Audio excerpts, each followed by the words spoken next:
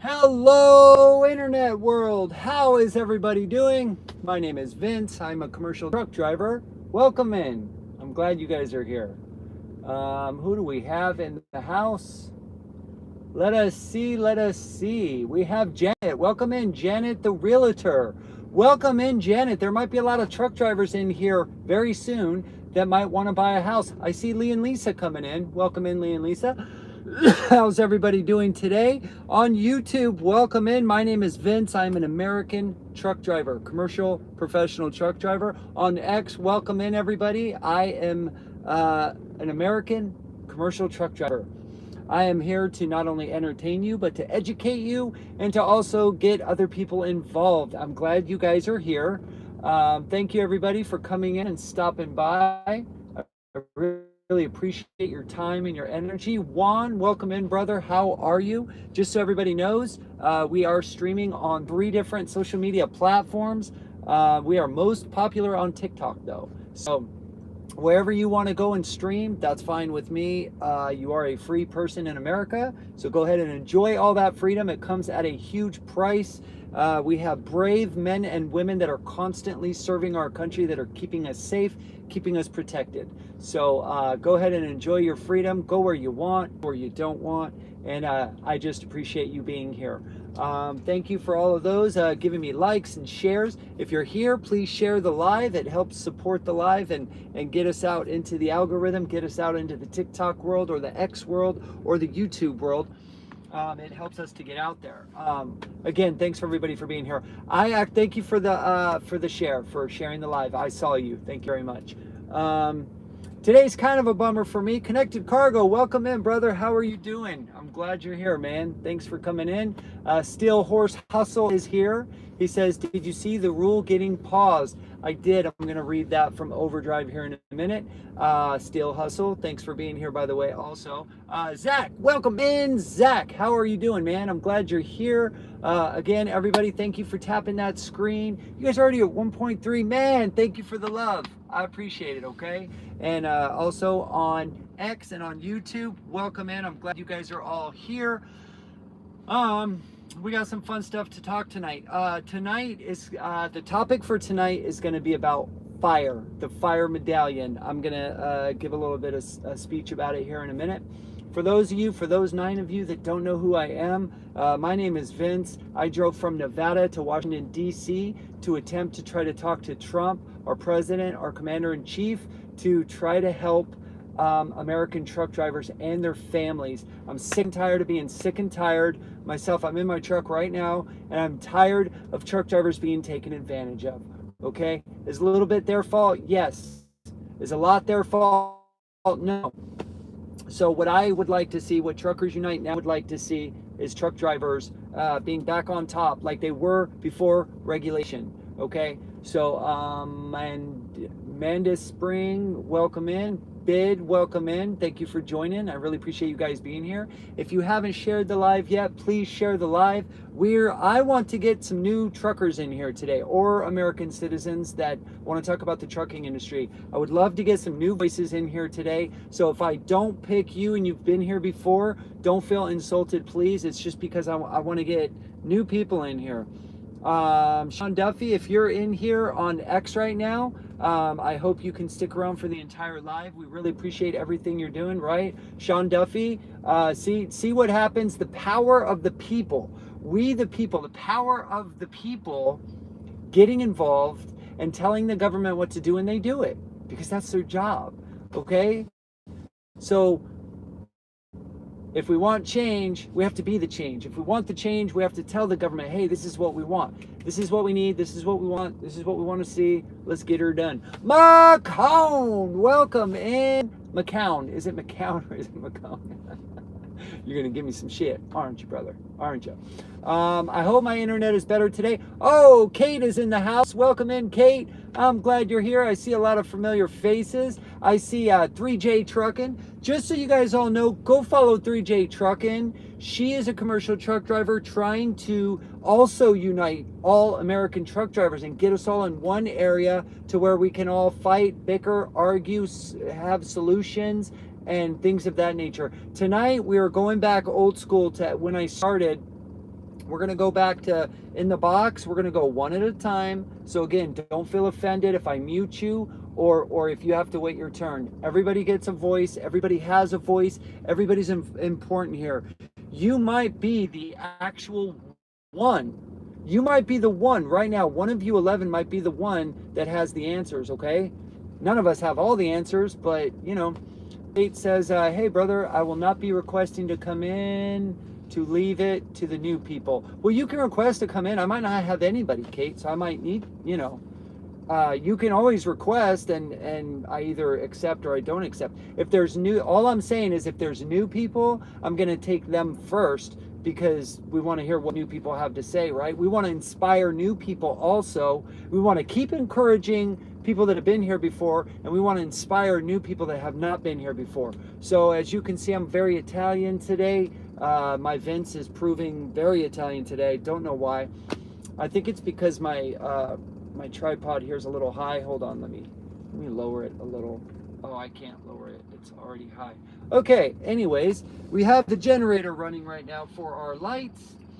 And who wants to hear what fire is all about?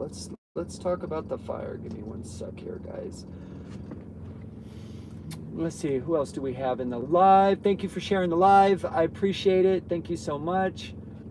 Make It Happen Miller says, what am I wearing on my face? It's a TikTok thing. I don't know. I just try to switch it up. You know, I'm trying to switch it up to get more folks in here. So when people are flipping through on the For You page, I want people to see something new and I want them to come over and check it out. You know what I mean? I'm trying new things every day. I'm trying new things. I'm truly trying to reach all 2 million American truck drivers. That's my goal. My main goal is unity within the trucking industry. Okay. Oh, there you go. There's my eyes.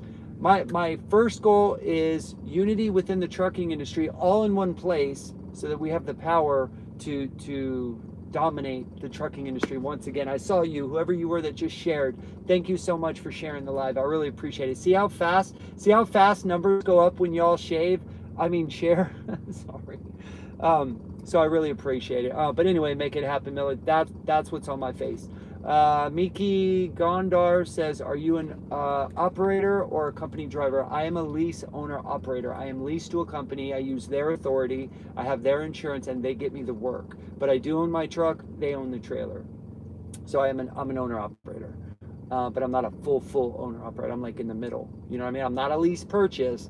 Brother, you never want to do a lease purchase, please. Okay, don't ever do a lease purchase. Promise me right now, you'll never do a lease purchase. Lease purchase will destroy you, okay? Lease purchase will make you miserable. It's just to steal your beautiful energy. It's to steal your life. All right, what is money? What is money? I'll tell you what I think money is. Money is an exchange for your life. You make money, right? You're making other people money. That's why they're giving you money, unless you're the boss. None of us are really the boss. So in my point of view, we have to be very careful who we decide to give our life to, our very valuable time, our life, right? Because we're all going to expire one day, so we want to give it our all. Coco liked the live, and you're in here. Thank you. I appreciate you being here. Thank you. We're going to start bringing people up here in a little bit. We're going to start bringing people up. Oh man, thank you for all the likes, you guys are amazing. Thank you. I see you guys. Thank you so much. This is awesome. Macone is in the house. Connected cargo. Okay, you know what, let's talk about the fire. All right, who wants to hear about fire? So this was an idea a driver and I came up with, and I want to know what everybody thinks. I want to know what you think, okay? So, what is a National Freight Medallion Certificate System, also known as NFMS? Establishment to restore professionalism, accountability, and balance to the American truck workforce. The Federal Infrastructure Regulation and Enforcement, FIRE. That's what FIRE stands for. I'll say it again. Federal Infrastructure Regulation and Enforcement Agency shall create and administer a National Freight Medallion System, NFMS. This system shall serve as a federally regulated certificate and licensing framework for all carriers, owner-operators, and commercial drivers engaged in interstate commerce. The purpose of the NFMS shall prevent market oversaturation, deter fraudulent operations, and ensure that only qualified law-abiding participants are authorized to operate within the United States freight sector. Requirements: every carrier, owner-operator, and CDL driver engaged in interstate commerce shall hold an active digital freight medallion issued by the fire agency. I just love how that sounds, fire agency. Medallion eligibility shall require lawful work authorized in the United States, compliant with FMCSA safety and insurance standards, and adhere to the AFF-TRA Code of Transparency. I read that yesterday. I'll read that again in a little bit. Medallions shall be issued in limited tiered quantities by region and equipment type to maintain equilibrium between supply and freight demand. Let's see. Each medallion shall be subject to annual renewal and continuous compliance verification. Any medallion holder found guilty of fraud, concealment, or repeated safety or transparency violations shall face immediate suspension or permanent revocation of the medallion and corresponding operation authority. The effect of the NFMS shall restore order to the industry by ensuring that all participants are verified, accountable, and professionally recognized. It shall eliminate unqualified operators, reduce unsafe practices, and stabilize freight capacity to rates by aligning the number of active operators with verified freight demand. So what do you guys think about that? Let me know in the chat what you think. Pick a Pothole says, so you want to destroy free enterprise. Mega carriers won't let this happen. Well, brother, they did it in the 90s with taxi cabs and it worked wonderful. So explain that. It didn't destroy their freight market or free market. What destroyed their free market was what? Uber. Uber destroyed their free market. So is Uber a free market? Because Uber is sitting back doing this, making 50%, while all the other hundreds of thousands of Uber drivers make 50%. Not even. Of the 50%, they make like 35%. That's why it's normally students or retired folk that just need a little bit extra cash working Uber. Not that many people work Uber as a full-time job, so I definitely don't want to destroy free enterprise. But you know what else, Pick Up Pothole? Our ELDs, or hours of service, is that a free enterprise? That sure has slowed me down. How is that a free enterprise that the American Trucking Association lied to Congress and Senate and said, we have a shortage on drivers, and you know, we need to have this ELD and ELDs mandated, you know, for safety. And it's not about safety, right? It's about the mega carriers, which is only 14% of the United States, wanting to destroy free enterprise. Not me, brother, and not the fire medallion. The medallion has already proved to work very, very well in the taxi industry. What we have right now is way too many drivers, way too many carriers. The flu of 19 ruined it all, man. So no, I love America. I love the United States of America. We are a capitalist society. Whether I like it or not doesn't even matter. We are a constitutional republic, okay? And that's that. There's nothing any of us can do about that. All right. Mickey Gondar says, I am becoming a driver. I need to know on which track is the best one. Mickey, that depends. Give me a little more information. Like what state do you live in?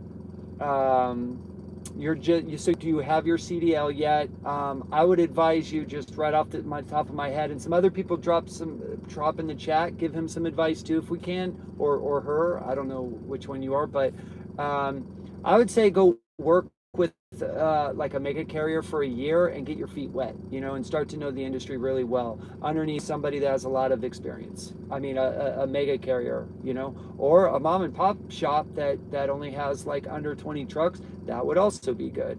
Let's see. Make It Happen Miller says lease purchase is a scam. That's right. Let's go. Lease purchase is a scam. Yes, it is.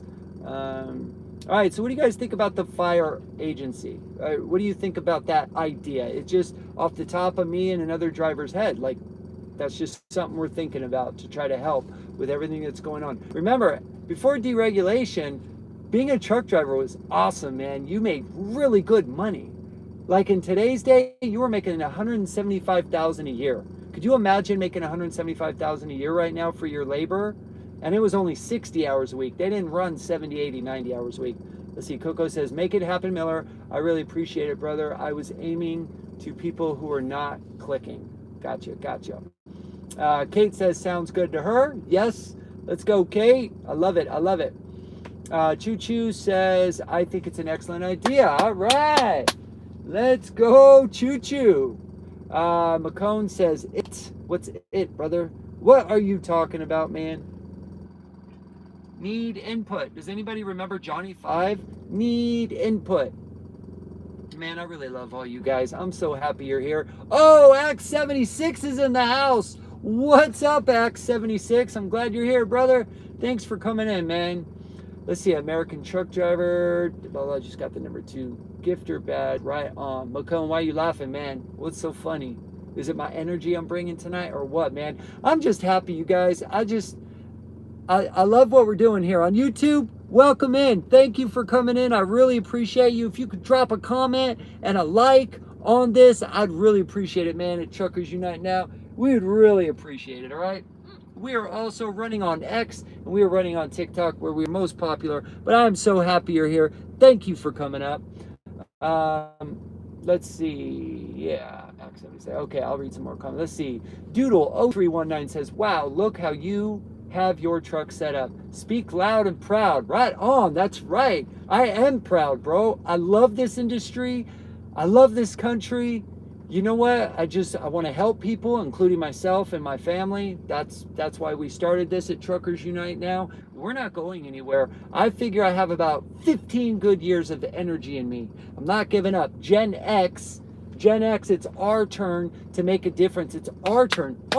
Remember Goonies? It's our turn to make a dent in the United States. It's our turn to turn it up and to make a real difference in America. We, the people, need help. We, the truckers, need more people, lots more advocates helping us. There's a lot of us out there. Carriers United, David McCone, the classes. Yeah, thanks, brother. There's Lee and Lisa Schmidt, Trucking with the Schmidts. There's Coffee with Bob Robert Murphy and his wife. Let's see, who else? There's American Truckers United. They were just at the White House, you guys. American Trucker United. Shannon, man, I'm so proud of you guys. Dude, that's what's up. Oh, what did that do? Let's see. I don't know how I did that. Maybe I did this. Maybe I did it. Oh, there we go. Okay, it's the thumbs up. I think. I don't like red. Red is the color of evil. I don't like it. Let's see. Doodle39 says blah, blah, blah, blah. Oh, I already read that. Let's see. Make it happen. Miller said the 1980s here. Last year of Gen X. That's right. 1980 here. Last year of Gen X. Man, that's right, brother. And I'm 78. So, you know what I mean? We're Gen X, brother. And it's our turn, man. It is our turn to crank it up, to make a difference, and save this industry. It's up to us. We have to tell the government what to do, okay? It's not a conspiracy theory, people.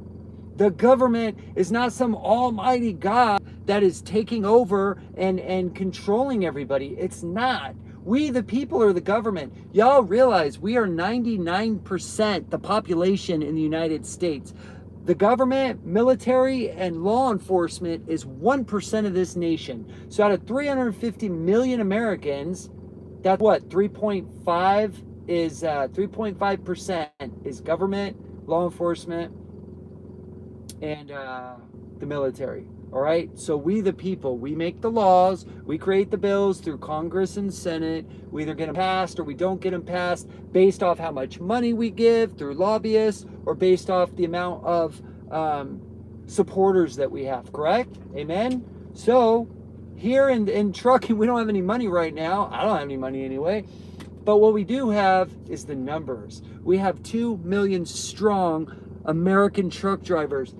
And that's how we're going to get it done, people. All right, that's how we're going to get it done. Choo Choo says, hold on, there's a lot of comments here. Sorry, guys. Choo Choo said, it is true that the FMCSA will eliminate 614,000 drivers by spring of next year. I hope so. I think so, yes. ICE is randomly at every day. They're going through every different state, and they're going at all truck stops, or not truck stops, scale houses and weight stations. So they're coming. They are coming, you guys. Wait, it's doing it. Oh, okay. It's just one thumb up.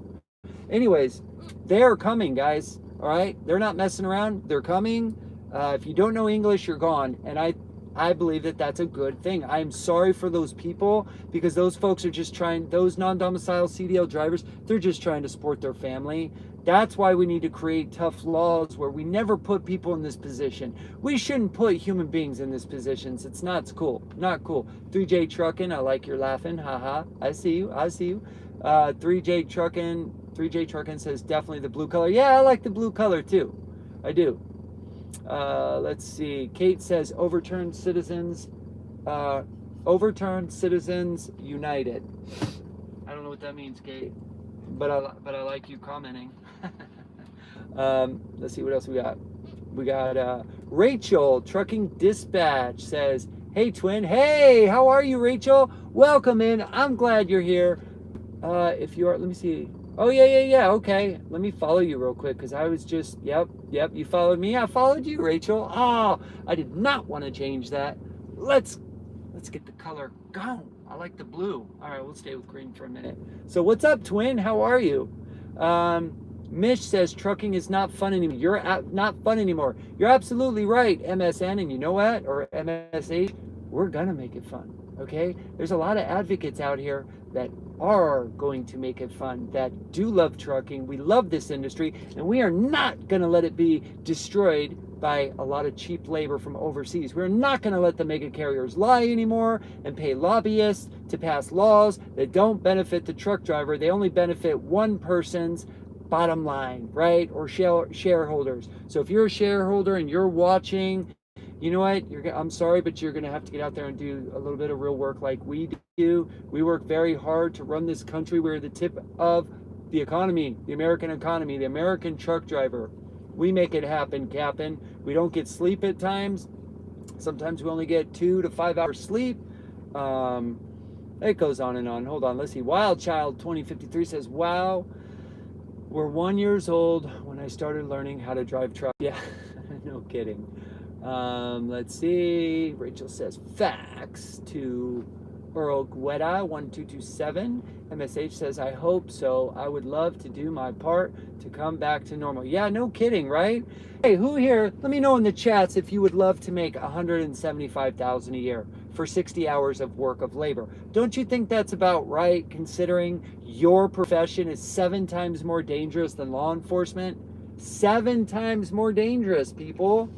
What we do for a living, what commercial truck drivers do for a living, every time we start our motor, we have 7 times more of a chance of not making it home to our loved ones than law enforcement. Yet some of us are making $60,000 a year, and that's not drivers' fault. That is the greed of carriers, that is the greed of shippers, and that is the greed of brokers. Now, with that said, not all brokers are bad, not all shippers are bad, and not all carriers are bad. There are some wonderful people out there that I have met that want to do right by the American truck driver. They provide and offer great benefits, great medical, great dental, great 401k. They go out of their way to pull some of their profits to make sure that their employee, the American truck driver, is well taken care of. And I salute you if you are of that type of person. Let's see. Choo Choo says, trucking is not a job, it is a lifestyle. Either you like it or you hate it in day one. This is very true. Y'all go follow Choo Choo. Listen, everybody that's here, you 29 beautiful souls, I want you guys to do me a favor. I want you to go follow each other, okay? I want you to share the live, please, all right? And I also want you to go follow each other. I want you to love one another and like, you don't even have to love one another, just like one another. Go follow each other, take care of one another, okay? And that's how we get this brother and sistership back like it was in the 60s and 70s. From what I hear from older truck drivers, man, from wiser truck drivers than me, dude, it was amazing back in the day. And I would love to see that come back. I really would. Wildchild 2053 says, you was one when I started. Oh yeah, I already read that. Kate says 250,000 would be more accurate. True, true. Yep. Thank you for liking the live. Choo choo. I see you. Heavy on lifestyle. That's right. All right, Pancho says, talk about AFFTRA.org. You got it, brother from another mother. I'm glad you asked. I never thought you would. So I am glad you asked. Let's talk about the AFFTRA. Then we can go into overdrive and we can talk about, did you guys hear about some kind of oil change now? 75, that goes 75,000 miles? That doesn't sound right to me, but hey, what do I know? Trucks used to have to change the oil every 10 or 15,000. Now it's 45,000 with synthetic. So if they're going 75,000, I mean, it's a possibility, right? Don't you love the TA coffee? I don't like red. Red is the color of evil. I'm not down with it. When all my babies were babies, when all my kids were babies, I never wanted like red color for the wall, red blankets, stuff like that. I just think it's evil. I don't think it's good. All right, and you know, actually experts say that red brings out like anger in people. I don't know if that's true, but let's see. David Cruz says, got my CDL back, bro. Right on, David. All right, brother. I am happy for you, dude. I am stoked for you. All right, go make some money, man. We are working hard to make you to where you can make a lot of money, bro. I am super happy for you, dude. DACA recipient. Right on, dude. I'm happy. Now there, you guys go follow him. All right, now there's an individual that follows the law, that does it the right way, okay? Go follow David Craw. All right, guys? Go follow him, man. That is awesome. Check this out. Bam. I'm going to pin that one up. Why didn't it pin? Hold on, guys. There we go. Let's see. Umer says, are you teaching CDL drivers? Yes, I am, in a way. I'm also an advocate for commercial drivers. Rachel says, with my car, they told me change it every 20,000 miles. Yeah. Yep. Well, you know, commercial vehicles are always being ran, right? And most of it's all highway miles. So I don't know. We'll get into that another day. Let's see. Axe 76 says color of blood. Yep, that's why I don't like red, dude. It's just like evil. You know what I mean? I just like more happy colors. That's why I did all white with this stuff tonight. Actually, that's white and blue. It's not just white. But I think it looks really good. David says, what do you say? Sorry, David, I'm backing up. David says, I paid $5K for my CDL. Good job, David. Was worth it. CDL school. Right on, dude. I am proud of you, man. Good for you. All right, guys. Let's talk about the AFFTR real quick. All right. If I can find it. Where's David's email? Here we go. Yep. Bada bing. Oh, man. Come on. Here we go. Bam. Okay. Here we go. This is an 8-part. Basically what the AFFTRA is all about. And the way I remember it, because it is kind of hard to remember, is AFFTRA.org. AFFTRA.org. That's how I remember it, because it was really confusing for me in the beginning to kind of learn it. Brenda says, hello from Minnesota. Brenda, what's going on? I'm glad you're here. Welcome. And thank you for liking the live, and all of you beautiful people that are sharing the live. Awesome. Thank you so much. I really appreciate it. Let's get into it. Purpose 1. The ICC and Teamsters work together to stabilize trucking. Okay, first of all, this is back before deregulation when Jimmy Hoffa was running the show. If none of you know who Jimmy Hoffa is, or deregulation of the trucking industry in 1980, go check it out. There's a lot of YouTube great videos out there. Go check those out. Rocky sent me a video before that was absolutely amazing. It did a pretty well job of explaining before deregulation what trucking was like. Now for drivers, it was absolutely amazing. Hold on one second. Okay, purpose. The ICC and Teamsters work together to stabilize trucking. The ICC set rates and routes so no one could haul for a loss, and the Teamsters enforced fair pay and conditions throughout union power.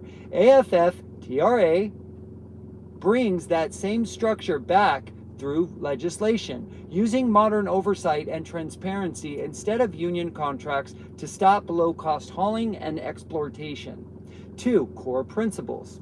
Both eras shared the same belief. No load could ever move at a loss. Back then, rates were filed and approved to guarantee carriers made a profit after covering costs. AFF-TRA carriers that forward by requiring that every carrier operate at an above cost and that every driver earned a federal minimum of $1 per mile. Drivers, let me know in the chat, would you be okay with $1 a mile as a commercial driver, as a company driver? Power structure. In Hoffa's time, drivers and carriers had the leverage. One strike could stop the entire system. Today, brokers and mega carriers hold the power instead. AFF-TRA shifts it back by enforcing federal transparency laws and limiting broker influence, giving the people, drivers, who move the freight, control again. 4. Role of the broker. Before deregulation, brokers played a minor administrative role. They couldn't undercut published ICC rates. Under AFF-TRA, brokers are capped at 3% commission and must disclose all rate details under 49 CFR 371.3, which everybody knows is what? Broker transparency. The broker is supposed to disclose by federal rule, they're supposed to disclose what the shipper is paying and then tell the carrier what the shipper is paying. The broker is supposed to do that. That's a rule. That's a Federal Motor Carrier Safety Administration rule. No hidden margins, no rate skimming. 5. Worker representation. The Teamsters unified millions of drivers under Jimmy Hoffa. AFF-TRA.org unites drivers and carriers throughout law instead of through a union, keeping everybody legally independent but united under a common set of federal standards. 6. Government oversight. The ICC used to enforce structure and predictability. AFF-TRA does the same thing, but through digital reporting and DOT oversight. So rates and records and transparency is in real time, just like the military, right? How cool is that? Economic results. Before 1980, truckers made solid living. Carriers stayed profitable and turnover was very low, unlike today, right? After deregulation, pay collapsed and chaos took over. AFF-TRA rebuilds the lost stability and restores trucking as a middle-class career. 8. Collapse point. We're almost done. The 1980 Motor Carrier Act is what destroyed the system. Deregulation split the industry and allowed corporate capture by brokers. AFF-TRA is the lawful modern fix to that mistake. Summary: AFF-TRA isn't reinventing the wheel. It's restoring what once worked, drivers. The ICC and the Teamsters brought structure, stability, and fairness to trucking. AFF-TRA modernizes that foundation with technology, transparency, and enforceable federal standards. All right, that's it in a nutshell. I think it's wonderful. Mic drop. Also, guys, if you don't know about Connor's Law, we need to get Connor's Law passed. Does anybody here not know what Connor's Law is? The kid from Florida, the 17-year-old kid that was unalived by a truck driver that had a non-domicile CDL that did not speak English. Does anybody know about Connor? What's going on, Coffee with Bob? That's right, Connor's Law. Does anybody, let me know in the chat if you don't know about Connor's Law. All right, and we can read up on Connor's Law. It's very important. This kid was an awesome kid. He was a beautiful kid. His entire life, you guys, was cut short because of another human being that did not speak English. So how do we stop this? Well, we get involved. We have Congress and Senate pass this bill. It's a bill that's in place right now. We need to get it passed so badly, you guys. Okay, let's see. Choo-Choo says, I think getting rid of brokers is much better than capping them. We need loads direct from shippers. I agree with you, Choo-Choo, but have you ever seen what a broker does, dude? They do a lot of work, bro. They do a lot of emails, a lot of phone calls, a lot of crap that I don't really feel like doing. I mean, I agree with you, drivers can do it, but why would you want to, man? I think just capping them so that they earn decent money that they get paid for the quality of work that they do. But you know what they're not doing? Brokers are not taking all the risk in a truck. Brokers are not, they're not taking a chance with their life. Brokers are not taking the risk. So why are they getting the reward? Correct? We don't like red. Let's get rid of that. Okay. Why would we pay brokers 40 to 60% of the load? They didn't earn it. The truck driver earned it. The truck driver is the one spending 300 days a year away from their loved ones. They are sacrificing their time with their children, time with their spouses, time with their grandkids. Not brokers, not shippers. Okay? Truck drivers are the ones that have to live in a 72 square foot box 300 days a year, you guys. You know what I'm saying? Let's see, loss. Jets says non-domicile CDL lawsuits rule it's on hold. Okay. Let's see, 20% top. Kate says 20% tops. I think that's way too much, even 20%. But hey, we all have our opinions, right? That's why it's important to get involved and have Congress and Senate get involved to get them to pass laws or rules that benefit the truck driver in general, right? Because it doesn't all have to be, you know what, it doesn't even matter what I think, one person. What matters is the majority. The majority vote is what matters. Or if you have a bunch of money. Let's see, why can't we get loads directly from the shippers? We can, brother. We can get loads directly from the shippers. We just have to do it. You know what I'm saying? Thank you for the roses. I appreciate it. I appreciate it. All right, let's see. I am going to read over fire again, okay? Just because I want you guys to, I want you guys to really get that through to see. Hey, thank you for joining, Kyle. I appreciate you. Everybody that's new, welcome in. My name is Vince. I am a commercial truck driver. I'm with Truckers Unite Now, and I'm an advocate for American truck drivers and their families. I drove from Nevada to Washington, D.C. 2 months ago, trying to talk to our commander-in-chief, our president, Trump, to try to fix the many issues in trucking. I'm sick and tired of being sick and tired. I am tired of everything that's happened after deregulation, and we must have change in the trucking industry. We're getting crapped on. It's not cool for what we do for this this country. You know what I'm saying? All right, let's read fire. All right, I want to, this is a new idea. This is me and my buddy that came up with this new idea, and I want to see what you guys think. Does anybody here know about the taxi industry before Uber? Does anybody know about the medallions in New York, in Manhattan? The taxi drivers had what was called a medallion, right? It was like this big, right? And it, like kind of like a cowboy's like belt buckle, you know, it was like this big. And they put it on their hood. They like welded it on their hood. And what it was like a certificate kind of, or a permit or whatever you want to call it, that, okay, he knows I do. Hey, what is your name, brother? How do I say your name? I don't understand the Arabic writing. Maybe drop it in the chat what your name is so I can address you properly. Too expensive to have. Okay, well listen, brother. Taxi medallions for truck drivers, for taxi drivers, it protected their livelihood. So yes, they were very expensive. It was like $150,000 to get into the game of taxi driving, but taxi driving is very good. The lifestyle is very good in New York. So those guys came up with the taxi medallion to protect their industry so it wouldn't flood with taxi drivers, right? That's what we need in the trucking industry. We need something. We need to cap CDLs. We need to cap DOT numbers. We need to cap brokers. I'm not saying pay-wise, well, that too. I'm saying how many are out there.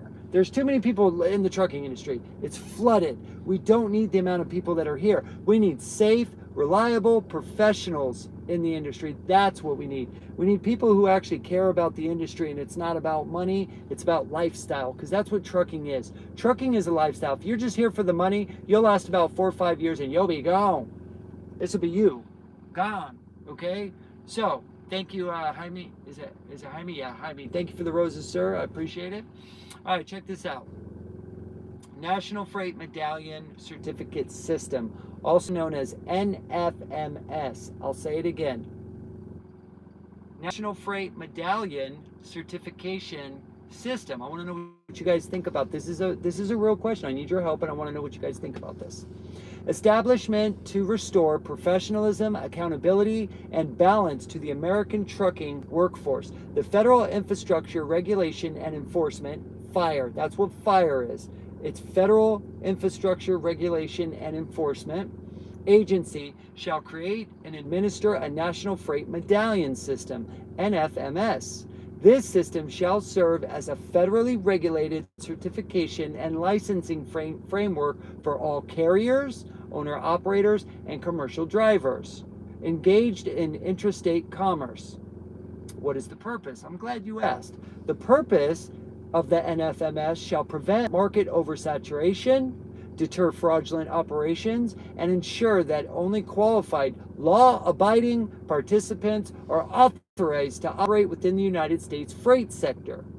What are the requirements? Every carrier, owner-operator, or CDL driver engaged in interstate commerce shall hold an active digital freight medallion issued by the FIRE agency.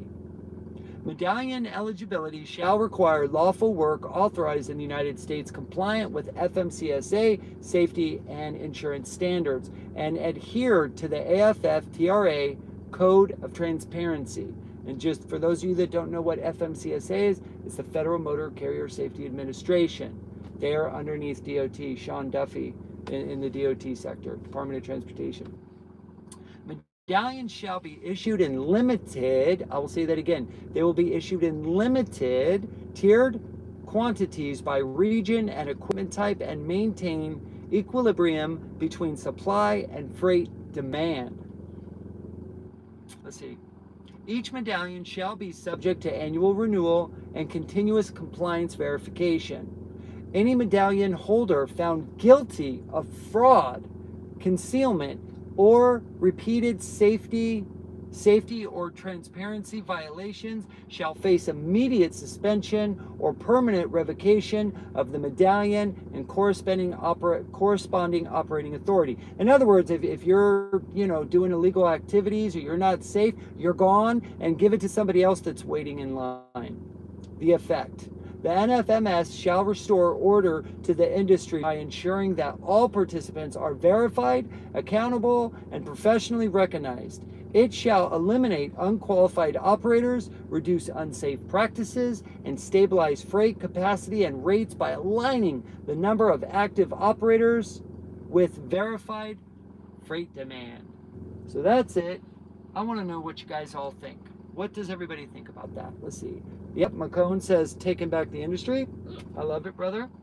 I love it, but you are kind of biased on that, no offense. Just like I'm kind of biased on it too.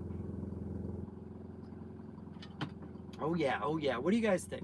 Let me know in the chat. What does everybody think? Let's see. Oh, Section 8? You want me to read Section 8? Is that what you're saying?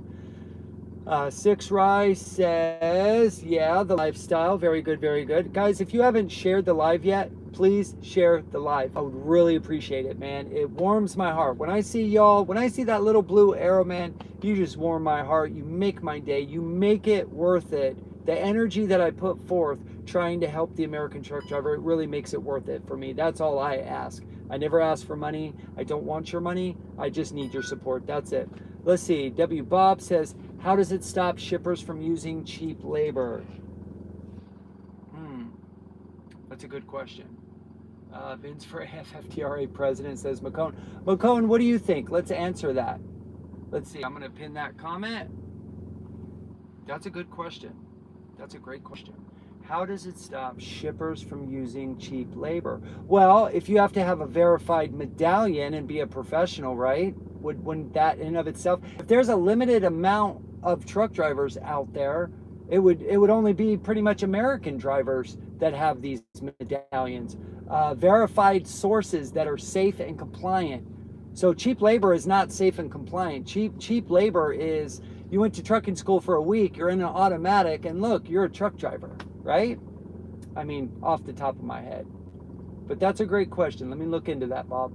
Let's see, Manutai81 says, great idea, pay the truckers right after you finish your pre-trip. That's right.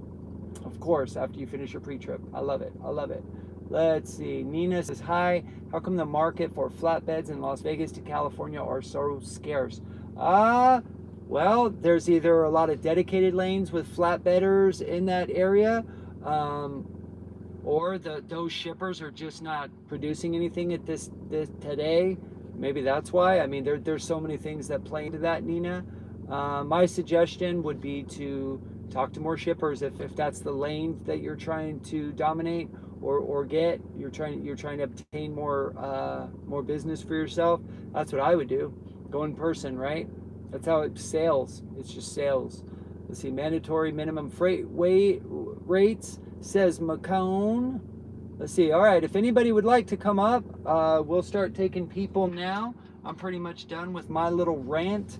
I'm glad you're all here. Thank you so much for being here, you guys. I really appreciate it. If anybody wants to come up and talk, the floor is now open. Go ahead and invite yourself up. If you've been here many times, don't feel offended if I don't bring you up. I always try to get new people in first, or people that really have some great solutions in, so they can talk about their stuff. Has everybody voted for Connor's Law? Yes, no, maybe? All right, we got Mr. McCone coming up. Did I say that right, or did I get that wrong again?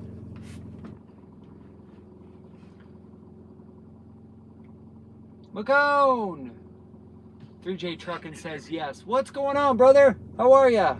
Oh man, just watching this crazy guy on a live stream. Yeah, must be on some other channel, huh? Yeah, right. Oh, we got Poncho. What's going on, man? So what do you think about the AFFTRA? And what do you think about the fire medallion? What do you think? That's a new one for everyone, huh? Are you talking to me or Poncho? I'm talking to you. You're up first. Oh, I love it, man. Yeah, that's Section 8 in the After Act. I read Section 8. Oh, fire, you mean? Right. So, to answer Bob's question, what was his question about? How does that solve the cheap labor problem? When we institute a mandatory minimum, it's a whole group of things. After is a $5 a mile minimum, a 3% cap rate on brokerage, and changing the law. Instead of asking for transparency, we want to have transparency as a standard. We don't have to ask for it. We want to see it just like back in the day. No truck operated at a loss. And I suppose we could argue it down $5 a mile, I think, maybe $3 for some people, whatever.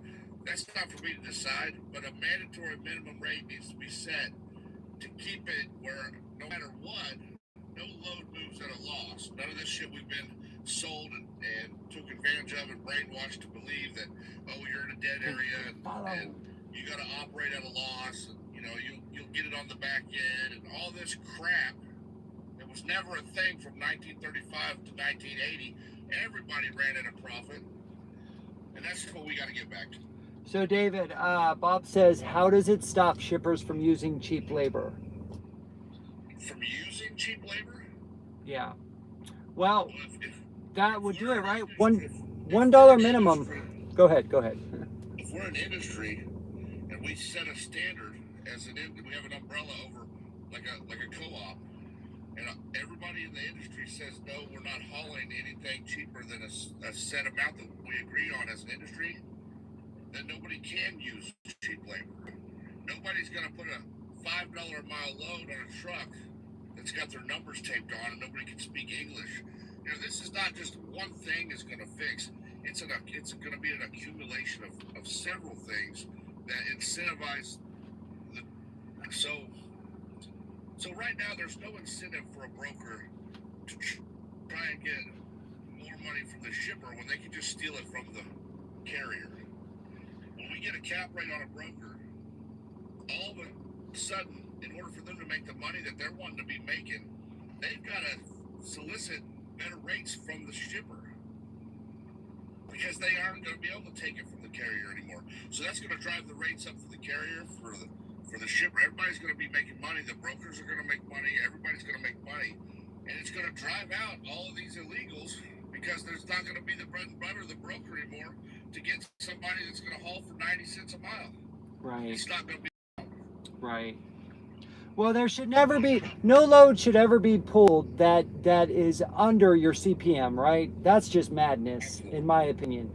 Anybody driving for breaking even is crazy. What's going on, Pancho? Welcome in, man. I was going to sum it up, your answer. Simple. How do we stop this shipper from getting cheap labor? Capping the brokers and Section 8 of the OSHA Act. Simple. Okay. Once we have carriers that are in compliance with the federal government rules and regulations, and it's not easy to get there, you know, nobody's going to work on a loss. These brokers are not going to be able to steal from us because they're all going to be capped. Right there. Sums it up. So Bob does have a point, though. He says shippers are openly, or no, when he says so you're going to control shippers, he has a good point there. How do we get around that? Because they're going to look at it like, oh, I'm being forced. We're not going to control the shipper. We're going to control the industry. We're going to move as one industry, just like back in the Teamsters. Nobody hauled at a loss. The shippers couldn't find anybody to haul for less than the operating cost. It wasn't a thing. They didn't allow it. So I have a question for everybody. We got to get national. We got to unite as a 2 million strong industry and say nobody moves this freight for less than the operating cost of a truck. We get the technology we got now. We shouldn't have a problem figuring out a national average that we can all stick to and run as one industry. You know, we're all divided up into owner operators and everybody else, but we are the trucking industry. And if we just stand together and look after our industry instead of, I hear carriers all the time, well, my shipper don't want to pay that. Well, he cannot haul his shit. Well, here's the funny part. Pay to haul your freight. Yeah, here's the funny part. Act 76 says it is the 21st century. It shouldn't be cents per mile. It should be dollars per mile. And he's right. And I want to bring up something to everybody real quick. When I go to UPS, let's say I want to ship this cup in California to Florida to my grandma. I want to ship this cup. What is it going to cost me? Like 30, 40 bucks, right? On average. I don't have a choice paying that. Now, I might go, if I go to UPS and it's $34, I might say, what's FedEx going to charge me? So I go to FedEx. FedEx is like, it's 32 bucks. Oh, okay, I saved $2. I wonder what USPS is going to charge me. So I go over to USPS. USPS is going to say $24, right? Ding, ding, ding. Okay, if I want to get it there slow, I'll do USPS for $24. But here's the thing. Nobody's going to allow me to ship this cup for 50 cents, right? Like, it doesn't exist. So aren't they forcing me to pay a certain amount to ship this cup? Because men and women have to be paid to take this cup from me and put it down on a counter, and then another driver takes it and puts it in their van, and then they drive it to the airport. That pilot has to be paid to take it to Florida, and so forth and so forth. You get what I'm saying? Like, there is a minimum price that has to be charged for me to be able to ship this so that people make money, because nobody works for free. So why is it only in the trucking industry we always talk about this? It's only when the driver making more money gets brought up. It's always like, screw the driver. You all understand trucking is a free marketplace. All right, Bob. 1935 to 1980, that was what they argued deregulation. They said, oh, we need a free market.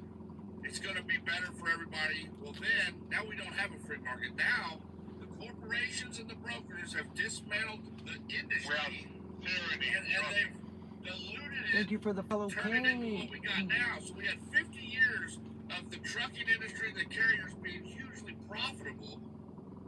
And now we've got an example of what this so-called free market. It's not a free market. It's all the powers in the hands of the trucking industry. It's actually tyranny, and I'm going to explain why when you're done, David. Go ahead, go for it. Oh, it's tyranny because we call the brokers, we get paid this amount of money, and they don't want to pay us. They have the incentive, their greed is their incentive to start fishing for a cheaper carrier. For a carrier that might just be going out of business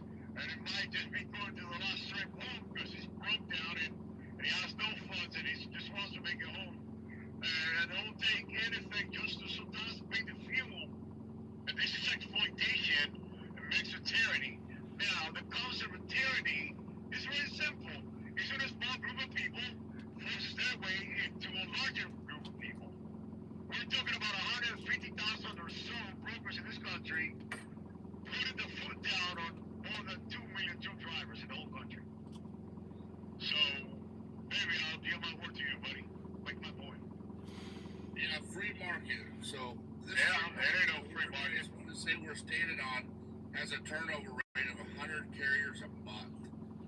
Pre-1980, there was almost zero turnovers. There was nobody going out of business. They were building businesses. They were being profitable. The problem is the mega carriers or the mega shippers and not mega brokers, they didn't exist, want to just drive them down. They want to send our businesses overseas, and what they can't send overseas, they want to ship in the cheap labor. So if we didn't have any of these crooked schemes to drive rates down to an unrealistic number, like if we let it go, they're gonna be like, well, we'll haul this for 50 cents. That's what you got to do. If you're not gonna do it, we got these guys from whoever, wherever, dispatching from overseas. I mean, this has gone crazy. That's another thing. Pre-1980, you had to, your authority locked you in. There wasn't so many. You could just flood the market with an over-exaggerated amount of trucks. That I mean, this is just saturated, dude. Yeah. Well, it's crazy, you know. More and more. More and more. We go ahead. Share more things. No, we're done. I'd like to add something else. Go ahead. No, it's talking about the amount of carriers they're going out of business every month. This also has a bad impact on the road safety, because you see every now and then a truck driver driving on the road with a hood is one color, the tires don't look that great, and you see the truck is in a rough shape because these brokers steal from us so much that a lot of us sometimes can't even afford the proper maintenance and repairs. So we're also looking for the road safety with this half truck. Not directly, but once everybody gets paid, everybody's going to have a nice way to fix their trucks, per se, you know what I mean? And when it comes to the free market, where we're just using that topic, people are scandalizing, oh my God, $5 a mile to the truck, that's too much money. Well, these brokers are charging $4 to $5 sometimes, and they don't pay us. So how good is that due to the country, to the industry, and us, the workers? When they give the money, they have us working for pennies on the dollars, and they don't have any skin in the game. We have to fix our equipment. We have to pay road taxes, tolls, maintenance and repairs, and the list goes on and on and on. And every brand new regulation the government shuts down to us, down on our throats, is for the truck. They don't even regulate the rules for brokerage transparency. That's just one of them. So, I mean, the fact that we're going to get paid more money is not going to affect the economy per se, because brokers are already charging $4 or $5 per mile on that route. So we're just going to shift. We're just going to shift in a controlled way where the wealth is going to and who the wealth is going to and whose pockets the wealth is going to end up. Instead of having it going for the IRS that force them their alarms down and twist our arms for us to get the cheaper rates. It's going to go to who actually gets the job done, who's actually needed in the country, because brokers are not needed. We can do away with our brokers by tomorrow. You get shippers posting their loads on the loaders. We don't need ever again one single broker to tell us what we need to hear. We can hear it straight from the shippers. Because at the end of the day, shippers. When we say unity, we really mean it. Like we need an umbrella over the that says freight runs for less. Everybody says these drivers need to know their operating cost. Guess who else needs to know that? The freaking brokers. They need to know what these guys got to have run down the road. When the broker tells the guy, "Oh, I got $1 for you, $1 a mile," that's asinine. That's below crazy. cost. Yeah, below CPM. I got for you. Take it or leave it. They give a care. That's the problem. They need to give a care because they're killing the industry. David! David! But hold on, you got to break this down. You've got to break this down. Brokers is one part of it. And you got the mega carriers, that's another part of it. You got the insurance companies, that's another part of it. Think about this, you get your mega carriers for self-insured, just have the insurance company write the policy, and then they back the policy up with their own money. Anytime they have an accident out there, still is, it goes back up onto the smaller companies who can't afford to be self-insured. So that's another thing that needs to be regulated right there. They need to re-regulate freight. We do have a law that was passed, and whether they're enforcing it or not, or I do not know. But when you get a load from a broker, you can request what they got paid for that load from that where you pick it up at. And now, and they have 48 hours to do it. And if they don't, you can turn them in.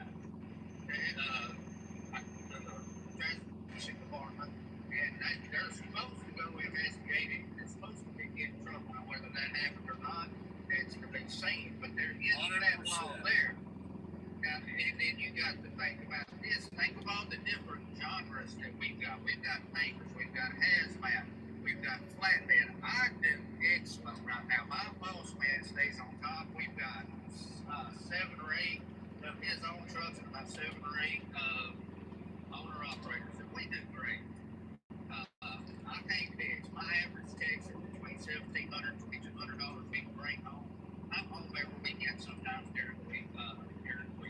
So I can't bitch. But you got to break down the different genres. How about cattle haulers? Cattle haulers. Well, listen, we're not saying we're putting a cap on the rates. We're putting a mandatory minimum, saying that the bottom dollar, that the bidding starts at 3 or 4 or 5, and then it goes up. I'm not saying that's all you can haul for. By all means, start the bidding at 10. But we need to have a new floor where nobody should operate at a loss. So we're not trying to cap how much you pay. I agree with that. But Yeah, that's there's so many different things that's got to go into this thing. It's going to take a while to get it set up. And well, not really. It's No very way. simple. The bottom dollar should be the operating cost, and then you can negotiate it up from there. But absolutely, nobody should operate at a loss. That's bad for everybody involved. You can't operate. I agree with that. But what's so bad about that? What person A over here might have a little bit lower operator cost than what person B over here does. So to find out where a operating cost is. Back years ago, when my dad was still alive with us, rest his soul, he had a truck and he went and placed on the Snyder National. At the time he went up with the orientation, Mr. Snyder had come out. In his exact words, my daddy took me before we let our other people meet. So see, you've got that scenario to deal with. Well, that's why we want to have we want to set some standards as an industry where there is nobody going to go under. There is nobody going to go under. We want to get this passed into law. We want to go back to it was before, where we had standards set in place. You can go above them, but you can't go below them. That's what we're trying to do.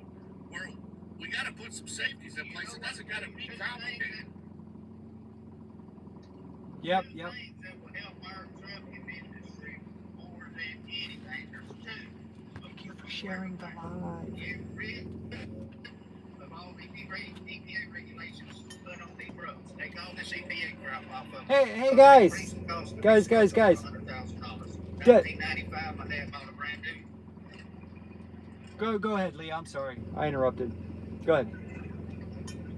I'm listening. Let me ask y'all a question. Doesn't McDonald's have a minimum for a hamburger?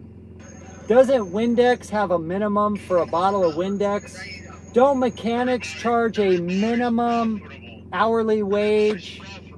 Aren't parts, isn't there a minimum on parts for everything you can imagine? Doesn't Walmart sell a minimum for TVs? Aren't potatoes, there's a minimum on potatoes?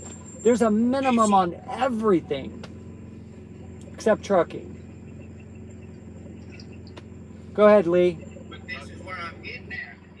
You start getting rational and get rid of all this EPA bullshit on these trucks.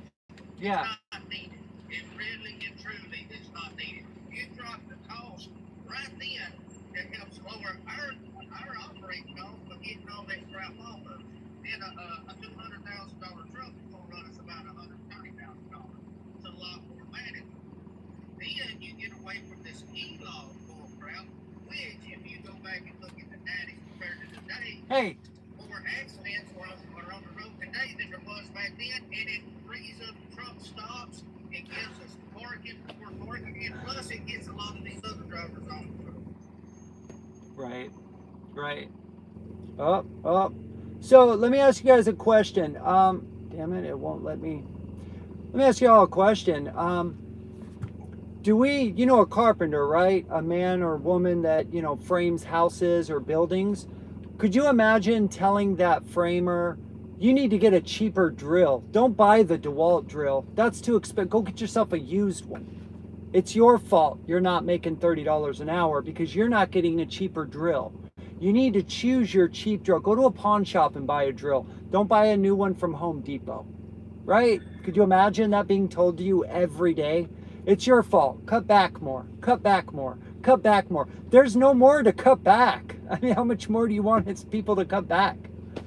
That's why we got to stand as one industry and say, here's our standard. Here's what it costs to put anything on any truck, doesn't matter what company, and go from there. That's what it'll be. That's what it'll be. And then not to mention, when we do this with the brokers and get the mandatory transparency where nobody has to ask, I mean, if we just did that, that would have tremendous changes on rates. That's the way it used to be before and after the deregulation, when brokers respected the law. Complete transparency, I mean, David. When I started driving, transparency. Now we got to ask for it after we've hauled the load. That makes no sense. It makes no sense at all. That makes no sense. But when I started driving, if I get a rate card, it'll be, the rate will be posted on the sheet. Usually it will be on the upper right side of the rate confirmation. You get the fax number, you get the broker's number, you get the client's number, and you'll get the rate, what the loan used to pay. And if you're an owner-operator working on percentage, or you're a driver, Trucker Mercedes. you do what you get paid. Follow. There was no problem with that. And I wanted to bring something into the conversation. I'm sorry I've been around for too long, 25 years. I've seen a little bit. This broker issue is a cyclic problem. Every couple of years, the economy contracts in the country, and every time the economy contracts, these people, they just literally rip us off. Because when they know there isn't a lot of freight out there, what they do is they just drive us out of business. They kill themselves. They kill our business. Can't say the K word, bro. Bro, you gotta say unalive, or they'll cut the live off. Sorry. I apologize. It's not me. It's TikTok. It's not me. No, you said it yesterday, but I'm not used to this. I'm not really. I know. On social media, I apologize again. I'm so sorry. No, you're fine. Just They drive us out of business.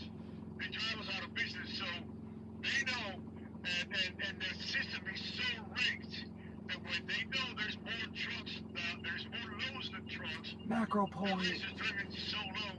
The rates are driven so low that if we get $100 over, we get happy. Oh my God, we got $100 over the rate. Oh my God, I did a good negotiation. But at the end of the day, this is all an illusion because they're driven the prices so low that even if we get $100 over, it's nothing because their rates, their margin, the margin of gains is so huge, 60-70%. We had the experience back in 2008 when everybody stroked out because fuel went to $5 a gallon, and these people were paying 90 cents to $1.35 a mile, and our cost of operation went above the $5. Welcome. It didn't make any sense. The whole country stroked out. We asked the federal government, for fuel surcharge or some other kind of compensation. So the federal government, this is Obama, the federal government says, hey, let's just pay the trucker 50 cents per mile. That's going to bring $2.50 per gallon they use. It's going to have that kind of money. So what was done about it, brokers said, okay, I'm going to pay you $1.50, 50 cents was the fuel surcharge and $1 for you. So we didn't really get a raise. We didn't really get anything out of it. We just got played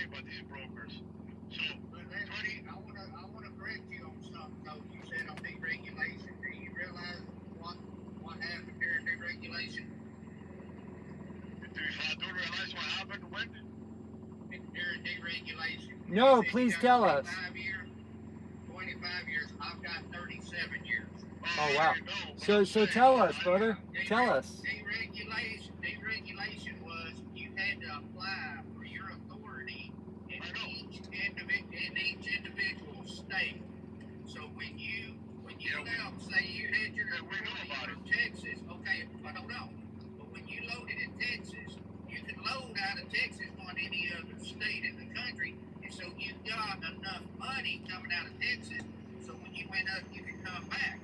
But if you got up, say you took a load from say Houston, Texas, to Baltimore, Maryland, so you get up to Baltimore, Maryland, instead of you and then head all the way back, you can trip lease. You get a trip lease and get that same rate coming back on a trip lease. And when they deregulated freight, they done away with all of that. They went to the wayside. Back then, if you bought somebody's authority, it would cost you $1 million+ back in the 70s. In the 70s. Wow. So did you catch the beginning of the live? Now, do what now? Did you get to hear the beginning of the live? No, I didn't get to hear it. So should I read it real quick? Should we take a break? I don't know about the medallion. Me neither. All right. Take Okay, it boys. back to- Boys and girls, here we go. And we're bringing it back. Is what we want to do. So I'm going to read both. I'm going to read the AFF. There's a lot of things that need to be done, but some of the major ones is you need to get the insurance under control for once. So, Have you Lee. have you read the After Acts, Lee? No, sir, I have not. No, you haven't. If you get a chance, read it, because it's got a lot of. It takes care of the insurance problem. It's got a mandatory minimum rate for drivers. It's got the brokers. It's a very comprehensive umbrella for the trucking industry that we all get behind. But let's hear what Vince got to say. So I'm going to read the AFFTR first. It's an 8-part series. I'll be very fast with it. And then I'm going to read the fire medallion idea. And these are just ideas, bro. So I want to hear, Lee, you with how many years experience? 34. I would love to hear your take on what I'm about to read, okay? Here we go. Here we go. Okay. AFFTRA.org purpose, part 1. The ICC and Teamster. Oh, and this is before deregulation with Jimmy Hoffa, Lee, mixed in with the AFFTRA, okay? So listen up. Number 1 purpose. The ICC and Teamsters work together to stabilize trucking. The ICC set rates and routes so no one could haul for a loss, and the Teamsters enforced pay and conditions throughout union power. AFFTRA brings the same structure back through legislation using modern oversight and transparency instead of union contracts to stop below-cost hauling and exploitation. 2 core principles. Both eras shared the same belief. No load should ever move for a loss. Back then, rates were filed and approved to guarantee carriers made a profit after cutting costs. AFFTRA carriers step forward by requiring that every carrier operate above cost and that every driver earns a federal minimum wage of $1 per mile and $5 for owner-operator per mile. 3, power structure. In Hoffa's time, drivers and carriers had the leverage. One strike could stop the entire system. Today, brokers and mega carriers hold all the power instead. AFFTRA shifts it back by enforcing federal transparency laws and limiting broker influence, giving the people who move the freight control again. 4, roles of the broker. Before deregulation, brokers played a minimum administrative role. They couldn't undercut published ICC rates. Under AFFTRA, brokers are capped at 3% commission and must disclose all rate details under FMCSA's Rule 49 CFR CFR 371.3, no hidden margins, no rate skimmings. 5, worker representation. The Teamsters unified millions of drivers under Jimmy Hoffa. AFFTRA unites drivers and carriers through law instead of a union, keeping everybody legally independent but united under a common set of federal standards. 6, government oversight. The ICC used to enforce structures and predictability. AFFTRA does the same thing, but through digital reporting and DOT oversight, so rates and records and are transparent in real time. 7. Economic results. Before 1980, truckers made solid livings, careers stayed profitable, and turnover was very, very low. After deregulation, pay collapsed and chaos took over. AFF-TRA rebuilds the lost stability and restores trucking as a middle-class career. 8. Collapse point. The 1980 Motor Carrier Act is what destroyed the entire system. Deregulation split the industry and allowed corporate capture by brokers. AFF-TRA is the lawful modern fix to that mistake. And the summary, AFF-TRA isn't reinventing the wheel. It's restoring what once worked for drivers and carriers. The ICC and Teamsters brought structure, stability, and fairness to trucking. AFF-TRA modernizes the foundation with technology. I hear your turbo. Sounds beautiful.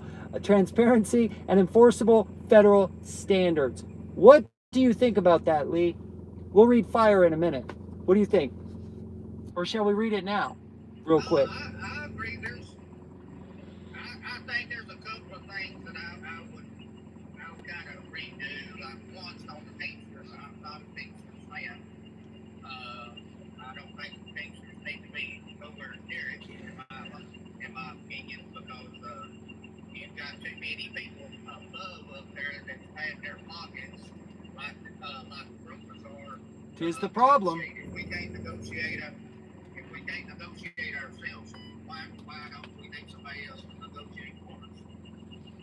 Right. Okay, let me read you the FIRE medallion idea, okay, real quick. This one's even faster. Hey, can I add something real quick to what Sure. you just said? Sure. Okay, so guys, we gotta quit this mentality.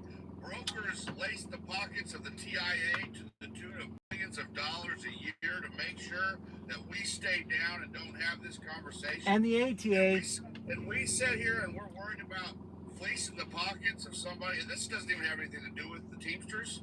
But think about what we're saying. We don't want to put no money in the pockets of the people that are trying to fight to make sure that we get our pockets filled and get looked after. That's the mentality truckers got to get over, man. The brokers have got over it. They take $1,000 a month to be a member of the TIA and a $5,000 annual. They know they got to go to toe to toe because they know they're being scandalous. They know their waivers are not legal, and they've got to pay these lobbyists a ton of money to make sure they can stay in power because they got a lot to lose.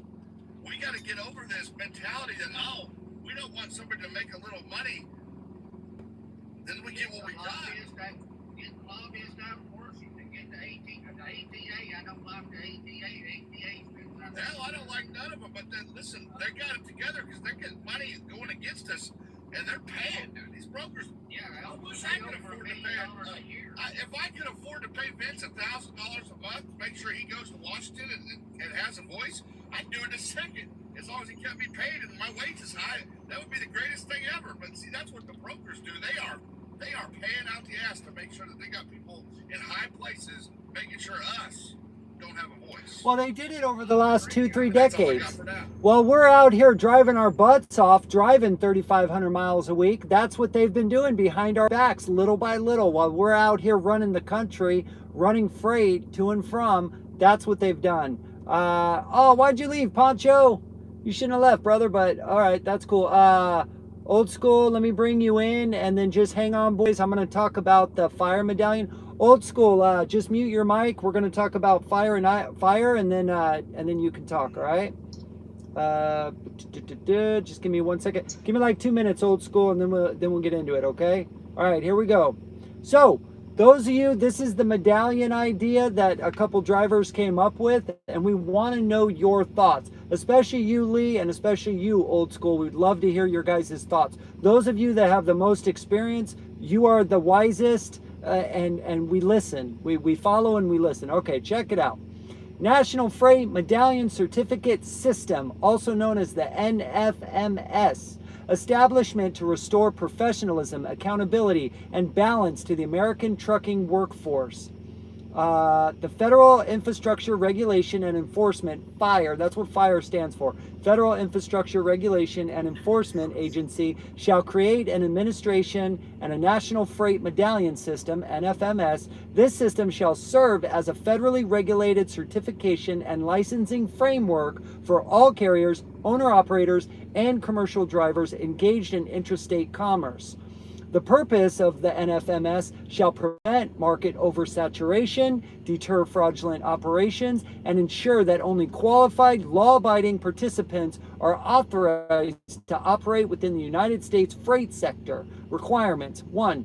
Every carrier, owner-operator, or CDL driver engaged in interstate commerce shall hold an active digital freight medallion, like the taxi drivers had in the 90s, issued by FIRE agency. 2. Medallions eligibility shall require lawful work authorization in the United States, compliance with the FMCSA, of course, we got to have them, FMCSA safety and insurance standards, and adhere to the AFTRA Code of Transparency. 3, medallions shall be issued in limited, and that's what I like about it, limited tiered quantities by region and equipment type to maintain equilibrium between supply and freight demand. 4, each medallion shall be subject to annual renewal and continuous compliance verification. 5, any medallion holder found guilty of fraud, concealment, or repeated safety and transparency violation shall face immediate suspension or permanent revocation of the medallion and corresponding operating authority. The effect: the NFMS shall restore order to the industry by ensuring that all participants are verified, accountable, and professionally recognized. It shall eliminate unqualified operators, reduce unsafe practices, and stabilize freight capacity and rates by aligning the number of active operators with verified freight demand. The floor is now yours, boys. I kind of like that, but we really don't need the medallion to do it because the laws are in place right now to get rid of what you just said. The majority of what you just said, it's not being enforced. The non-domicile? Well, like the qualified drivers, we've had an influx of them. Yes. Regional and stuff like that. So you get rid of all the influx of drivers that's not legal to drive. We're going to lose like 300,000 drivers, which that's going to help for freight right there in itself. Well, guys, another thing about that, I'm sure we've all seen Coffee with Bob's videos, and he does a great job explaining the difference between rules and laws. If we don't make this stuff law, then it's going to be 4 years one way, 4 years another way. Yeah. Who the hell knows? Yeah. We got to get standards set in place that's going to make this rock solid for our industry. We got to take pride in being truck drivers. Are going to be badass, man. The heroes of the highway. And now they've muddied the waters. We've got a whole new people don't even like truck drivers. There's a major, is it a stigma? Is that the right word I'm thinking of? Maybe Stigma, yeah. Got Reputation. a bad rap right now, man. And it's all been created on purpose to drive rates down. And we got to change that with making some. I know everybody hates the word regulations, but after I started studying the ICC and the Teamsters and Jimmy Hoffa and how they deregulated it, now I'm thinking, well, wait a minute.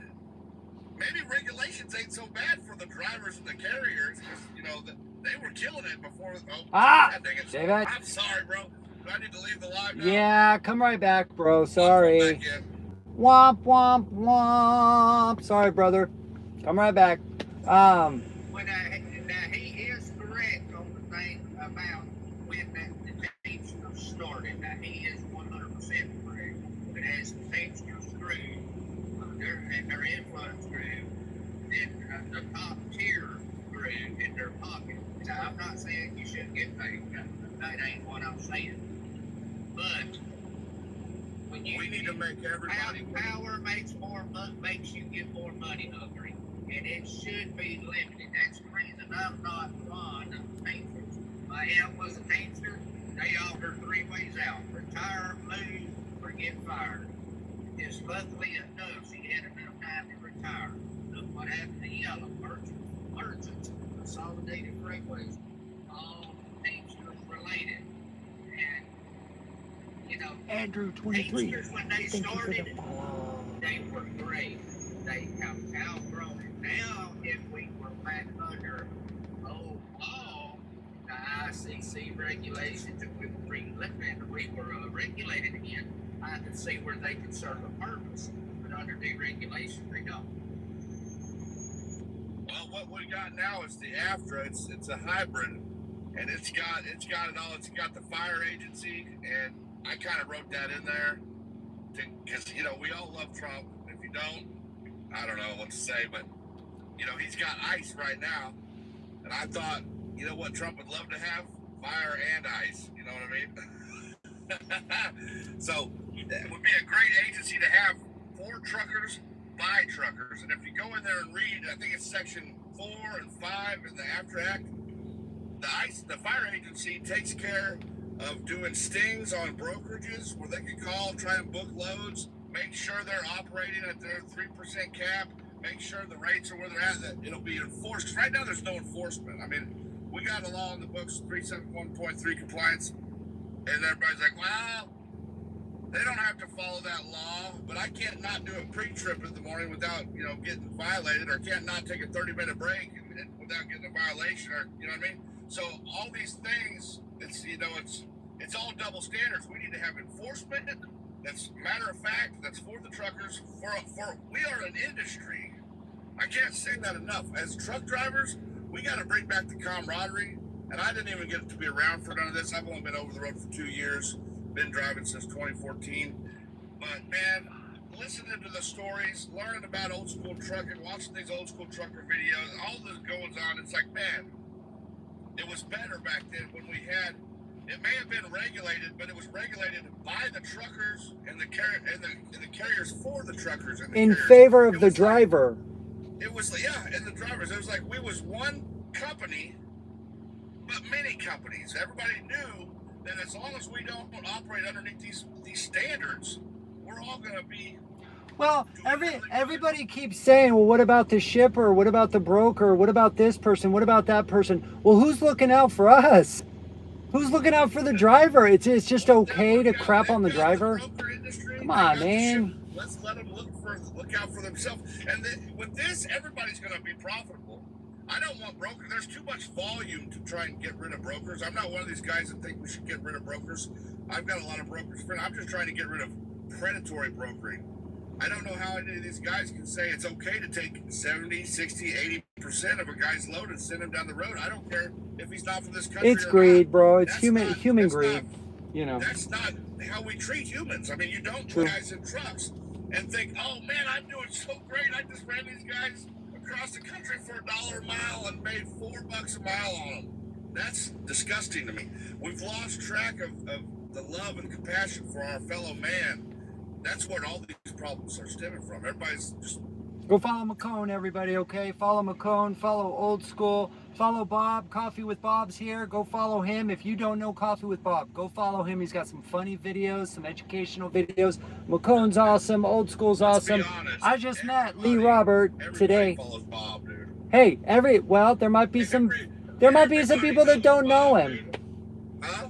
There might be some people here that don't know him, you know what I mean? Of these 42 beautiful souls. All right, let's let Old School talk. No, we keep cutting off Old School. Old School, the floor is yours, brother. Go ahead. What's your take? Hey, thank you, brother. First of all, I don't believe it's that complicated. I believe one of the biggest mistakes that Old School did was not speak enough.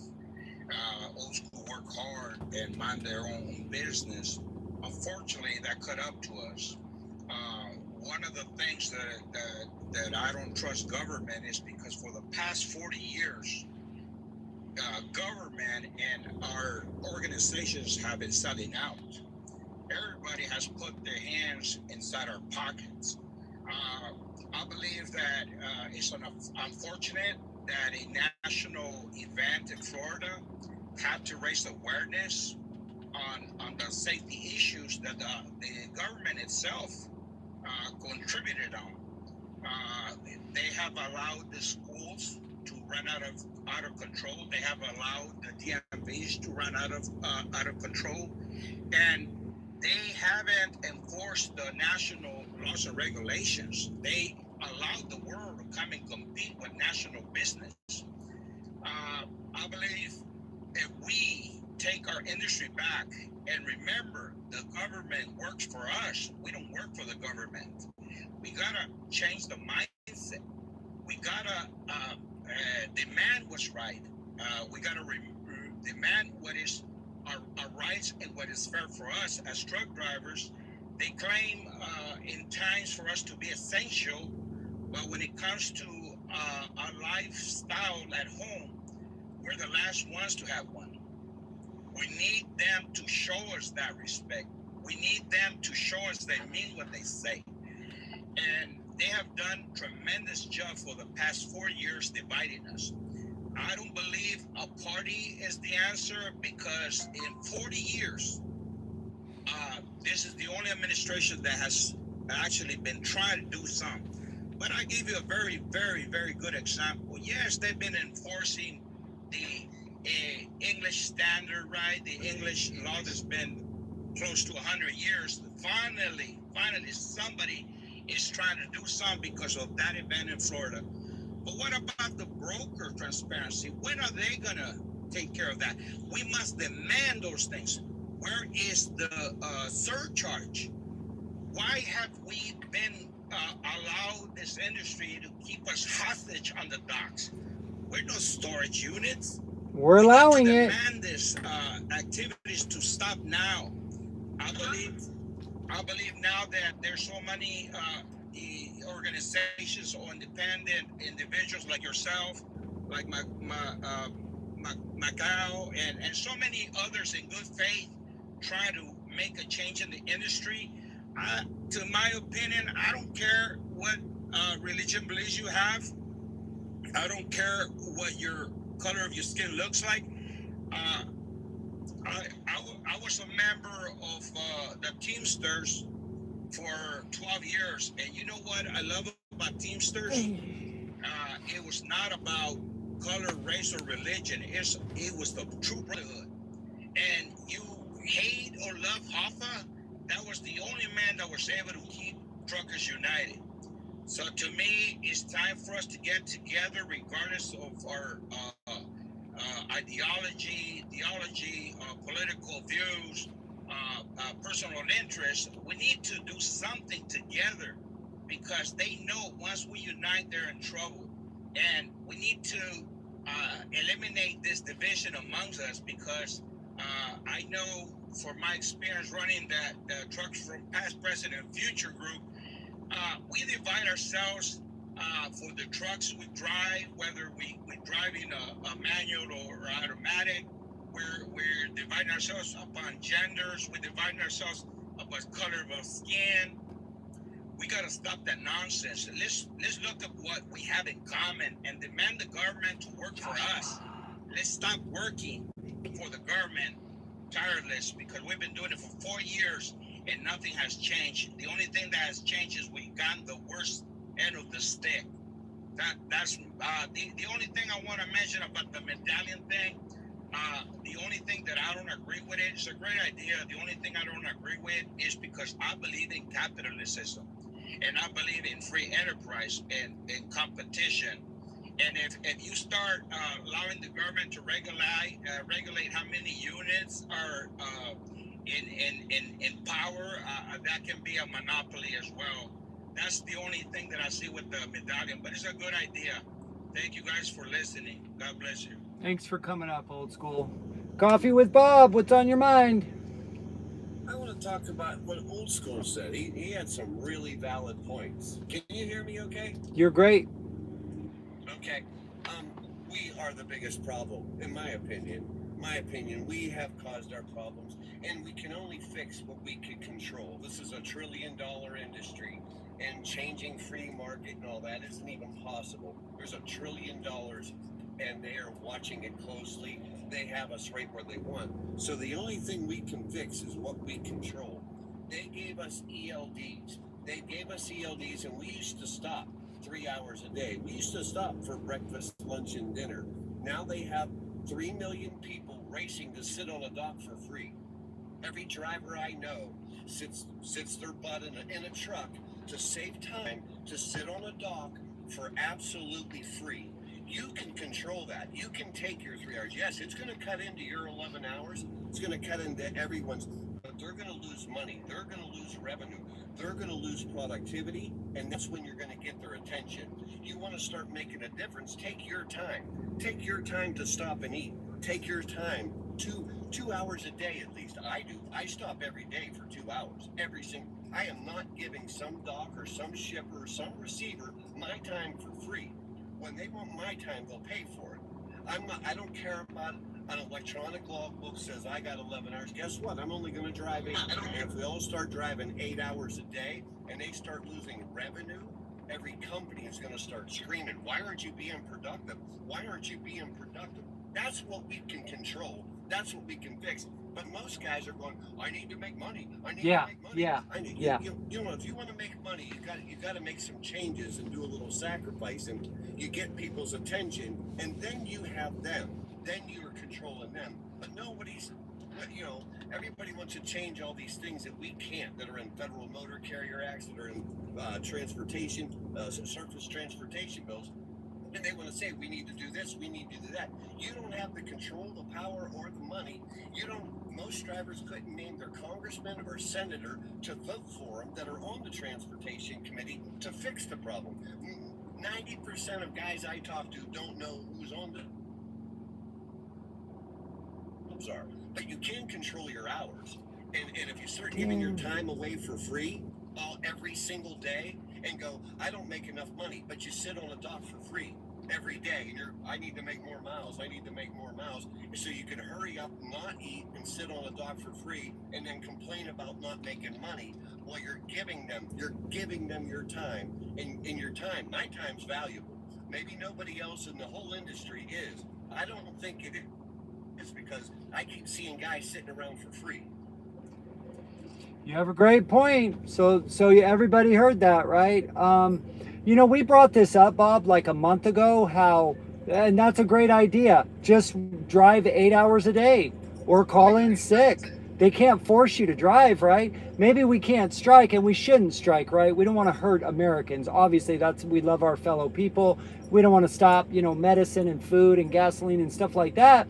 But you're absolutely right. Cutting 3 hours a day, imagine what that would affect. 3 hours a day. Can I ask? I'm not even saying that. I'm just saying stop and eat a meal twice a day. Quit cooking in your truck. Stop and eat a meal. I don't cook in this truck.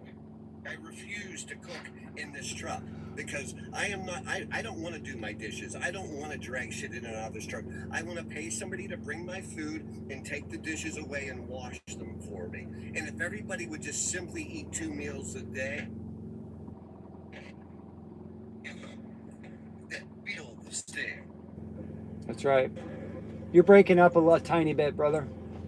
So, Bob, can I ask you a question? I mean, that's a great idea and everything. So, are you saying we should just pack it up and not try and get a united industry that works as one, and maybe start a co-op or something and get together and do what's been done and has worked before the brokers and the shippers that took this over? I mean, are you just saying we're wasting our time? Or, I mean, you have a huge platform. Vince has got a pretty good. I'm saying there's laws in place. There's laws. Yeah, but you know how the laws got changed before?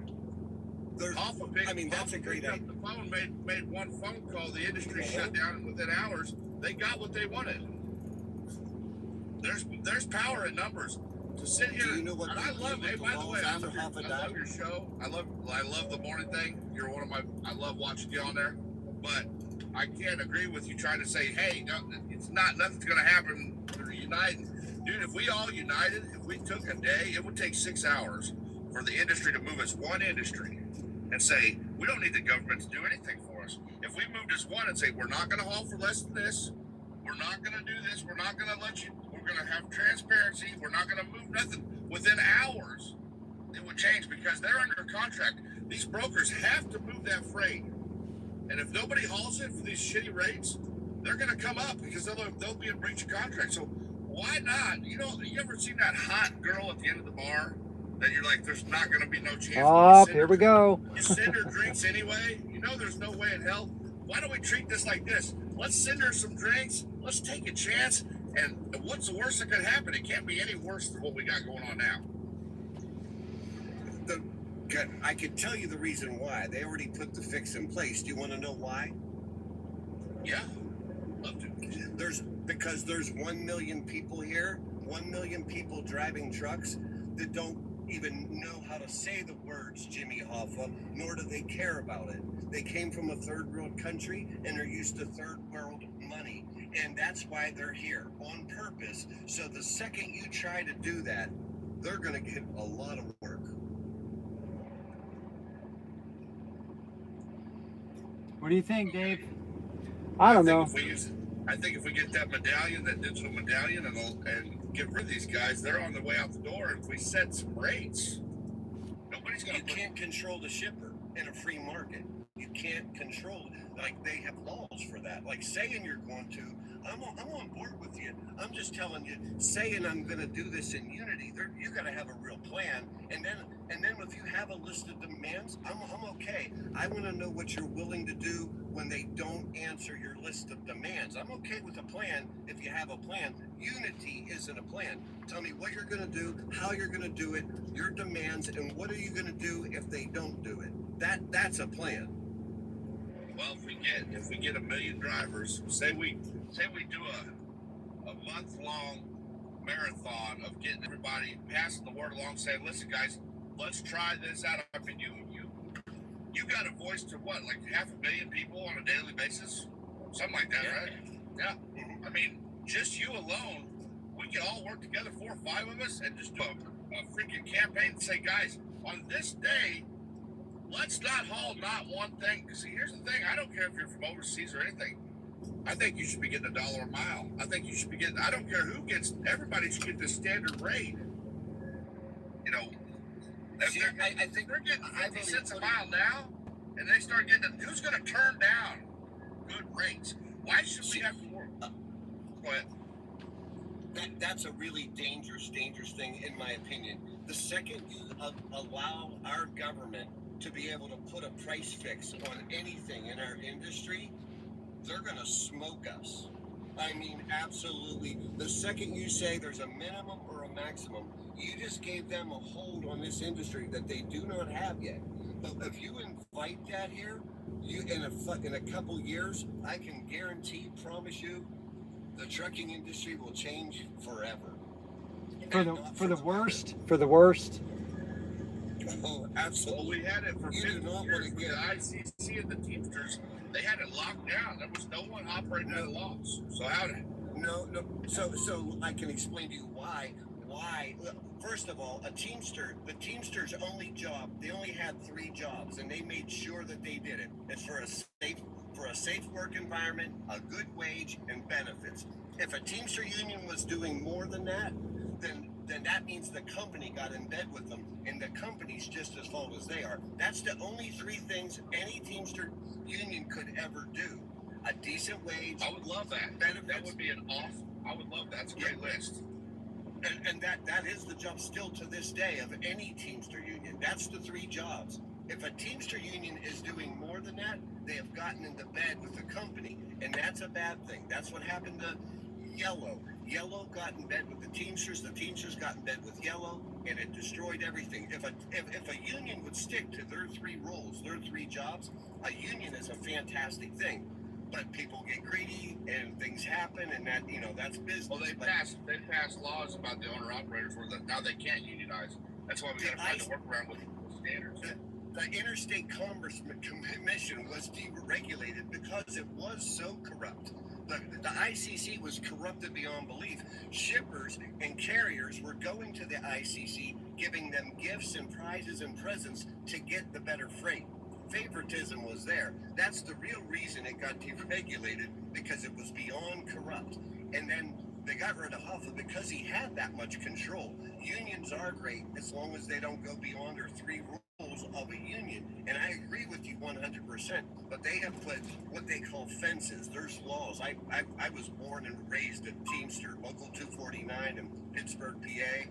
My first job, I was a Teamster. The first day I ever drove a truck, I was a Teamster. I was a Teamster before I started driving. I grew up in a Teamster hall. I know those guys, the rules, the bylaws really, really well. And I would love to say you can't do what Hoffa did. After Hoffa died, they put a bunch of laws and rules in places so unions could never do again what Hoffa did. That's Act. handled. That's done. Yes, right, but now maybe TikTok can. Maybe. Here's my idea. Why don't we? Hold on, David. David, you cut off old school. Last thing I gotta say. Why don't we spend more time figuring about how we can do it instead of why it won't work? Everybody, you hang out with people, it's like they give you 10 different ways. Not everybody that ever did anything good, they had all these friends that said, that's never going to work. You're never going to do it. But they did it because they never gave up and they had their mind set on winning. Do you give 3 hours a day for free? Unfortunately. Do you give your time away for free on the dock? No, I'm a step deck. I do a lot of times. I'm sitting a little bit. Yeah, I'm specialized. So yeah, it sucks. But I only drive 8 hours a day. I try not to run. I run my cabs and all that. I'd like to take the time to respond to Bob a little bit, real quick. Well, before you go, Poncho, Old School was trying to say something. Old School, go ahead, and then we'll let Poncho talk. Old School. Yeah, I like Bob and his passion, just like you as well. I admire you guys. I respect you guys because it seems like you're invested in the industry. Here's my idea. I don't agree with striking because it's illegal and we would only lose our own bread from our families. But what I do agree is we need to pick somebody that's going to represent us all.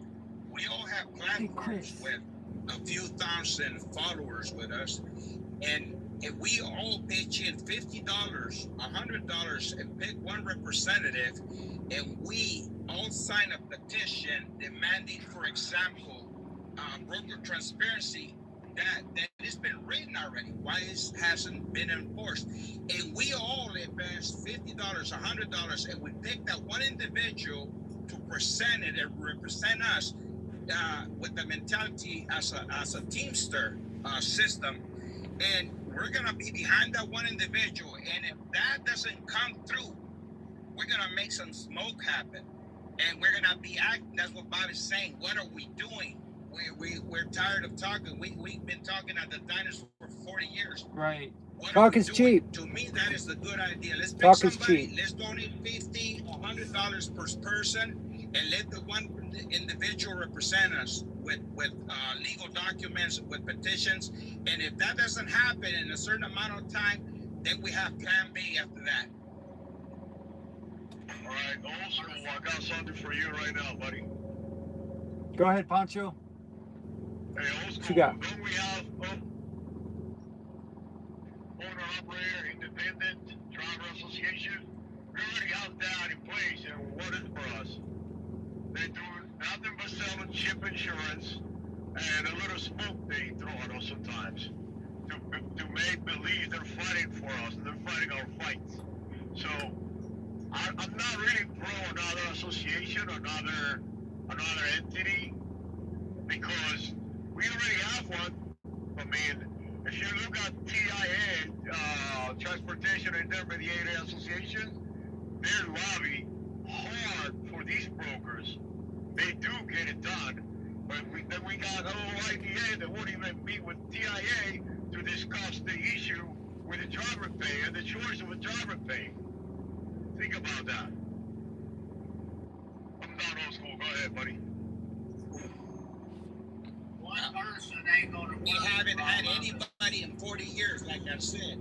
The ATA, OIDA, none of their organizations that's supposed to represent us, they even charge membership, they have done nothing for us. In fact, they have supported the driver shortage. Yep. So is that They really lie. positive Lie, thing for cheat, and us? steal. So we know in 40 years we nobody. That's exactly what I'm saying. I'll be right back, guys. 30 seconds. 90% plus turnover rate. We have no driver shortage. We have turnover rate. Correct. Exactly.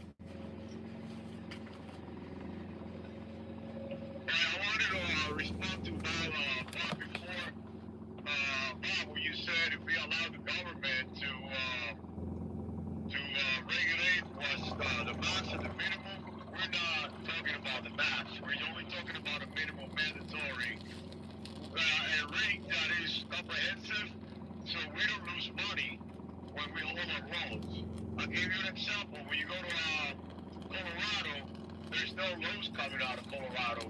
If you want to get out of there, you gotta get a loan for 90 cents a mile. I mean, why are we allowing this to happen? Because the greed of the brokers, because the system is rigged against us. So if you get $5 a mile going into Colorado and there's nothing out there, you just go out. You eat the loss by yourself. But if you're gonna get a load out of Colorado where the chipper is making money, the receiver is making money, the broker is making money, why you gotta lose your money and work out a loss so these people make money? That's totally nonsensical to me. Go right ahead, buddy. Why go to Colorado? If the money ain't there, why go? Say that again, I'm sorry. Know your freight lanes. If there ain't no money in Colorado, why go to Colorado? If there ain't money in Wyoming, don't go to Wyoming. Know your freight lanes. I don't go to Colorado. I'm only using it as an example. Go right ahead, David. I'm sorry.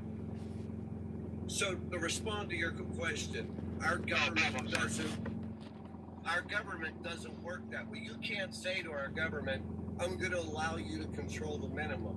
The second you give them control of financial, they are going to control the maximum and the minimum. Those great loads that you once got, they'll control them too.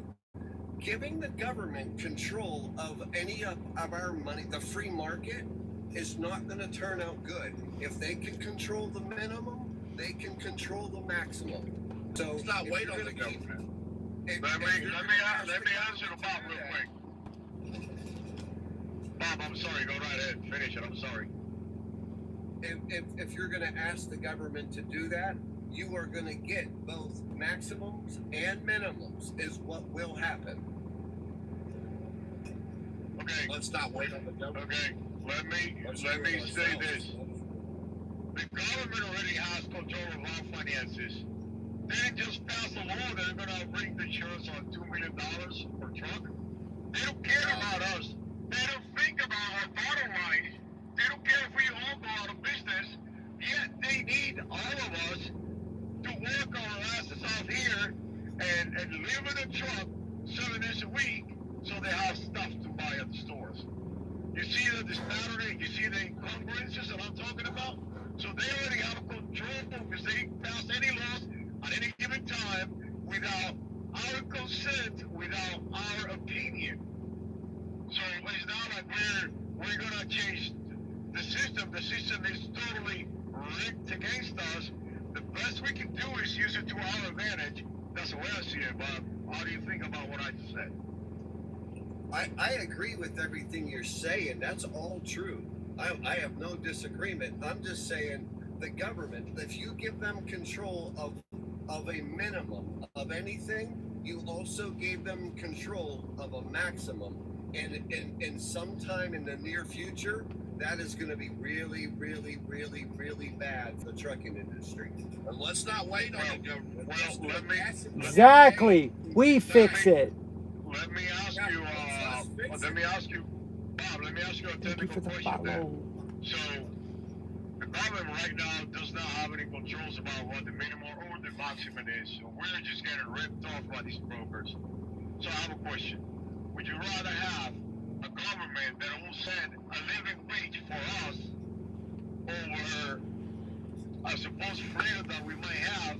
Because we just, right now, the only freedom we get is the freedom we're getting ripped off by these brokers. As opposed to, okay, you're control every little aspect of my life, even my 30-minute breaks. You control right now. Why don't you control us where we get paid so we can get a decent wage and a decent living, money earning, and we'll be able to consequences later on, because the scenario that we're living in, as opposed to what we can get, or the plan B will be the government controlling our earnings. I'll take the government controlling our earnings at any given time, and if the government later down the road tries to do something funny on us, we can always revolt. But this time around, we're all not gonna be broke. We're all not gonna be struggling and trying to get more work done, because this is how they have us. They have us by our pockets, not by our balls.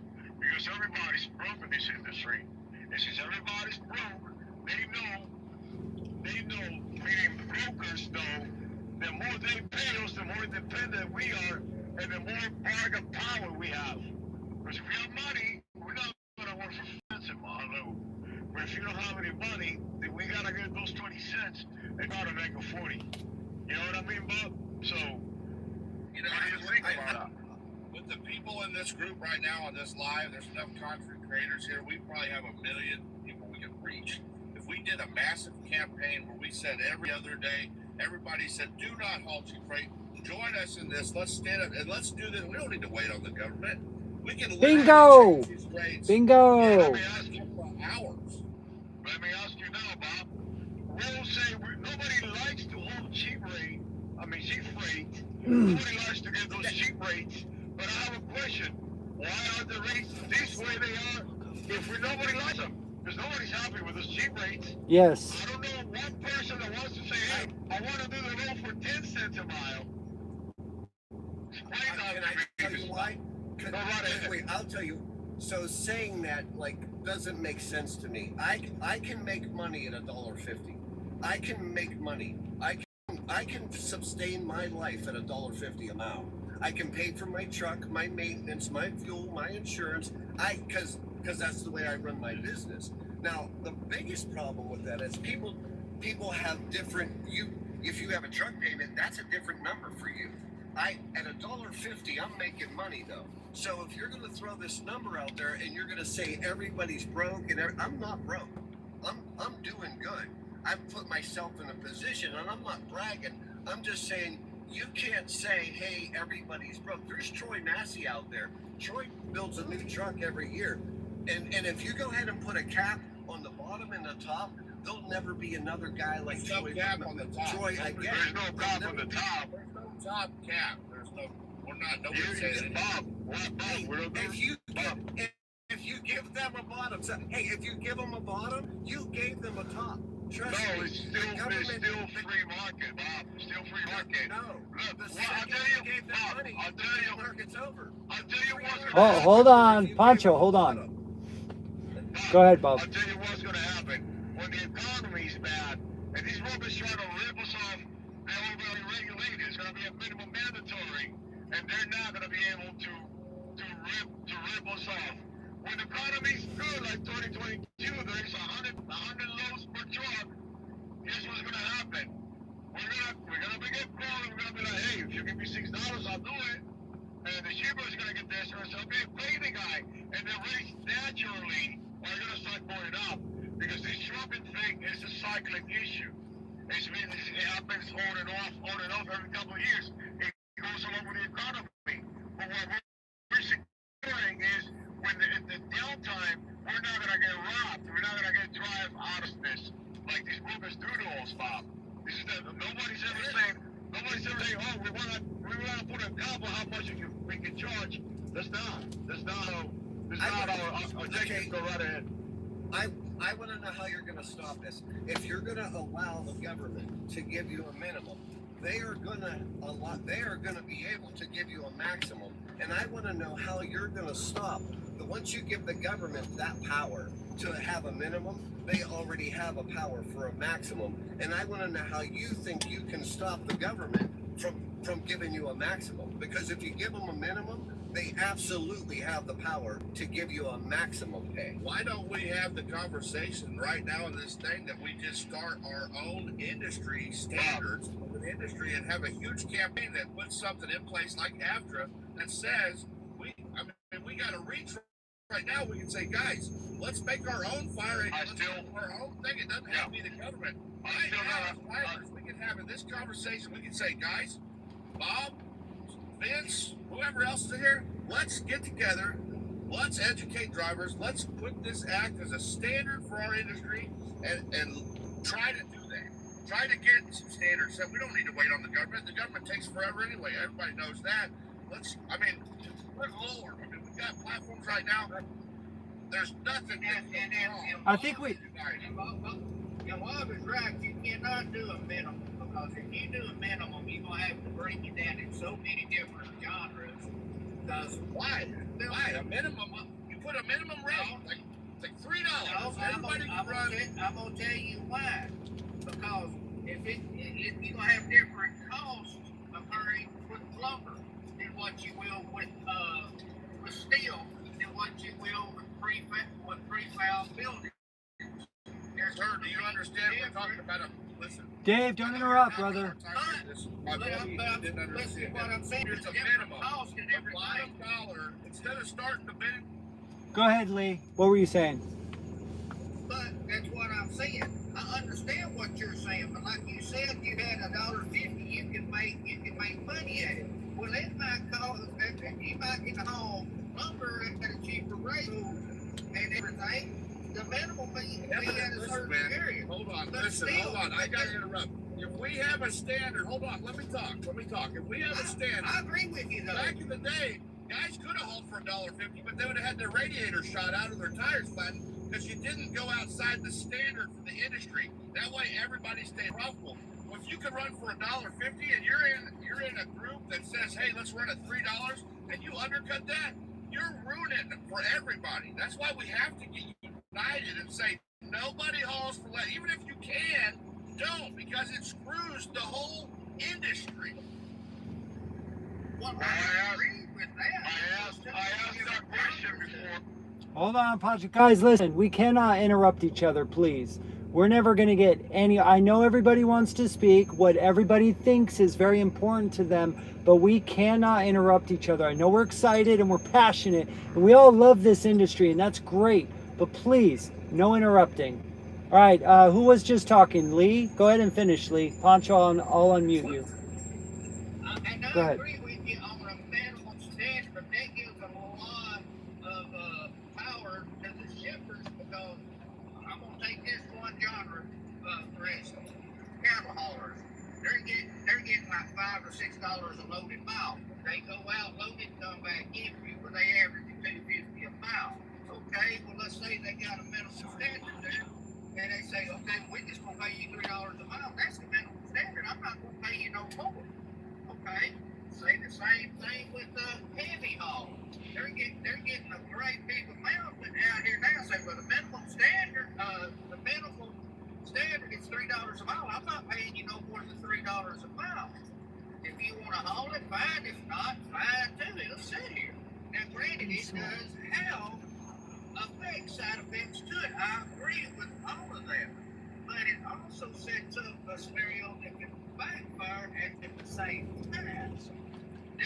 There's got to be a solution. I agree with it. But standards, because there's so many different genres, it can possibly give a shitload of power back to the shipper saying, well, hey, this is all I'm going to pay, even though you might be getting more. Say, this is it. I'm not going to pay you no more. That's minimum standard. Screw it.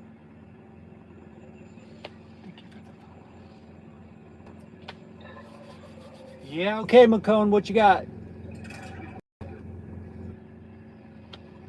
Oh, there we go. Okay, I was just saying, I understand that, but we're not trying to change direct freight. People that run direct freight, we can't have a say on what people are running with direct freight. This is trying to change the spot market. We're trying to make the load board honest. That's what this is all about. If you got direct customers and you make a deal direct, that's between you and that guy. It affords it in the FMCSA handbook. Thanks 1401. Shippers and carriers are able to have waivers to waive everything with their deals. That's what the brokers are trying to do. Their waivers, standing on that rule, it doesn't afford that to them. A carrier package, yeah.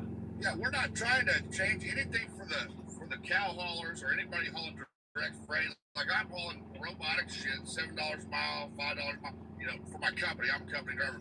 But we're not trying to change direct to customer freight. We're trying to make the load board where guys that are running the load board aren't getting dicked around with these rates. Everybody says know your cents per mile, your operating cost. The brokers should know the operating cost of a load on a truck. There's, you can figure out an average cost to run down the road is what, like $238 to $275 a mile. Bob, you're a little less than that. That's great. But that's what we're trying to set up is a standard for the load boards where nothing can go below the operating cost of a truck, because nobody should run any load. We've been freaking duped to think that, well, I'm going to haul this one for a loss to get over here to haul this one for a good rate. That is the most, well, I can't say that in a lot. That's the stupidest thing. Caught myself. You know, Good job. Good job. Proud of you, David. I know, right? You know, nobody should run at a loss. You know, because shingles are important. If you're coming out of Denver with shingles for 80 cents a mile, and then I explain they say these are all scraps, tell the guy that needs shingles on his roof those are scraps. That's important stuff to get somewhere. It should be paying. It should pay for the trip.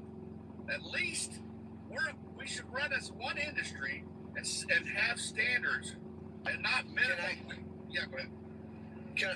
I'm going to explain capacity, and I'm not saying you don't know, but I track these numbers. I keep an eye on this. So I'm going to go 8 years before COVID.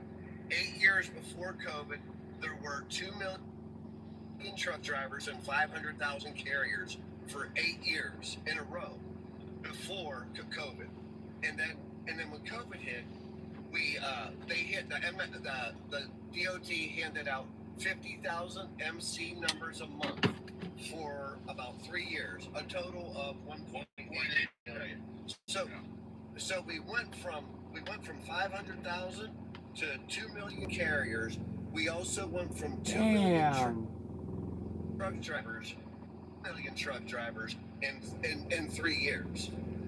We know that that other half weren't Americans. So when you're talking about doing this, there's still at least over 1 million of those people here. So you can do what you want, but 1 million of those people are here, and they are making fantastic money compared to where they came from. So if you go ahead and make this move, the world will see a need for those people and not us. The country will see a need. Once those people are gone, I am on board 100% with what you're saying. But if you do that right now, you are gonna hurt the American truck driver, because there's still 1 million of the people here that weren't invited. Let me add up a little bit, if I may, on what Bob was saying and McCollum saying. You cannot fix a problem because we, as owner-operators, fleet owners, we run at a different budget. For example, there's investors that own 5 trucks, for example, so they have to pay a driver, the repairs, the expenses, and compared to what they're getting on the load, right? So their bracket is way different than a true owner-operator, the one guy that wears 20 hats. So the bracket is not going to be fair because the business is different. That's why you cannot regulate this. Now, let me go back a little bit, back just to what Bob was saying.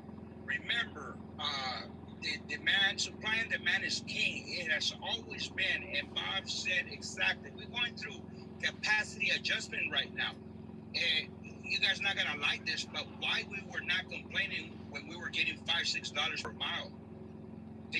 That's exactly something that we have to be honest about and remember.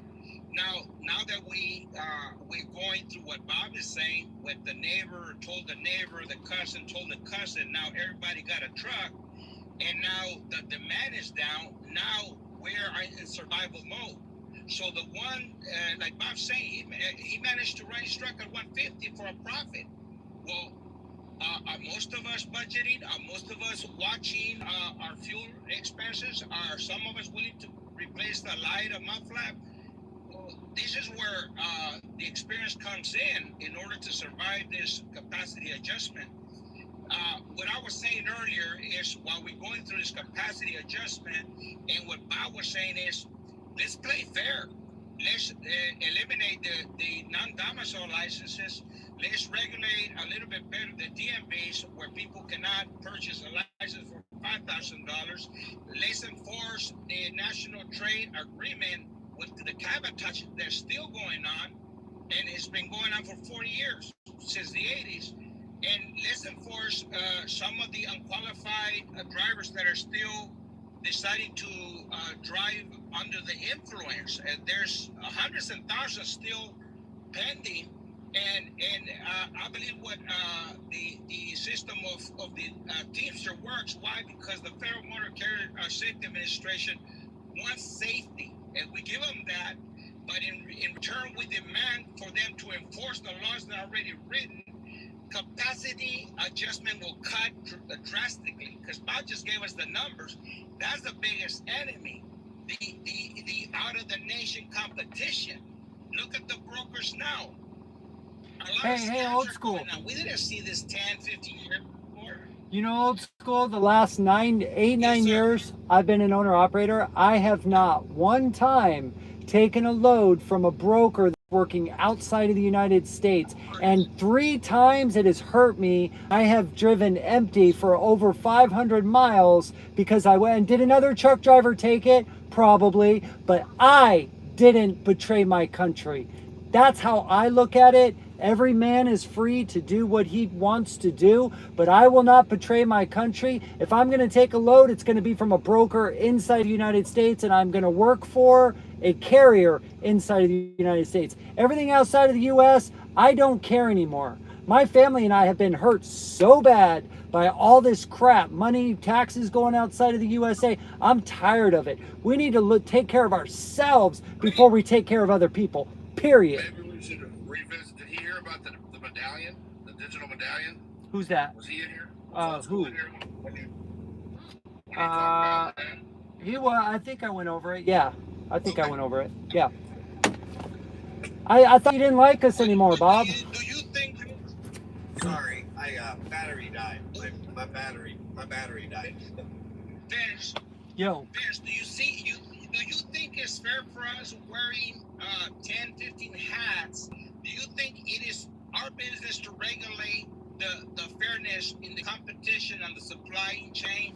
Don't you think the government taxes enough, even to the point where we're Yes. charge of the Dodge for lumbering, charge for parking? We get no surcharge anymore. I mean, we have to get this back. Bro, now, you don't have to tell because me. they're taking it away from us. Yeah, I am so tired of being taxed. It's like, why even work? I'm just going to say it. Like, what's the point? Because this is my life I'm exchanging for money. My life's pretty important to me. And I'm exchanging it for 40% to my government, and then my government takes that money and gives it to other people that aren't even here. I mean, if you at least gave it to you, gentlemen, I wouldn't be as angry. But outside of the United States, that's a big no-no for me, especially when we're hurting right here in the USA. You keep my money here. You know, I don't accept brokered loads outside of the United States. I won't do it. Like I said, you guys we're all free to do what we want in the United States. That's what's beautiful here. But I look at it like you're a traitor. I'm sorry, I do. I have gone empty over 500 miles 3 times in the last 9 years to make a point that I don't even know if I'm making it. Who knows? I know I make it to my own heart. I know I haven't betrayed my company, and I haven't betrayed brokers inside of the United States that are just trying to support their families. That's who I'm here for, the American, right? You got to start somewhere, bro. There's 8 billion people on the planet. Hell, there's 350 million just right here in the good old USA. That's enough to worry about, you know? Go ahead, sorry. This is my last point. I cannot blame a broker because nobody's forcing us to do this. It's our own choice. True. If we don't Truth. like it, get out of there. Truth. Some of us choose to do it because we love the lifestyle. Truth. Yes. Here's the thing, though. There is an old school way of doing business as an owner operator. Go and prospect for direct accounts. I had to prove this to myself years ago. And decided to get a new MC number to do a special study for myself because I heard all this crying from owner operators. Brokers. You know what I did with a brand new MC? I went and prospect the old school way with a direct account. You know how long it took me? 2 months to get a direct account.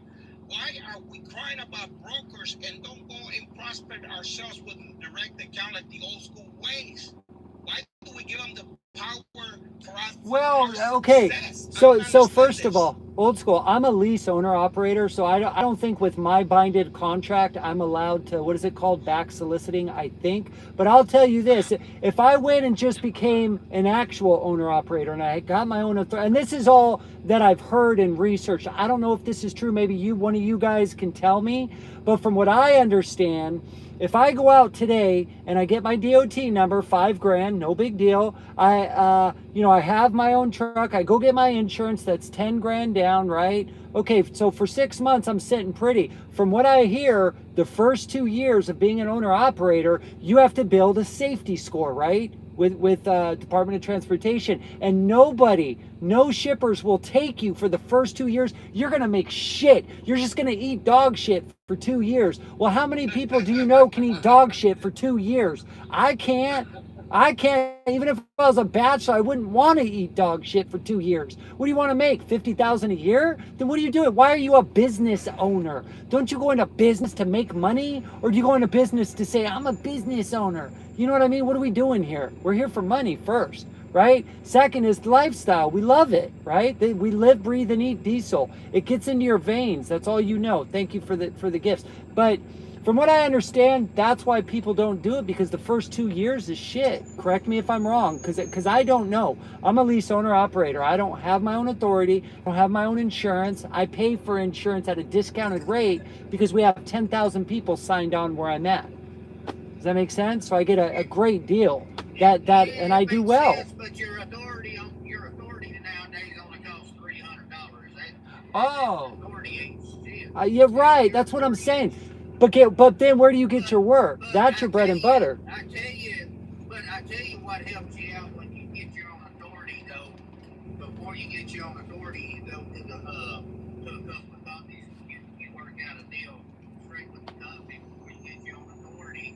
Then you get your loan out, and then you try to get something back with the brokers.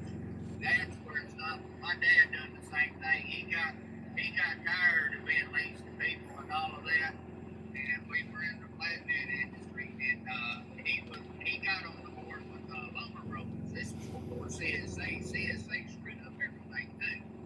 But he would get 5 or 6 lumber brokers throughout the United States, and they would send him every morning faxes of the loads of lumber they had from different mills and everything.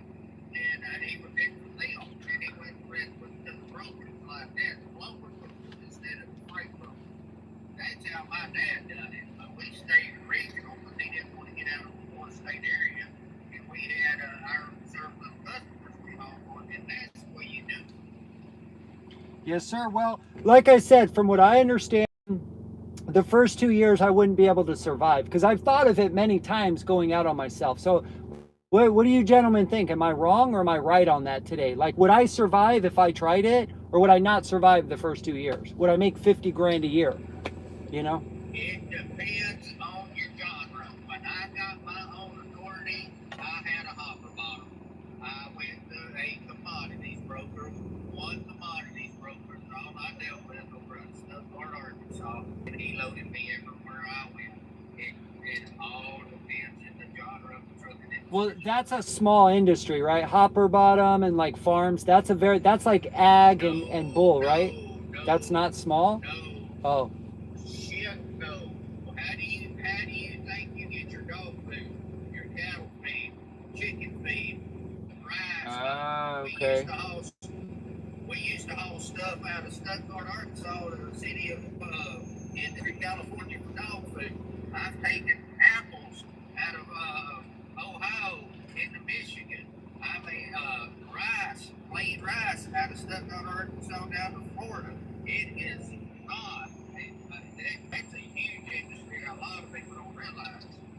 I got you. Okay, let's see what Trucker, you've been really patient, brother. Trucker_Chase69, welcome in. I followed you back just so you know. What's going on, brother? How are you? What do you got? What's on your mind? This is a super patient man right here. I appreciate it, man. Well, I'm pretty good friend with Lee, and I run across your live, and I was going to say hello to Bob's. Him and Deb, they're my big fans. Okay. How you doing, man? How you doing? I'm all right. I love you and her, so that's why I jumped on here. I'm like, Bob's on here. Oh, hell yeah. I appreciate I'm just it, saying man. here. She'll probably love to hear that, huh, Bob? That's up to you if you want to tell her or not. She's over there driving. I got earbuds in. She can't hear. Nice. Hey, Bob, I got a question for you. You were talking about, trying to maintain just a regular lifestyle of being out here on the road.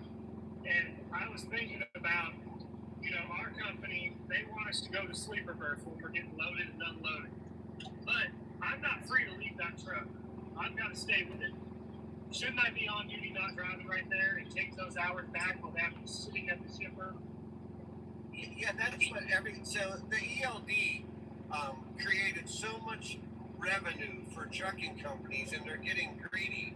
And that's why I said take your time back. While you're on the road, nobody can stop you from eating. Take 2 hours a day. It's going to cut into your 11 hours because they have you sit on docks for free. They want your time for free. But nobody can tell you not to eat. So instead of taking a 30-minute break, you stop twice a day. You eat a meal, hour and a half, talk to people, socialize, stretch your legs, exercise. Because no one's paying you for that time. So quit giving your time away for free. Exactly. Real quick, Daddy in the chat says, no hate, but at this point, what else can we do as owner-operators other than decline bad rates, etc.? Daddy, you just said it. That sounds weird to say that. Maybe add a 1-2 or something. But no, you said it, brother. You do not take cheap freight. Listen, brother, I am supporting 6 people by myself. My wife and my 4 children. My wife stays home. She homeschools. Dude, it is not fun in 2025 in a country that takes 2 people working to make any normal American household work. In today's economy, 30% inflation, 20% drop in trucking rates. I'm making 50% more today than I was 4 years ago, but we're making it work. And you know why? Because I don't take cheap freight. And do I sit sometimes for a day and a half? Yes, but at least I'm not running for 4 days at 80 cents a mile. And because your next breakdown is where, Bob? When's your next breakdown, brother? Your whole transmission was just out on your other property. So your next breakdown's right around the corner. You're driving towards your next catastrophic breakdown. You are. I got to get new drive tires soon. It's only been a year and a half, right? That's $5,000. So you know what we do? We band together and we unite by not taking cheap freight. If your CPM is $2, don't take anything cheaper than $2.50. It's different for everybody. That's what I'm learning. I get it. Like I have responsibility of 6 people. So mine's $3. My CPM is $2.75. I'm going to pull a profit, period. You better believe either I'm going to pull a profit or I'm not going to pull freight for you, because I'll tell you this, if I'm not making money, you're not making money, baby. Sorry, it ain't going to happen. Not with my equipment, and more importantly, not with my life, because my life is very important to me, damn it. And you ain't going to get me for free. I am going to make a profit because I'm in business to make a profit. McDonald's doesn't sell hamburgers at cost, because they're going home. Even if I'm in Seattle, do you know how many times I've gone empty from Seattle, Washington, back home to Reno, Nevada in the last 9 years? 5 or 6. Is that dumb? I don't know. Everybody tells me yes, but you know what? It gives me satisfaction in my heart knowing that I didn't pull that freight for nothing. And you know what? 5 years from now, all the guys that took the freight for nothing, I'm going to be passing them with a nice maintained, up-to-date, well-maintained truck, while they're broke down on the side of the road with an empty wallet like, why did I pull that cheap freight? And that's just me. We're all free to do what we want in this beautiful country of ours, but that's my way of thinking. Go ahead, guys. Truck, Vince. I have an old truck, man. I don't know, man. I love your truck. Thank you. I'm just playing. Hey, hey! Everybody agreed that TQL is nothing but a fucking disaster to the trucking. And C.H. Robinson. $9 billion last year. $9 billion, and they didn't pay anybody for sitting on a dock for free. They don't pay detention time. You do it for free. Don't forget C.H. Robinson in that. Don't forget C.H. Robinson in that. But I would give anything. C.H. Robinson made $12 billion with a B billion last year. Yep. Well, and they're doing it at Can I say something on the matter? Yeah, go ahead. Can I say something on the matter? Of course. One thing, I told you guys already that I gave up my 16-year-old MC to do this project, to go through the struggles, the growing pains of UMC. I did this 2 years ago.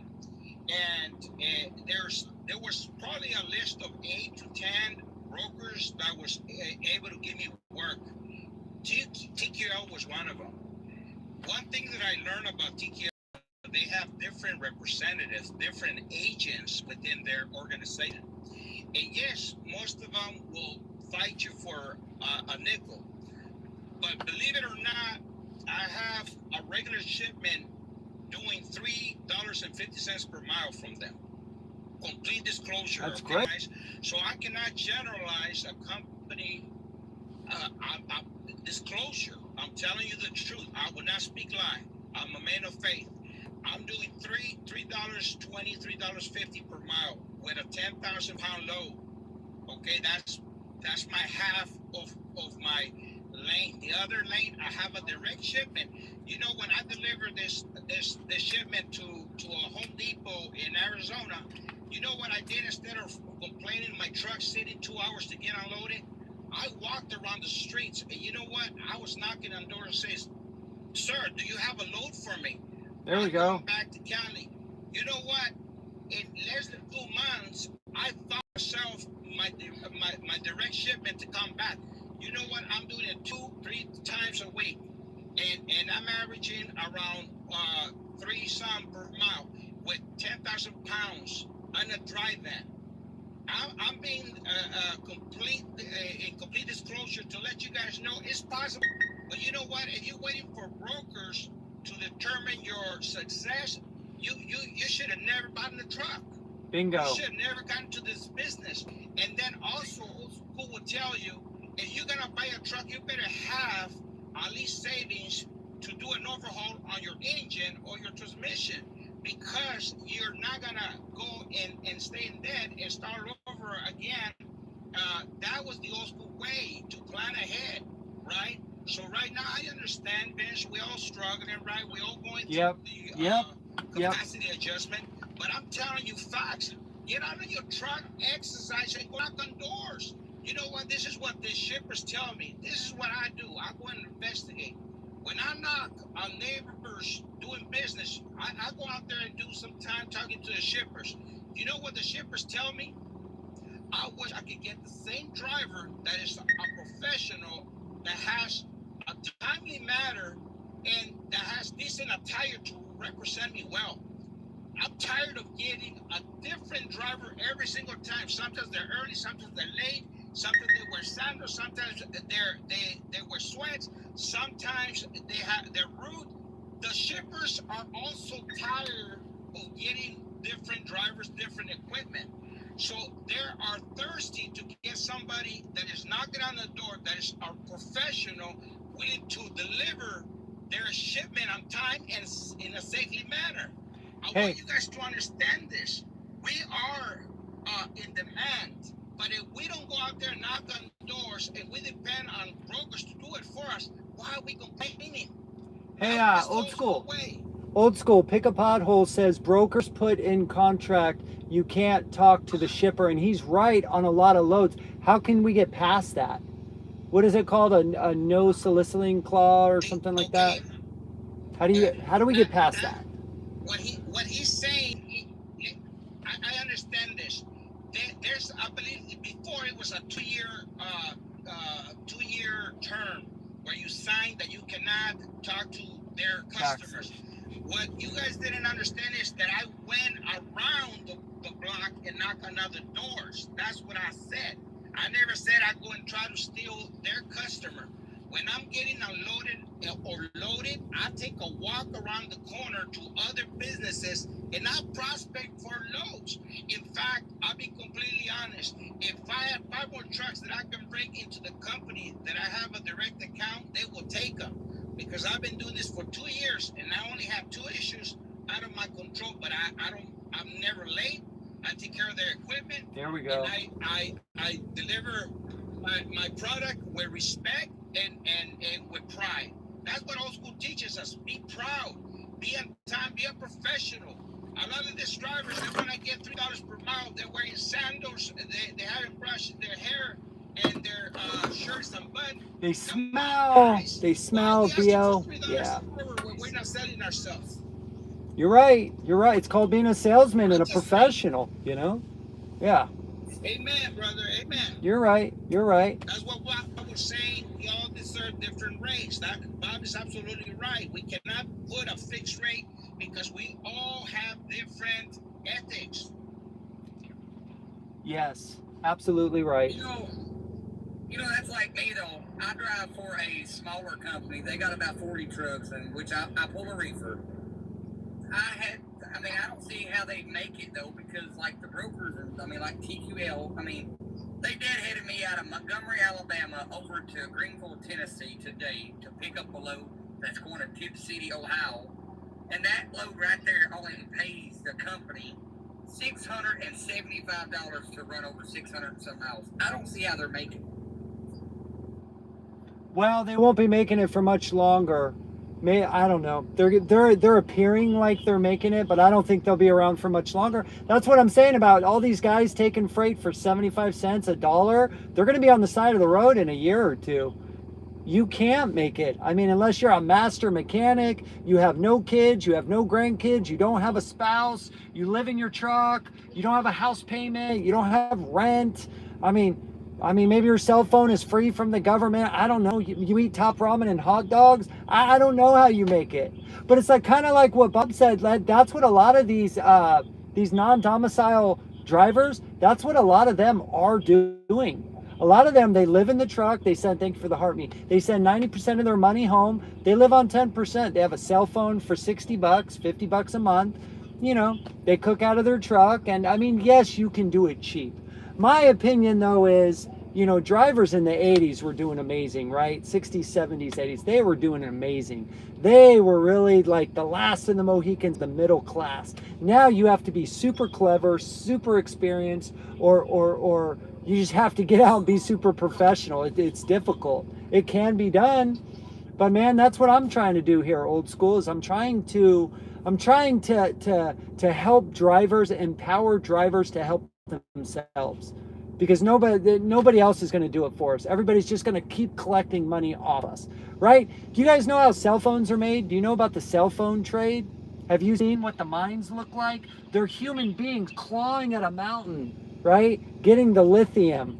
Okay, they're making like 50 cents a day. Do any of us say anything or do anything? We just keep buying the iPhone, and I'm guilty. I'm guilty first, So I don't know, man. I don't know all the answers.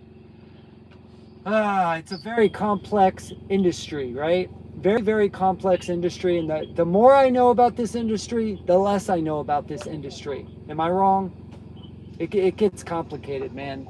That's all I can say is trucking's not the same. Trucking is what the hell, and I don't think it's ever going to come back. Yeah. Yeah. It won't come back to the 70s, but if we keep trying. Yeah. And like you said, it's complex. It is extremely complex. There's no easy answer. We've got to do one piece at a time. That's the only way we can do it. Hopefully it'll all in together.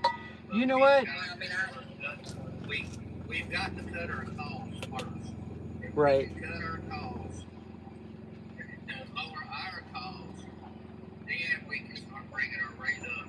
Because, you know, from the 90s to now, an $80,000 truck is costing $200,000 now. Why? You got to figure out all these reasons why. And Right. we know why. EPA is gone stupid on us. Then they hit us with the CSA scores and all these little stuff like this. The EMO. But it had nothing to do with safety. It had everything to do with compliance. Right. Stupid stuff like this. If we start battling back against the water regulations at a time, get them off of us, lowering our costs, then everything else will come back. Our costs is kind of near. You know what, guys? I do think it'll come back. And you know what? I have enough hope for all of us, okay? If you need hope, you come see your boy Truckers Unite Now, okay? You come see me, and I will give you some hope. I'll give you a little bit of my hope. I got enough for all 2 million of us. No problem. Don't worry about it, okay? Don't worry about it. Welcome in, Karar, and thank you for your patience, man. What's on your mind, brother? How are you? How are you? I'm good. Doing good. Thank you so much. Yeah. I have an idea. It's a suggestion. But before that, I would like to analyze some things with you guys and see what your opinion about it. First of all, non-domiciled drivers should not be on the road, period. And the government is helping us with this matter. Okay. Second thing is the Department of Security, Homeland Security. They allow a certain amount of people every year to get into the United States. I don't know what's the number exactly. 100,000. It's 1 million. We allow 1 million foreigners here per year in the United States. Go ahead. There you go. The reason why I mentioned this because we kind of trying to control the rates, and I'll be honest with you, and seriously, we kind of have a difficulty doing it. So we're going to be able to control the legislative orders. So, and instead of what I'm trying to say, instead of casting out or hate on other drivers that comes from different countries, I would say let's get them together and educate them. Those who got their CDLs in a legit way. Right. Okay. True professionals, true Americans. You know how many of those 1 million people that they allow in here every year are allowed to drive a truck? I don't know. Zero. Yeah, I was gonna say. Okay. Until they have become citizens, they are not allowed to hold a CDL, not even with a work visa, until they become a citizen. Or read, write, and speak fluent English, right? Well, they get their green card. But they are allowed to have an MC number. They're allowed to have a company. They're allowed to have they're allowed to be a broker. They're legally allowed to own the truck. They're just not allowed to drive the truck. They can have a broker agency. They can have all those things legally also. So that's part of it too. I am not 100% sure, but I think if they have a residency, they can obtain a CDL. Well, my opinion is that we need to stop that and we need to take care of our own people first. Period. End of story. If there's people hurting here in the USA that need work or need to run businesses or own businesses, we need to take care of those people first. I'm so tired of this thinking of taking care of everybody else before we even take care of ourselves. We don't have it anymore. There's too many people in the world. This isn't 1776, right? We didn't just conquer the indigenous people, and we need people to run a country. Those days are over. That's 250 years ago, guys. Respectfully, I say that respectfully. If it were up to me, all 8 billion people would be taken care of. But it's not up to me, and we can't take care of all 8 billion people. We got to worry about these people first. Look at 42 million people are on SNAP. Think about that, you guys. What's the percentage of that? 15% of America is on SNAP. What does that tell you? Of those 42 million people, I think probably only 20% are lazy. The other 80%, right? What are we doing? The other 80% just need to find a job or can't find a job. You're always going to have lazy people, right? And bums and druggies and all that. But probably 80% would go work if they could. But who are the jobs all being given to? Oh, 3J Trucking is... Oh, where'd he go? Go ahead. So, okay. It's completely, like, I completely understand where you come from. But I think in order for you to change this, it has to come from the legislative branches, which is going to take time. You're going to have to wait. I don't know how many years until they change this. Actually, it's an election year right now, but nobody knows who's on. Nobody has an idea who's on the Transportation and Infrastructure Committee for the Congress. People don't know who is on the Transportation and Science Committee for the Senate. Ted Cruz is the chairman for the senators on the Transportation and Science Committee, and has been for decades. And not one truck driver, he probably even knows that. Like, they just don't know. But he has an election, and he keeps winning, and he hasn't had one meeting about the illegals or the accidents. Senate nor Congress has talked about the mess of trucking. Our transportation committees in Senate haven't spoken about it. But we as a trucking industry do not vote. Truck drivers do not vote for congressmen or senators. We don't vote for them. And if you did, and one or two of those people from Congress or Senate lost their seat, if we fired them, they would listen. But truck drivers, I could get a room full of truck drivers and ask them right now, who's your congressmen and senators, and are they on the transportation committee? And nobody would answer. They don't know. Yeah. I just learned 2 months ago, and only because folks like you, Bob, have been telling me it's important if I want to change the industry or help the industry get better. And I'm 47. I'm just being honest. You're right. It's terrible. So everybody listening right now, you know what your homework is. If you really care and you want to make a difference, now you know. This is what our forefathers did, y'all. This is what Americans have been doing for centuries. For 2.5 centuries, America, every generation gets involved and they get inspired and they start learning and adapting and they start learning their government. And we, the people, can change things, but we have to tell our government what to do. I don't think there's some big conspiracy theory where government's controlling everything. We, the people, still control our government. We just have to tell them what to do.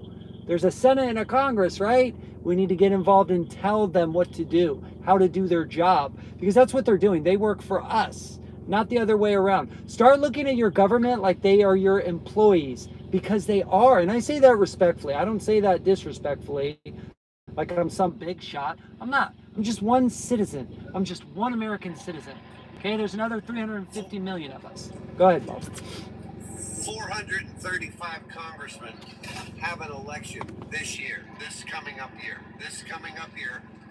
Now Senate, they stagger their elections, and you almost have to have a civics class with truck drivers to explain to them that a chairman, that's who allows a conversation to happen in committee. When you're talking about trucking in your transportation committee, only the chairman, then Ted Cruz is the chairman of the Senate. He has to say, we're going to talk about non-domicile. We're going to talk about the accidents. We're going to talk. If he doesn't allow that, so if you live in Texas, you have the power to change that on an election. I believe. You'd have to look at his election, look it up, and then the chairman for Congress, I believe, is in Washington. I can't think of his name right now.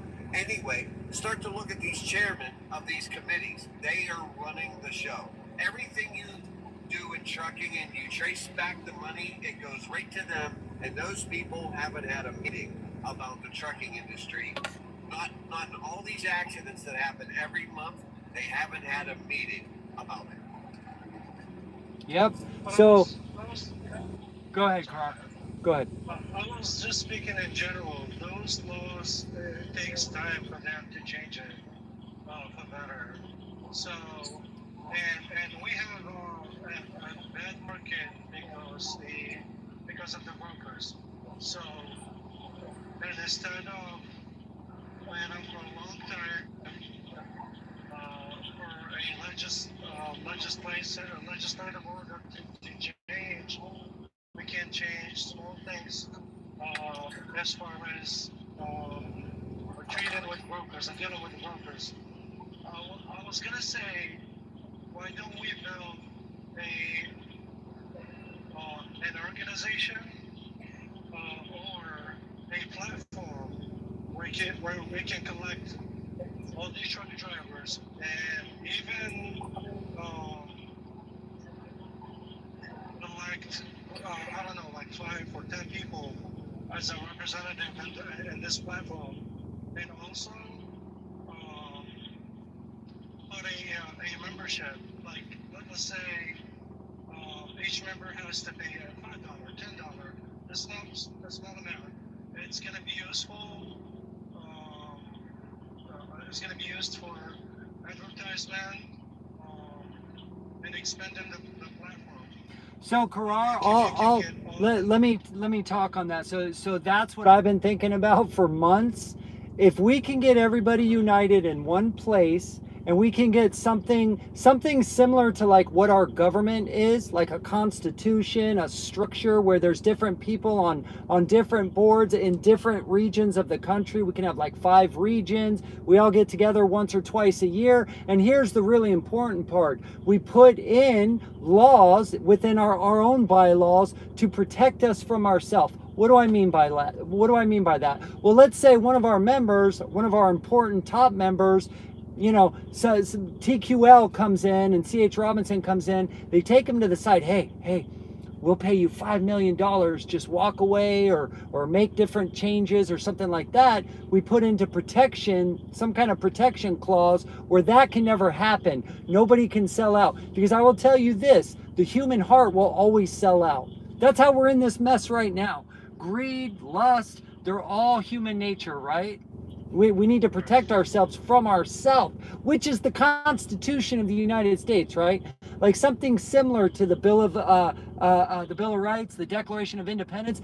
All of those rules and those amendments to the Constitution, our forefathers put those in place because they knew what Britain did to us. They knew what the king did to us, and they knew that the human heart would eventually monopolize and conquer, divide and conquer, all that shit, right? That's why they designed the documents that we have today that has protected America for 250 years. Now, I don't know where we're going right now with it, but I'm just saying within just the trucking industry alone, the 2 million American truck drivers that are here, we create something like that, And real quick, I wanted to touch on Reem said, but it's hard for a truck driver to be involved when we're driving 10 hours a day. And I think he was touching on what Bob said about voting. 2 million drivers, Bob's right. Probably, what, Bob? Maybe 1.7 million probably don't vote. Because where do you park a 75-foot vehicle, right? But here's what I would say to you, Rename.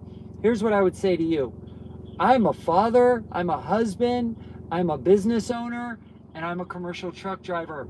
And I somehow find time. I'm exhausted, bro. I'm exhausted doing these lives, making these videos. All these videos, they're not easy to do, especially when you do on 5 different social media platforms like I am. I am truly doing it to try to get the message out like, hey, you guys, we need to unite. We need to form something to protect us from all these crazy people that could care less about us. You know what I'm saying? So if I can do it at 47, and I'm getting tired at 47, I'll be honest. My back hurt, my neck hurts. I don't know how you fellas do it with 20 and 30 million miles. Y'all are strong as hell. I have 1.3 million miles and I am effing tired as hell. Okay? I used to be able to burn 850 a day like nothing. Now I have to push myself to do 750. You know what I mean? I really got to push myself, and I don't want to do it anymore. Nobody has 30 million miles. I've been driving 35 years. I have 4 million miles. I meant 3 million. Did I say 30 million? I meant 3 million. I meant 3 million. Yeah. Yeah. I think I was meaning 30 years, but yeah. Anyways, you know, I'm tired after 1.3 million, man. I am exhausted. How you guys do it, 2-3 million miles? Wow. You know what I mean? I guess we got to do what we got to do. But Cara, did you have anything else, or I'm gonna bring up? Yeah, real quick. I was thinking of you can fix small issues that needs immediate attention with the platform. As far as like talking about raise, what broker did this, what broker did that, etc., etc. Small things. I think it's going to be really helpful for other truckers as far as like going to be educational for them. Yes, sir. That's what we're trying to do, man. That's what we're trying to do, is just get people involved, get people inspired, and have drivers do what I'm doing, do what Bob's doing. Bob's walked the halls of Congress, man. Go look at his stuff. Go look at his his old videos. He's walked the halls of Congress. He's met senators and congressmen, and he didn't know any of this stuff at one time either. None of us do. I think that our biggest enemy, I won't speak for you guys, I'll speak for myself. I had pride and ego for a long time, you guys, and it was a son of a bitch to get rid of all my pride and ego. It's hard as a human being. For me, it was. For me, it was very hard to get rid of my pride and my ego and to shave all that away and just actually listen to people instead of talk. I mean, God gave us 2 ears and 1 mouth, right? Why is that? Because it's more important to listen than to speak, especially with older folks. I really believe people with more experience listen. Not all of them know everything, but they know a hell of a lot more than you do with the lower experience. We got to listen to our elders and our folks that have more experience. Nightingale, thank you for your patience, man. What's on your mind? Hey, good evening. Pretty interesting. I saw you guys talk about trucking, and I'm a trucker myself. I had to do jury duty today, so I'm gonna be hopping on the truck on Wednesday going back. So yeah, I agree with you, man. A lot of these truckers are getting hurt, but I think we are the truckers that can make the change, and the change starts with us. We can bring change. We gotta execute. We gotta execute. We can talk the talk, but we need to walk the walk. I mean, that's right. I was in corporate America for about 18 years, and I decided to jump on a truck. I had no clue. First 6 months, I thought I lost my mind, to be honest with you. Then I decided to sell my house and buy me a truck. A brand new truck, Freightliner, love it, but I'm not attached to it. It's going to make me money. That's my mentality as a sales guy. There we go. I tell every trucker, if you want to make the money, put a suit on. Put a suit on and go knock doors, you know. Get that $3, $4, depends on the niche you're in. If now in pharmaceutical, you can get $4.50 in pharmaceutical if you go and cut that middleman. You know. I love it. I love it. It's there. It's there. Yeah. It's just we gotta have that mentality as we'll go get it. You know, and we'll be comfortable. Then don't just. I mean, if you're gonna be trucking, don't just attach to truck and build it. Make a business out of it. That's right. Get a second, third, fourth truck, get an LLC, get funding, and make a real business. We live in a capital world. This is the best capital country in the world. We can do that. And that's right. Speaking of that, I'm getting my other truck end of the December. So 2 years in, 2 trucks. I'm happy, to be honest with you. Nice. Good for you, man. Congratulations. So, that's awesome. You spoke earlier about thinking of like an organization. I'm in. Awesome. Awesome. All right. You give me the material, I'll market it for you. Okay. Yeah. Okay. It's not about money, man. It's just about, you know, I would love to see American truck drivers have, at the bare minimum, have what be the middle class, at least, because I'm learning that's what made America strong. That's what makes America strong is the middle class. It's not the rich, and it's definitely not the poor. And It's the middle class, bro. also, Us. one more thing I wanna let people know, truckers, take advantage of the SBA. There are money at the SBA up to $5 million. Yep. Contact your office, near office, get involved, make it legit. You know, if you're not good in accounting, just outsource it to, outsource your accounting to a CPA and just don't worry about the taxes. Just focus on bringing the business, and you don't have to be the Mr. All. You might have to pay someone 6 figures to bring the contract. It's okay. If you want to build a business, it's okay. Right. Right. So, I think a lot of truck drivers lack the knowledge of what's out there for them, resources-wise. There's a lot of money. I mean, if foreigners can come here and they can buy gas stations. You know what, bro? I think I have found the reason why. I really do. And I've been thinking about this for years, and I think I've cracked the code. Why are truck drivers the way they are, bro? I'll tell you, before I was a truck driver, I was a social butterfly. I could easily talk to people. I could look people in the eye. I don't know if you guys are like this, but after about 7 or 8 years of over the road, I got to be where, you know, I was only talking to another human being like once every other day for like 30 seconds. I'd talk to a cashier. That was it. I wouldn't talk to truck driver. I wouldn't talk to anybody. It got to be where it was hard for me to talk to people. Until I started this platform and doing lives and stuff like that, I would be like nervous to talk to people because I'm just so used to being alone all the time. So I think truck drivers, I think they get to the point with their hygiene too. I don't think they do it on purpose. I think it happens very slowly over a long period of time to where they don't realize they have body odor. They don't realize they didn't brush their teeth. I don't think they mean to. You know, they stop talking to people. They stop caring. They become like raw, I think. I don't know, but I'm probably not far. You know what I mean? It's the job, bro. The job. It's a lonely job, man. You know, unless you have someone with you. So I'll tell you what I do on my reset time. On my reset time, I have this app called Meetup, and I'll go socialize. I'll find a venue where I'm at. That could be in Nevada or California, anywhere in the country. And I'll just go pop in and just show my face and network with people. You never know who you bump into. Oh, wow. Okay. Park your truck, take an Uber, go, put your nice clothes on, take a shower, go meet these people, exchange numbers. It's all about networking, man. Right. Yeah, no, you're not wrong, man. I have already established so many relationships just in the last 2 months that I started doing this. Man, I have met so many amazing people, all walks of life, all throughout the United States. I mean, it's almost like every 3 or 4 states now I go to, like there's somebody I can stop and have lunch with. You know what I mean? It's awesome, man. I agree. And one good thing too, when you pop in and you tell them I'm a truck driver, I'm an owner operator. A lot of Americans, their grandfathers or their kids, whatever, was a truck driver or is a truck driver, and they respect truck drivers. So when you go there and you're trying to negotiate a contract or whatever it is, and they know you're present, they'll give it to you. Trust me, they will give it to you. Right. Yes. So I hear you, brother. I wish you guys all the best, and I think I'm looking forward to this new changes that's happening. I think it's great. And brokers, I mean, no hate for brokers, but they're also, you know, they're good at what they do. They're good salespeople. Right.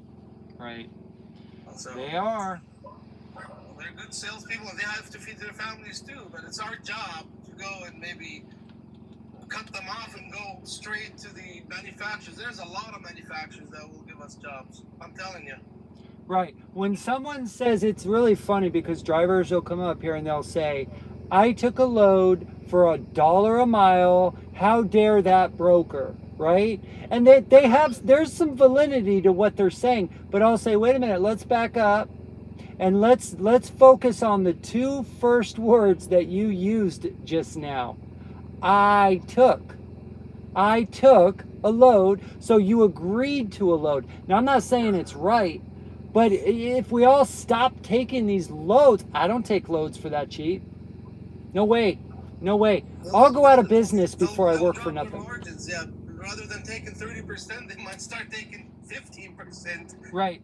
I'll go out of business, man. I'll go out of business before. And a lot of people say, well, I'm not going to make any money. Well, how much money are you making now? If you're taking loads that cheap, if you're taking cheap freight, how are you making money now? You're not. You're exhausting yourself. You are literally just wasting the years off your life for what? You know what I mean? And I don't do great. Money, actually, when you think about it, you're losing money. Yeah, exactly. Look, FYASSIN says $3 minimum. That's where I'm at, bro. That's exactly where I'm at. If it ain't $3, That's good. yeah, I'm not running for less than 3. Now that's my number. Everybody has a different number, and that's okay. Every niche, like I do dry van, and it's 3.25 that I have a contract. Now, if I go reefer, which I don't want reefer because I gotta wash it and all that, I don't want the headache. Yes. But there is more money to be made in reefer too. I mean, if you find a niche, a dedicated line, lane, I mean, yeah, you can make a lot of money. It all depends on the people you know and the network you have. That's right. That's right. I appreciate you having this live, man. I mean, I hope Yes, sir. hear some ideas and stories. Yeah, I do this at least 3 to 4 times a week. I do this. Usually it's about 4 to 6 Pacific. I'm trying to get more stable with my time. That's what a lot of people are saying. But, you know, I am an over-the-road truck driver. So, you know, I burn 3,500 miles a week on top of, again, talking to my wife all the time and disciplining my kids from FaceTime, stuff like that. You know what I mean? It's difficult, man. Me and my partner, we have a truck, so the way I got into like the industry, that when I sold the house and I got the truck, before I bought the truck, I worked with Warner for about 6 months to train, and I met this veteran guy, great guy, but he had no clue about business. So I said, listen, let's team drive, you and I, we can make more miles, and I'll pay you decent. How much are they paying you? So I'm paying this dude almost 43 cents a mile, and he's my teammate. Wow. And Warner's not gonna pay him like his teams. Maximum teams are making almost like 35. If they're good, maybe 40 cents a mile. Right. Right. We're covering 7,000 miles a week, which is good. Wow. Look at Hollywood says when I first started, it was payphones. Hey, Hollywood, there's a place in, you know, the Flying J in Boise, right? On the north side of the interstate. That they still have upstairs, when you go to take showers upstairs, they still have phone booths, bro. It's like, I think that's the last one in the country. It's pretty cool, man. But that's crazy, man. He started when there were payphones. Wow. You know, my what you were just saying earlier, night. How do you say your name? Nigel. It's Nigel. Yeah. Nigel. You know, you were saying look professional and get out and talk to people. You know, somebody on a live like 2 days ago asked me, why am I wearing a shirt and tie being a truck driver? And I told him, I said, my grandfather always told me growing up, if you want people to take you serious, put on a shirt and a tie, smell good, put some cologne on, brush your teeth, you know, do your hair real nice, you know, be confident, look people in the eye, talk with people, and just start up a conversation. Introduce yourself. It's not that, it's nerve-wracking at first, but you get used to it, right? You get used to being antisocial and you get used to being social. It's whichever the spectrum you want to lean to. I agree. Yeah. I carry a suit on the truck all the time, and when you see me driving, you think this dude is too goofy for this industry. I don't care, but I know one thing. When I walk into the shipper, they respect me, man. They engage, they talk, they tell me about the industry, what's coming up. Gives me idea, you know. It's like, yeah. Okay, now I know they're gonna build another facility. Okay, maybe not for me to think. Maybe I can think of a truck, or you know, someone get involved. These things don't come if you just walk in through flip-flops. I'm telling you, walking with flip-flops, that's unprofessional. Yeah, it's unbelievable, man. I'm gonna start. Don't tell drivers, man, you need to put some EPA shoes on, man. It's dangerous. Yeah. It's cold out here. Yeah. I don't know. And nobody wants to see your toes, man. Come on. I don't want to see your hairy toes. Dude. See, Come on, man. It's a profession. Like people think truck driving is just a job. No, it's are you gonna, if you were hired by Apple or Google, are you gonna walk in with flip flops? That's what I hope. Well, that, you know, people, first appearance is everything, right? First interaction with people is everything, man. But yeah, listen, so let's see what Allah, what is it? Allah Amen. Welcome in, brother. How are you, man? Yes, I'm doing great, man. I used to watch all the time your platform. You're encouraging trucking industries, operators. I really appreciate that. I've been driving like 15 years. I get my second truck now. I see trucking is the industry is getting worse now.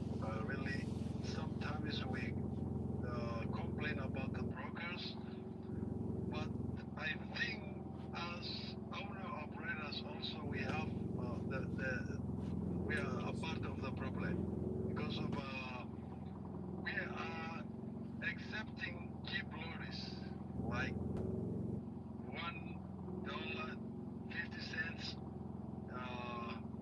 I don't know where we are running to. Yeah, straight to the bottom. If we cooperate, and we keep loads, we say no, each and every company on this industry, I think we can make together and we can feed better our families. Yes. This tracking industry as well. Therefore, I really appreciate your ideas, the other truck drivers' ideas contributing. What I will conclude is, please let's stand together and say no cheap lorries. And we are going to spend gas, maintenance. If you hire driver, you have to pay all insurance and all the expenses on your truck. So if you get $1 or $1.50 a mile, I don't know why you're in this industry. You're not making anything, and you're away from your family. Yes. Nothing. You're killing yourself. Yes. Please, I recommend all owner operators to stand together and say no cheap lorries. Amen. I appreciate your brother. Thank you. You're welcome. And I want everybody to go follow each other, okay, you guys? This is how we network right here. Everybody go follow Allah.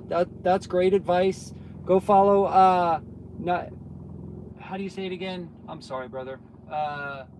Night Next. Follow him. You're probably already following Coffee with Bob. Old School. Follow each other, man. This is how we network, man. This is how we get it done. This is how we unite. You know what I mean? It doesn't have to be all with me. Just follow someone, man. Get advice from someone or give advice, man. Go make your own videos too, guys. We need more attention in the trucking industry. That's for sure.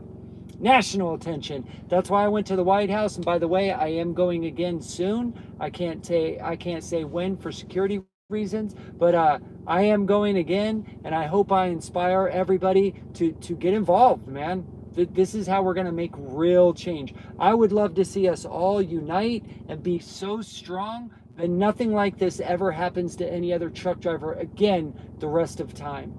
America. America's strong. We can do it. That's for sure. We can unite. Truck drivers are uniting. Truck drivers are getting along. I'm telling you that right now because I'm seeing it more and more and more. Let's see if anybody else wants to come up. We have a few spots. Just go ahead and invite yourself up, or let me know in the chat if you want to come up.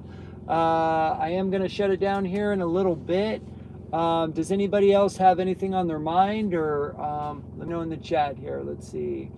Hollywood says, your kids get 3 meals a day, mom cooks, and you all sit at the table, maybe snacks. You know what, Hollywood? That's really funny you say that. Statistics show that the American family values have dropped just by sitting at the dinner table 5 or more days a week is like a 90% chance, You know, your daughters won't get pregnant at 15. Your sons won't be doing drugs or selling drugs. They'll all have decent jobs when they grow up just by sitting at the dinner table as a family with a mom and a dad. Did you know that, Hollywood? Truth.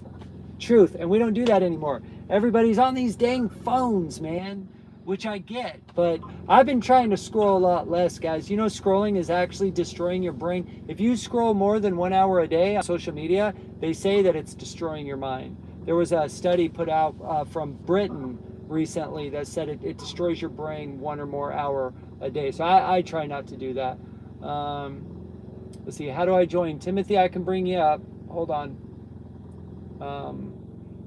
Wait, invitation sent. There you go. You have to accept, Timothy. If you got something to say or you want to talk, just go ahead and hit the accept button and you'll be up, brother. Let's see. The guest is already offline. You gotta hit, you know, I don't know how you do it on the other end. Hold on, Timothy. I'll try it again. Boom, boom, boom. Oh, you just got to hit the accept button, Timothy, if you have anything else to say. If anybody else has anything else to say or you want to come up and say something, now's the time. Go ahead, old school. Okay, I just want to say two things. Thank you for the space. I want you guys to understand that the way I call it is a bloodbath. Part 2, we had a bloodbath from 2018 or 19 to 20. It lasted about 2 years, right? We've seen similar things. I want you guys to understand that it's not just one department or one side of the business that is affecting us. I want to remind you guys, for example, tariffs, right? Tariffs when there's no ships coming to the ports. These trucks that are doing ports, they come into the over the road because they have to feed their families. I know when I was doing reefer into the Midwest for 16 years, I know from the last tariff war, the Midwest couldn't sell their product like they couldn't sell it this time. So what do the truckers do from the Midwest when they don't have no local product to do? They go into the over the road business to survive, and that's what we see. This spot market is such competition because there's a lot more industries that are joining us over the road and competing for these prices. So that's one of the area. The other area is like Bob was saying earlier. This government facilitating this people coming across to compete with us so easily, even by not being qualified. Also, this schools, right? Just giving this license, even with the students not really qualified. So we have a large overcapacity, right? So right. that has to shrink down more. So and then also supply and demand, even SNAP. If you think about a SNAP not being issued, that means that there's no food being moved. So that is a major That's right. handicap for our industry. Because if there's no food to be moved around, there's loads for us, less loads. So that we're like in a perfect storm. But one thing I can tell you, I'm no expert, just my opinion. A lot of these things are gonna turn the other way, one by one, and when that happens, we're gonna be okay. The last thing I wanted to say, I know a few of you guys have platforms with large numbers. I'm sorry that I was not running that group now where we had 600,000 drivers, owner operators. Whoa! Yeah, we had $600,000 that we were in that truckers from past, present, and future. That's what we were running. We lost it about 6 months ago. How'd you lose it? My partner says the Russians took it down. They hijacked it. They hacked it. But we had 600,000 members there, and that's why I was able to learn so much about the division we have here in America, just by interacting with so many people for 9 years. So I learned a lot from different walks of lives, you know. And the last thing that I wanted to say about unity is let's use this flat platforms. I started my TikTok account about a month and a half ago, 2 months, and I already have 15,000. It's Nice. but it's growing. But I know a lot of you guys have more numbers than me.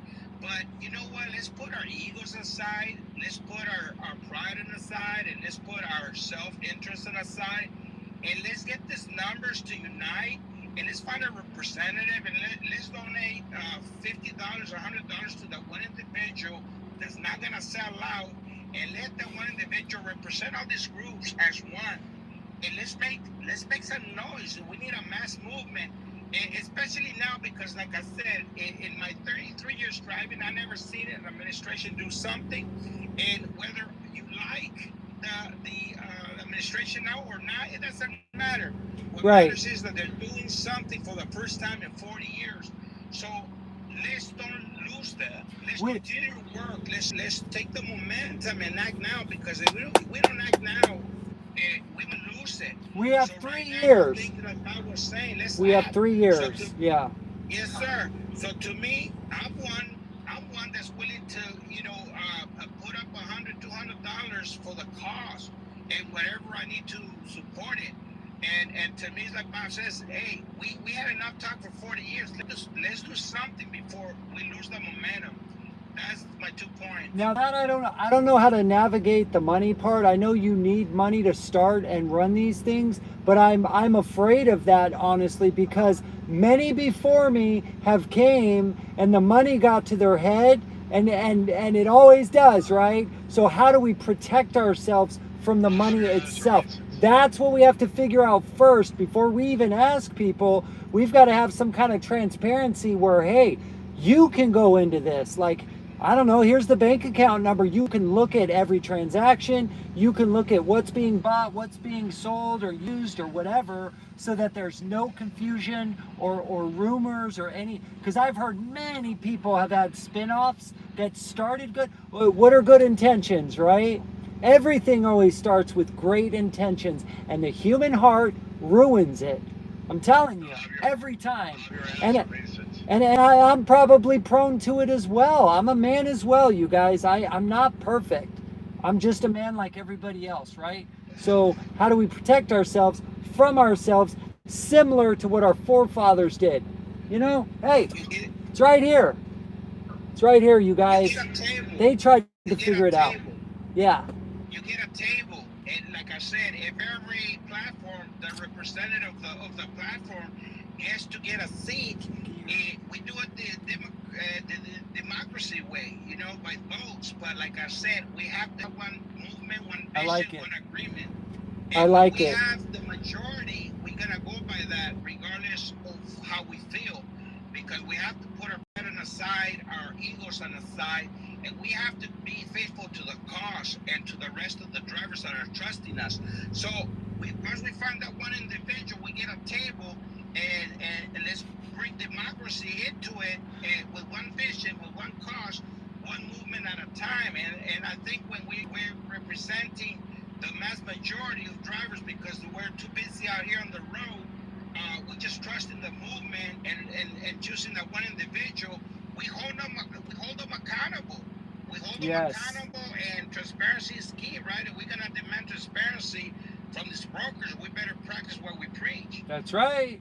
And well, you got to prove what you're preaching too. You can't just talk about it. You have to put actions, right? Your talk is cheap. Nobody cares about your talk. Well, maybe for a little while. They'll listen to you for a little while. I said that the other day. I was telling everybody, I was like, I have these follows now. What I have today, God can take away tomorrow, right? Everybody can hit the unfollow button just as good as they can hit the follow button, and you can't ever forget that, ever, right? Just like your spouse, man. You think you own your spouse? You don't. They can walk away, man, if you're not paying attention. That happened to me 6 years ago. I almost lost my wife because all I cared about was trucking and trying to buy the house. Thank you for the heart me. All I was caring about, I was like a deer in the headlights, right? I wasn't taking her on dates. I was not paying attention to her. I thought, oh, we're married, we're fine. and I was wrong, and I almost lost her because of it. I should, you know, and if I get the house, great, but I don't have my wife. Like, what was it worth, right? I lost track of the most important thing in my life at the time, for all time, which is my wife, which is my spouse. That's always number one after God, right? So we can't lose track of that, man. What's important, you know? I have an idea for what old school was saying. Vince, if you want to listen to me real quick. Go ahead, brother. Okay, trucking is very fragmented. We get drivers like you. You're a lease driver to a company. You have small carriers like us, like myself, and me, the other guy that just Bob, also. Coffee with Bob, yeah. Company man. So maybe we can all make an association with at least there's one representative for each branch of the trucking industry. Ooh. So that way it won't be corrupted. That way it won't be corrupted, and that way everybody is going to be heard. Because I like it. The representative for the company drivers is going to be with all the company drivers and say, hey, what are your concerns? How can we make it any better? Maybe like 3 each, right? Because any one man can be corrupt. So you have 3 of each, so they all keep each other in balance. For example, there are men in my church that hold me accountable. Sorry, go ahead. I interrupted. Go ahead. No. Go ahead. Okay, so like in my church, right? There's 3 or 4 men in my church that I trust, and I tell them the deepest, darkest secrets in my life, stuff that I wouldn't even tell my wife. I will tell them. It's not like I'm doing anything horrible or anything, but like, let's say I yell at somebody or I'm short with somebody, right? Because we all make mistakes. We all have a bad day, right? So let's say I'm having a bad day and I'm short with somebody. I will tell my brothers in the church, I will tell them so that they can yell at me, instruct me, give me wise instruction, tell me not to do it again, you know, hold me to a higher value so that I don't do it again, and I trust them for that. So that's what we need too, is something where we trust each other enough to where, like, hey, if I make a mistake or I say something stupid, you take me to the side and you school me on that. And I have to be mature enough and put aside my pride and ego, and I have to listen, right? And I might not like it, but I probably need to hear it. Am I right? That kind of thing. Yeah. So, right. What's up, old school? What? Okay, guys. Well, thank you very much. Hey, what's up? What's going on? Well, let's see what Bob. You. Thank you very much, you guys. Go ahead, old school. God bless you guys. Thank you for the time. Thank you. Thank you for the time. God bless you guys. I gotta go get my trailer picked up. Thanks for coming in, brother. Come back and see us, okay? Let's keep in touch. Everybody go follow old school. Everybody in here, you 62 beautiful sons of you know what. Go follow old school, okay? Go give him a follow. And give Pancho a follow. Give Coffee with Bob a follow. If you're not already following him, everybody in here, go do the thing and press the buttons and follow each other. Bob, you sure are quiet over there, brother. What's going on, man? Are you just bouncing around? What's up? I'm listening. I'm listening and learning, man. I got 2 ears and 1 mouth. Right on, man. I like it. I like it. Yep. Oh, man. Yeah, I like your videos, bro. I mean, I know you hear it all the time, but it's like the way your wife, I could just tell when you're getting yourself into hot water and you try to recover and you fumble, and I'm like, oh, man, here it comes. Here it comes. I love it, dude. I do that all day. I do that all day with her. That's a thing that happens all day. You entertain her, don't you? You entertain her all day long, don't you? Hey, Bob. I don't think so. Hey, Bob, can we retake the conversation when I left off, and then I got my signal went off, and then I got a call from my girlfriend? We were talking about if we allow the government to get to set a minimum that might be able to set the maximum as well, and so forth. And then you mentioned a very important topic, the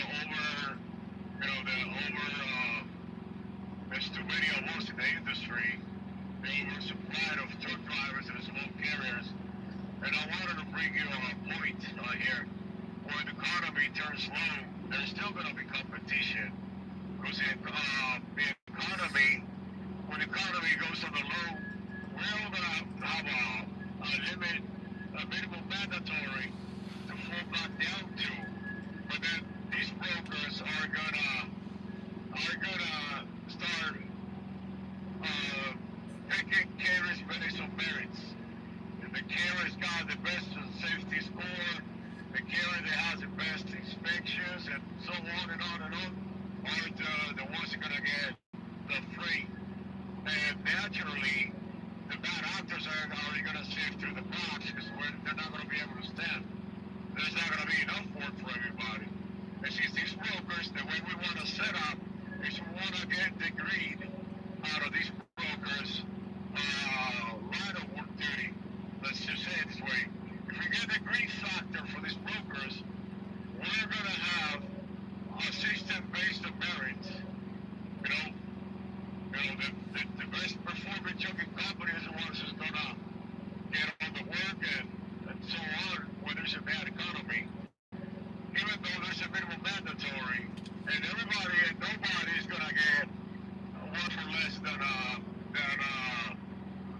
cost per mile, it's still not going to be enough work for everybody. It's just going to be an influence of so many truck drivers that wants to be on the load carriers.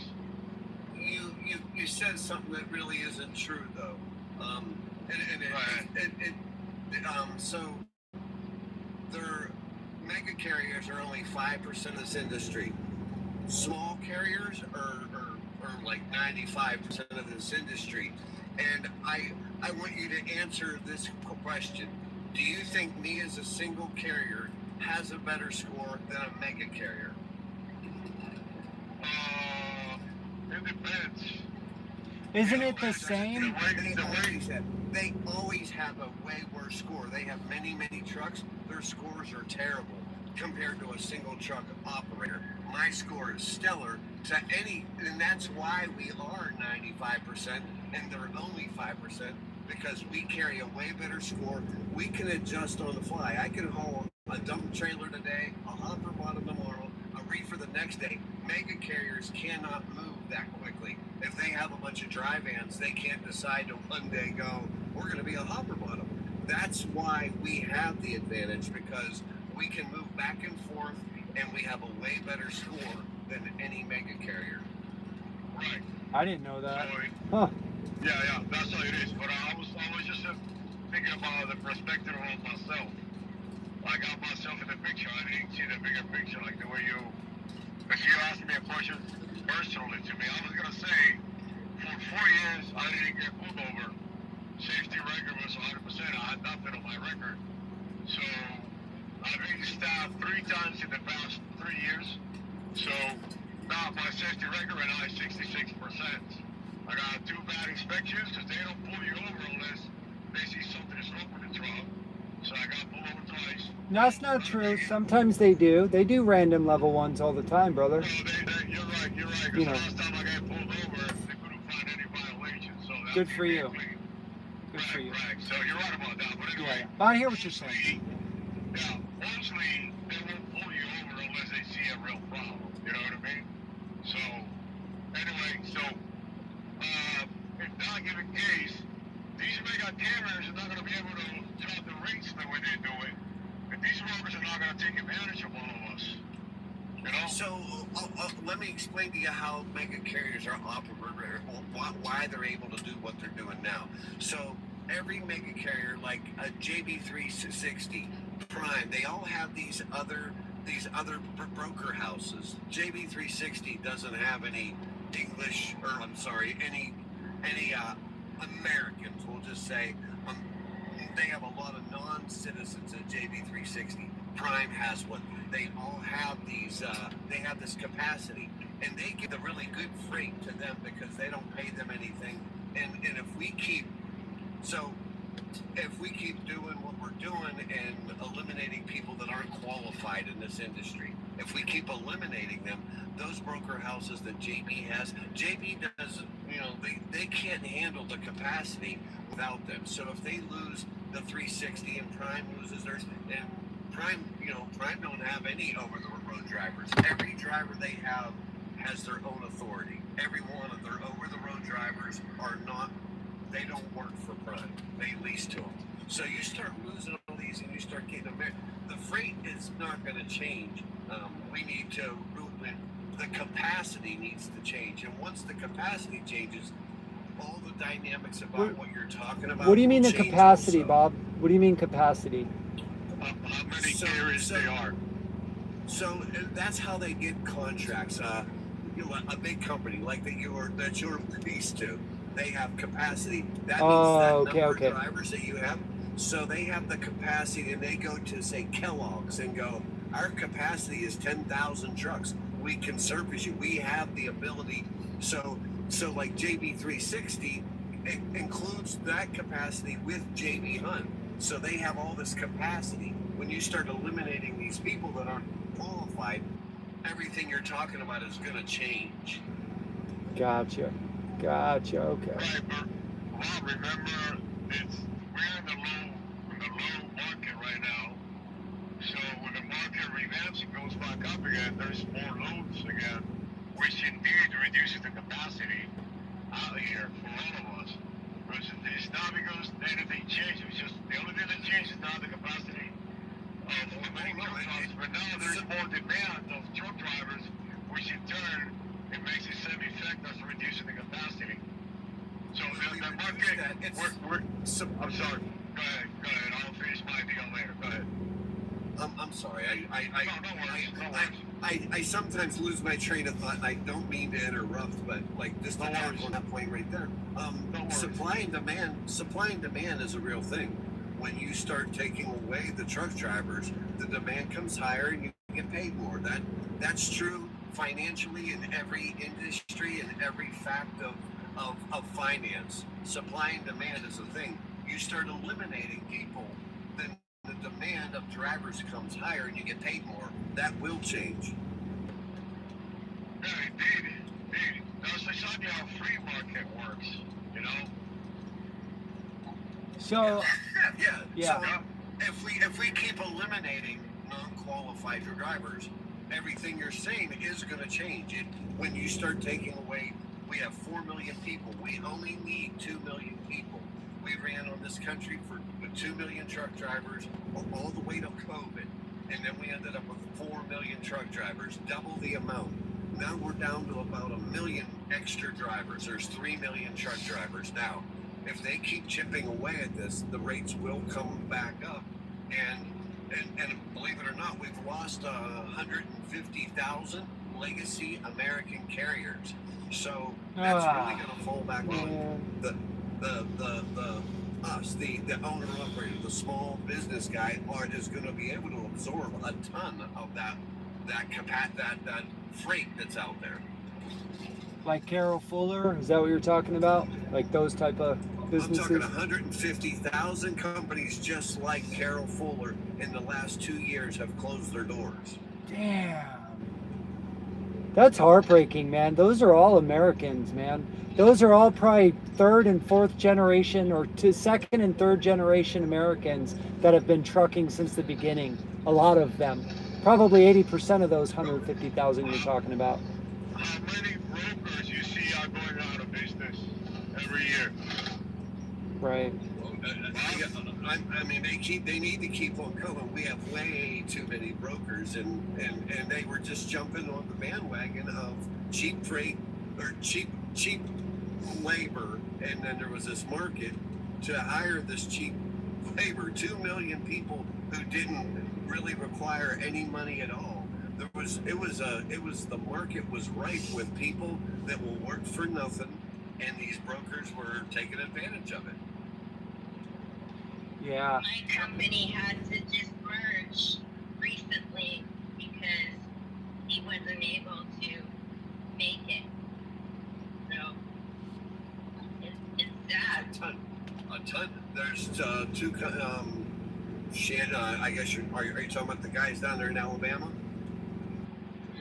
No, my boss had to merge just to be able to make it. Is he in Alabama? No, Arizona. Okay, there's several companies that have had to do that here really recently. Merging companies, combining their trucks, and And like, that's literally where we're at. It's totally insane. But 150,000 legacy American carriers, you can Google that, have shut the doors in the last 24 months. That's, yeah. Wow. Yep. So Jane, welcome in, everybody. This is Jane, everybody. Please go give her a follow. I was talking to her earlier on the phone. She is thinking about building a website for everybody to be able to, just to kind of, well, you go ahead and say what it is, Jane, for truck drivers to kind of get together on. Go ahead, Jane. Take it away. Thank you, Ben. If it weren't for you tonight, I was on the fence, but I'm gonna go for it now. You've given me hope. Awesome. But it's a simple concept, but I think it's something we all need. It's just going to be a platform for all these amazing leaders and people out here like Bob, Ben, Dan, or everyone busting their asses trying to make difference. It's one place for everybody to go to find everybody. Everyone's scattered right now. Nobody can find everybody. They're everywhere. So we're going to put them all on one page along with important petitions with links so people know about them and just click on it, find it. You don't have to do the research. Make it simple. Connor's law will be on there, etc., etc. Connor! I got an idea about, you gave me an idea tonight about listing all the congressmen with their phone numbers on there. You know, that would be a big deal right there. The congressmen that are on the transportation. Yeah. So the congressmen have the transportation and infrastructure committee. Senators have the transportation and science committee. The congressmen, there's 65 members on the transportation in the Congress side, and there's 28 senators that are on the science and transportation of the senators. And knowing the chairmans, that's real important too, in what state you're in. Yes, I'm learning that. Let's put that on there so it makes it easy for everybody to find. You know, they just put their election when their election is. Ooh, there we go. Their elections. There you go. Yeah, because Jane, I'm open to suggestions. I can tell you right now, truck drivers working 70, 80, 90 hours a week, the last thing they want to do is go and find out who these 28 members are, right? Or these 68 members are, and look up all their phone numbers, and when are they being re-elected, or when is voting time, and but if it's all on one website and they can just click to it, or on their phone go to it in a heartbeat, this is how we win. Sorry, go ahead. Let's make it easy for the truck driver to be able to find all this knowledge. Yep. So I was in a chat. I was in your chat last night, and I really didn't understand. And I got frustrated because I didn't know where you were going. But that's an amazing idea. If that's what you're doing, that's it. I just didn't understand the point of what was going. And I really didn't. Like, I wanted to know, and I couldn't get an answer. And I got frustrated last night because I didn't. But what you're saying now, like, I wish we could have just talked, because on a chat, there's too many people with too many random things, and I couldn't figure out what you were talking about. I'm sorry if I didn't clarify that.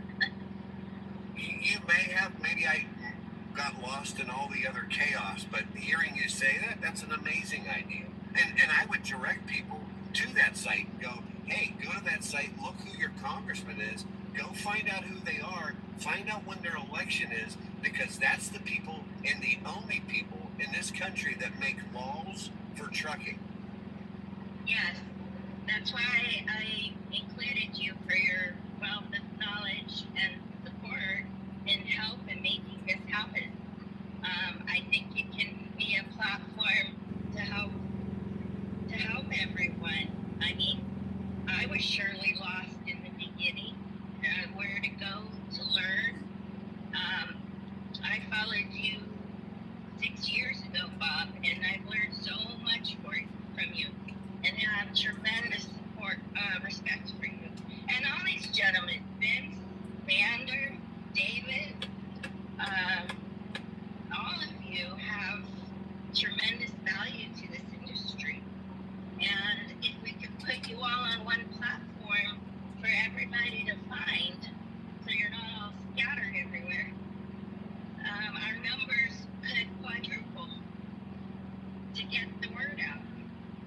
I would love to see every. Go ahead, Bob. No, go ahead. I was gonna say I would love to see everybody put to the side all the drama, all the fighting, all the arguing, all the different ideas. I'd love to see everybody put it to the side for now. Let's get this thing done. Let's win back American trucking. Let's make it safe for all our beautiful people that we care about in this country, right? Our citizens. Let's lock it down, and then let's figure out ways to protect it with Congress and Senate, right? And then maybe this will never ever happen to other people again. That would be, we have to prove to the industry that we can unite. We may all have our unique ideas and differences, but there's no reason we can't all be on one platform for everybody to make it easy, for everybody to find everybody, and the drivers to make their own discernment as to who they want to go follow.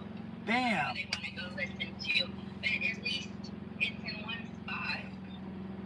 It's the American way. And you know what, everybody? Look at Jane she was shy to come up. She didn't want to come up at first, but she did it. She found the courage. She came up. I'm proud of you, Jane. Good job. I'm so proud of you for coming up. I know it can be nerve-wracking at first. It's not easy at first. I am so proud of you, Jane. Good job. And you have absolutely no idea how nerve-wracking it is. I'll support that totally, Jane. Like, that's a great idea. It really is. And also, I wanted to, like that. I just lost my train of thought about how the truck. But I forget what you were saying. But I'm totally behind that. There's a lot of people in this. There's a lot of people that want to talk a lot about trucking, and I believe that you have to have a plan. You have to have what you're going to do, how you're going to do it, the demands that you want, and what you're willing to do if those demands aren't met. Because if you aren't doing that, then you're just talking about. And what I'm doing, just to be clear, I'm trying to educate people, not even truck drivers, on how the trucking industry works and how Congress and Senate and all this matters. Basically, the civics of how our government works, so they know how to fix the problem. Now, I mean, I've gone over what a law and rule is so many times, and there's still people that are fighting that don't want to wrap their head around it. And I'm trying to be as patient as I can, because some people believe everything in the FMCSA book is a law, and it's not. Yeah. Some are rules, yeah. Some are laws, and I try to help people, but it gets really frustrating saying the same thing over and over again. That's one of the three things that keeps the trucking industry from ever coming together. It will never, and it won't, because of arrogance, ignorance, and lack of education. You Well, can never get two truckers to agree on anything. That we can all come together on one platform to find everyone, if that makes sense. I disagree with what the gentleman said. I'll give you two examples. Same. Okay? Yeah. 2008, when everybody stopped making money because the fuel price went up over about $5 a gallon, everybody got together and everybody put their differences aside, and everyone went out to strike out. It was a national strikeout. Okay? That was not a national strikeout. Hell, we're. A handful of people that shut down. It was not a national strikeout. It was national. It was all over the place. You must have been watching, like, cartoons or something. Torpedo ran all over the country.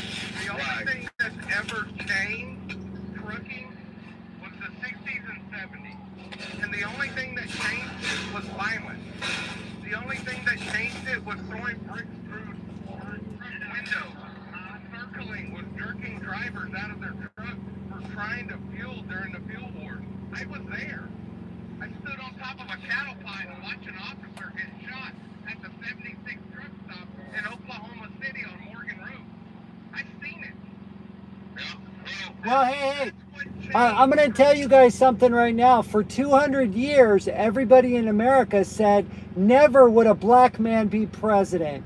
But what happened 8 years ago, fellas and gals? What happened? So, you know, I remember as a child, there was a cartoon I used to watch called An American Tale.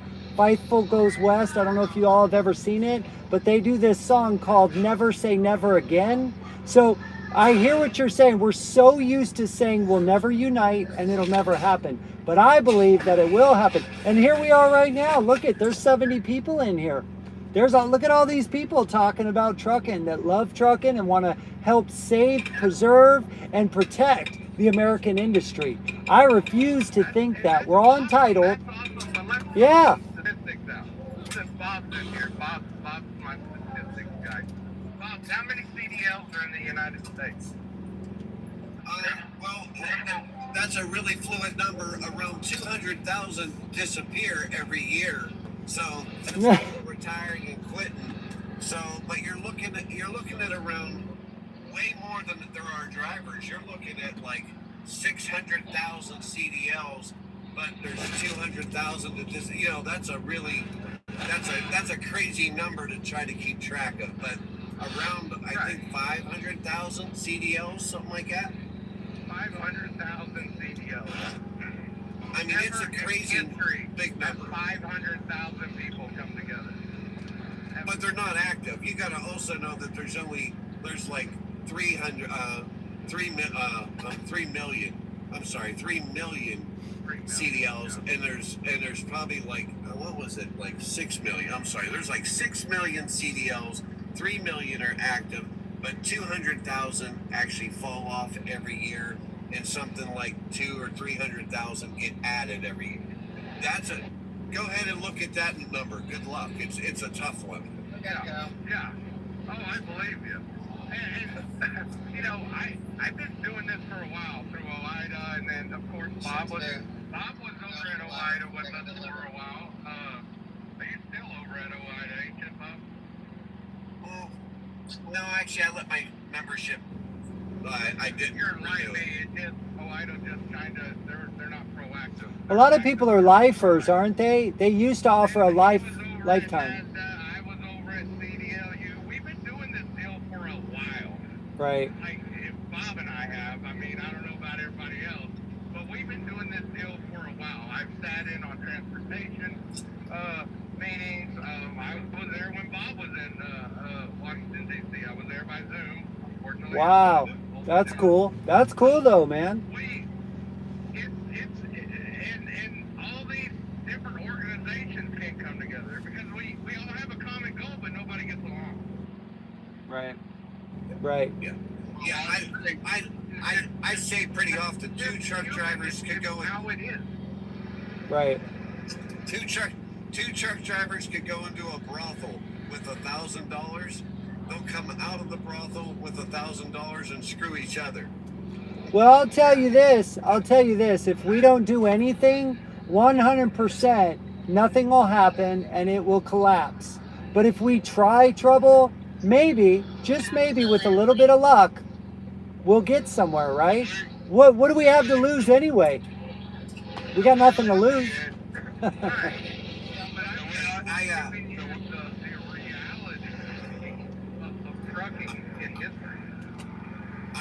I don't mean to interrupt, but I do gotta go. I am at my delivery, so I gotta say goodbye. Right on, brother. Thanks for coming in, Bob. Thank you so much. Appreciate you, man. Later. Join the chat, Bob.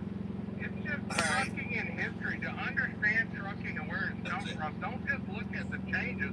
Look at what caused the changes. Look Right. at what The way I see it is we don't get along in history. The way I see it is we don't get along if we don't get an agreement So if we good. don't follow through. There's not a clear leadership. And we are actually in the process to create that kind of leadership. And We need to go forward. Pancho, I want to say something. Pancho, I'm going to interrupt you just real quick because this is important. So, Trouble, you know Einstein attempted his things 100,000 times, right? And he failed 100,000 times. But one time he succeeded, and that's all we need, is to succeed once. So has it failed many, many times? Sure. Has it failed the last 40, 50, 60 years? I don't care if it's failed the last 100,000 years. I'm going to keep trying, and a lot of us are going to keep trying, and I'm not going to stop until we get somewhere. We've had bins in our corner in the last 2-3 years. I've watched working with Lisa and Yep, them, yep. I've watched bills go in. I've watched bills get pushed aside. I've watched us get wins. I've watched us fall on our ass. And Yep. that's just the way it is. We are the bottom feeders of America, and that's that. I don't believe that. I respectfully disagree. I think we're the tip of the spear. We're the backbone of this country. I feel like we're the most important thing. We're not the bottom feeders, man. We're the winners. We're everything. So let's change that. How do we change that? Let's not focus on what people think about us. Let's focus on how do we change that? How do we get somewhere different? How do we do that? That's what we do, Trouble. Let's not focus, sorry, Vince. Let's not focus on the past. Exactly. We learn from the past. We learn. The only way to go forward is by looking ahead and looking to the future, not looking to the back and say, oh, we're not going to be able to unite. Oh, this is never going to happen. I've seen it before. Well, guess what? If you've seen it before, you may not see it again. Who knows? But if you don't try, we'll never know. That's right. We got nothing to lose to try. Nothing to lose. And we love this industry, so we're going to fight for it. And we're not going to give up. I figure, Trouble, I got about 15 years. So I've been in here 11 years. 11. I've been here 11.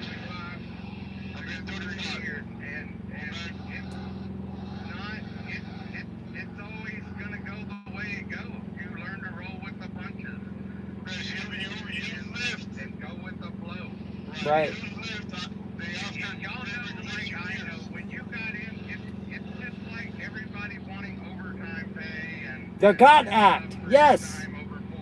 That's right. We've earned it. When you got into trucking, what you were going to do. Say that again. You know how much money you're going to take from small businesses, as far as small owner-operators, in order to pay overtime when they're barely making it right now? How would it take from owner-operators? Think about the consequences. When I say owner-operators, small fleets, five, the mom and pop. Okay, so are you for drivers or are you against drivers? Let's pay them less than minimum wage. What do you think? Will that make you happy? What have they earned? Minimum wage, less than minimum wage? What should we pay the American truck driver? I mean, they only work 70 hours a week. They only don't make it home 300 days a year. They only live in a square foot, 72-foot box 300 days a year. They only have a job that's 7 times more dangerous than law enforcement. They only take all the risk with no reward. They have all the anxiety. They have sleep apnea. You know. Yeah, and without people getting into the industry, where would America be? My whole family drove. My mother, my biological father, my pa, my brother, everybody in my family drove. I unfortunately have always hauled what I've hauled. But we knew what we were getting into when we got into it. You see what I'm saying? No, I don't. 15 years ago, when you got into this, you knew what the hours were going to be. You knew you weren't going to be home. So why True. all of a sudden True. does everybody want more money? Because I don't say to an American Marine when he comes home from battle with his leg blown off, I don't say you knew what you were getting into, Marine. I say, sir, thank you for your service. I appreciate the freedom that I have here in America with my family. That's why. More money. You know, like John F. Kennedy said, ask not what you can do for your country, but what your country can do, or sorry, ask not what your country can do for you, but what you can do for your country. So no, you know, not at all. No, not at all. Let me say something to you, Trouble, real quick. Trouble. We used to make the equivalent to $175,000 to $200,000 nowadays. Every single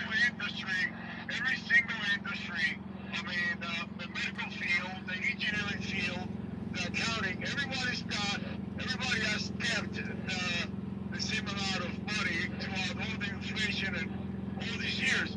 Trucking, you see all the industry was left behind. We're still in 1983. Yeah, yeah. I don't disagree with that.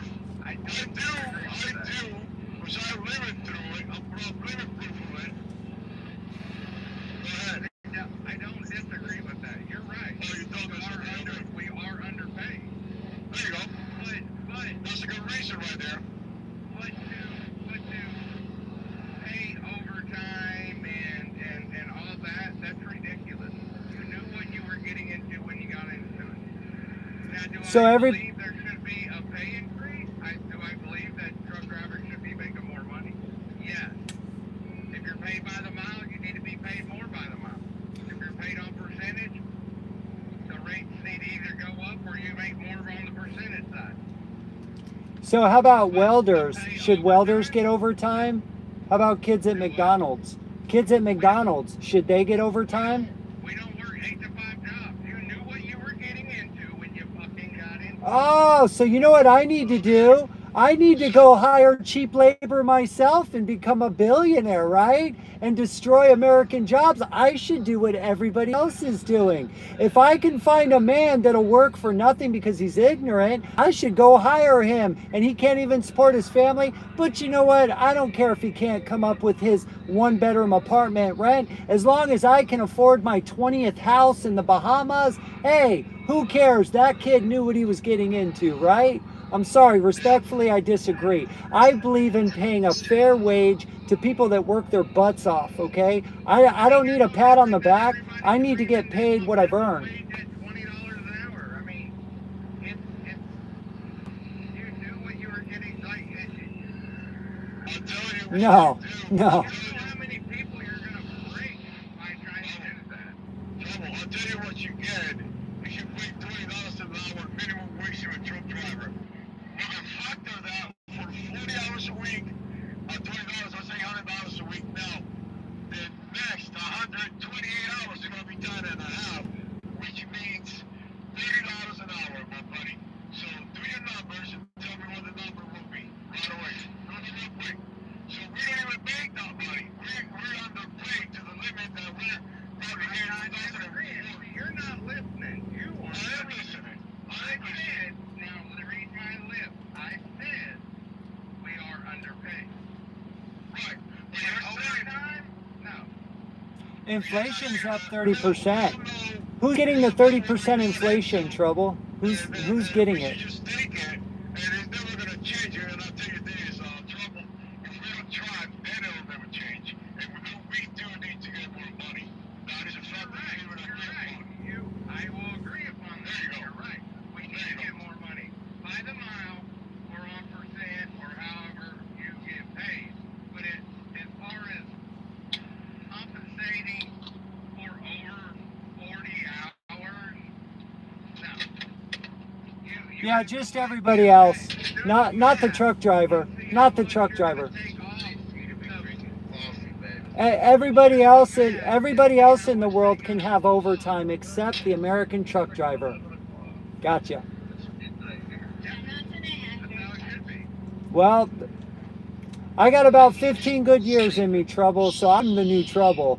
I got about 15 years left of good energy in me, I feel like, to fight for the American truck driver and their families and to bring back the middle class to the American truck driver. That's what we've earned. We don't deserve it.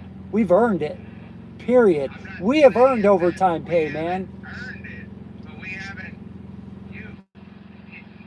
Nowhere in history has anybody got paid overtime. You sure about that? Being paid per mile. Exactly. That's exactly right. That's the problem. That's the problem. Now, do we deserve a mileage increase? Yes, for sure. Yeah. We should. Trouble. I'm gonna tell you why I consider the paper mile a little scam. Okay? You're only allowed to work 14 hours a day, right? So when you go to the chipper or the receiver and they take 8, 9, 10 hours to do your work, you're only gonna get paid a little bit of money.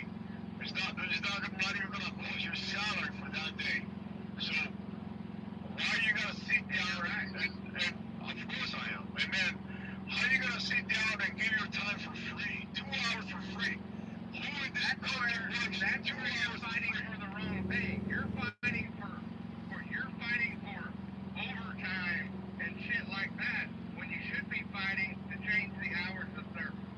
You should be fighting to change the hours of service. We're fighting for money, my friend. We're fighting for a living wage. Change the hours of service, then you can stop your time. No, dude, you got this slave mentality. With all due respect, Trouble.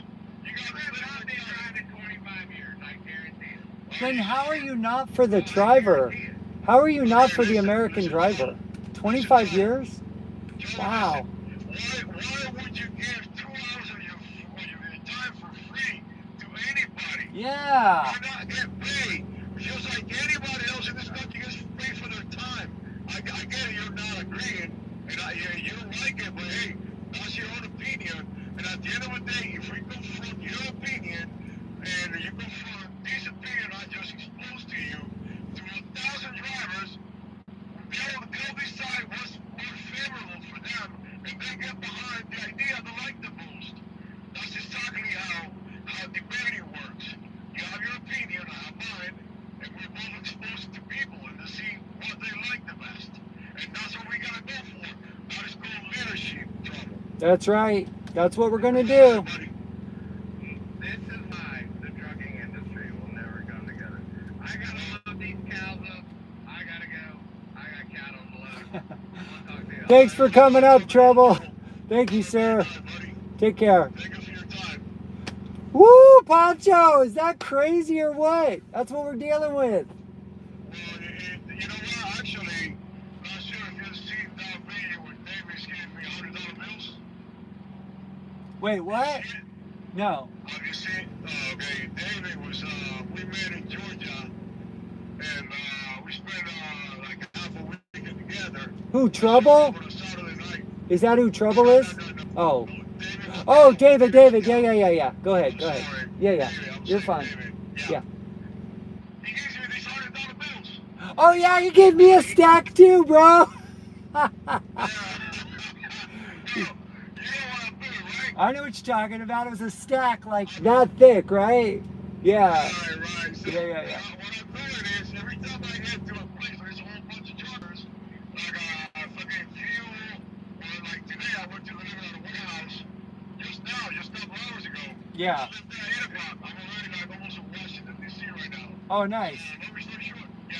Long story short, I took my stack of bills and I was just approaching every trucker. Hey, you want $100? They were like, well, hell yeah, give it to me. And then when I gave it to them, they saw the after.org and all the things written in the back. I started explaining to them just to get their attention, right? Yeah. I had a guy who gave me a hug, said, man, thank you so much. He gave me a hug and everything. A lot of these guys were so happy.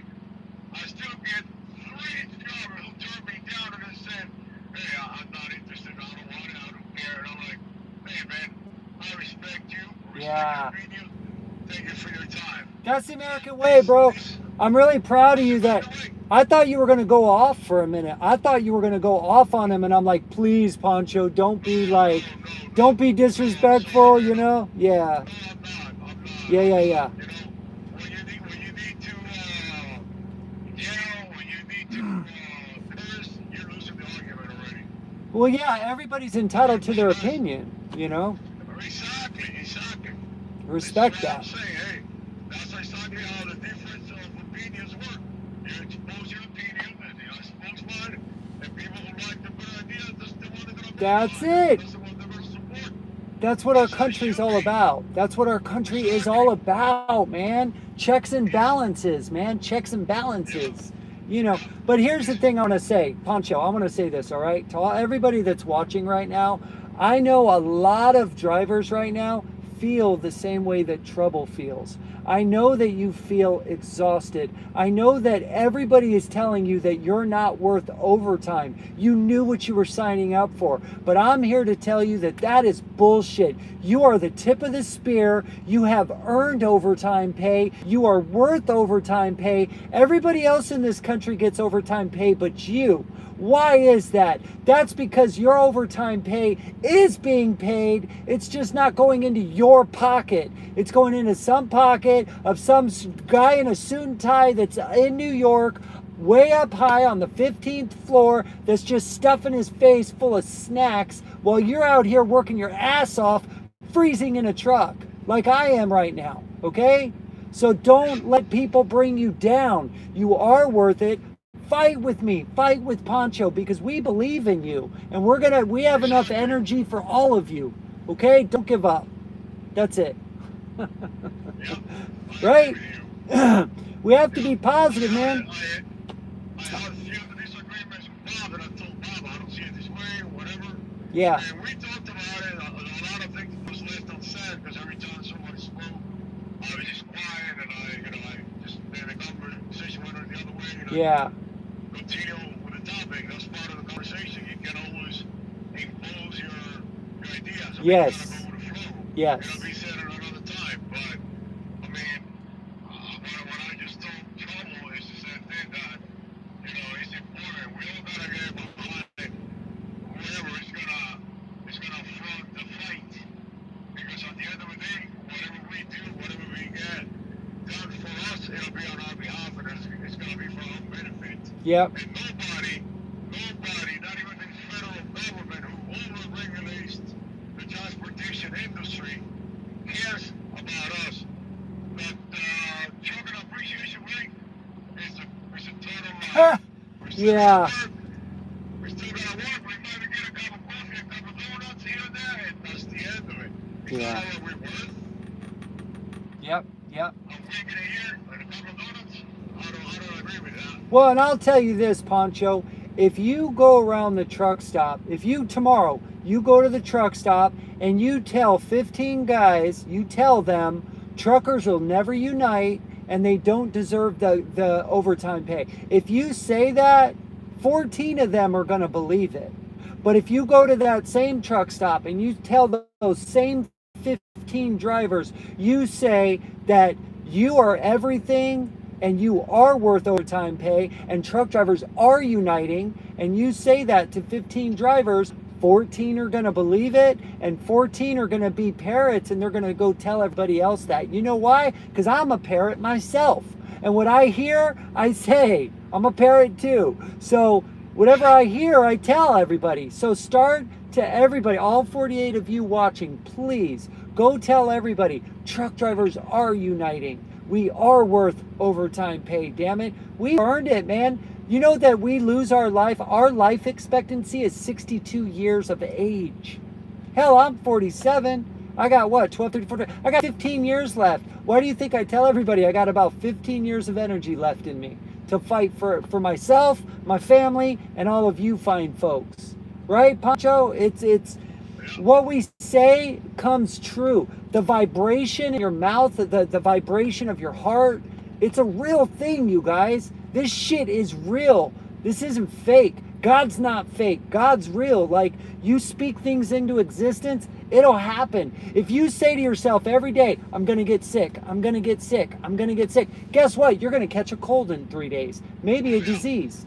But if you tell yourself, man, I'm strong, I never get sick, I'm a warrior, I have energy, you say that, guess what? 99% chance it's going to happen. So, I get it. A lot of people they've lost their way. They're exhausted. Trouble, maybe he has been fighting for 20 years and he's tired of not getting anywhere. I get it, dude. I respect him too. 25 years of driving. He's got way more than I do. He's got double, almost 2.5 times what I got. So, trouble. I got 11 years. I think he's. How long he has driving? I think he said 25. I said 25. I was driving for 25. It started in 2000. Oh, okay. Well, yeah. I was 20. I keep saying 25, but in reality it's 27. So look at your attitude. I was 22 when I started. I'm 49. So I was 27 right there. Look at your attitude versus 25. his. Yeah, two different attitudes. You know what I mean?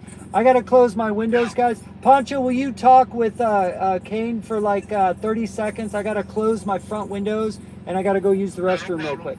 All right, I'll be right back, y'all. All right. Hey, bud. Kane, can you hear me?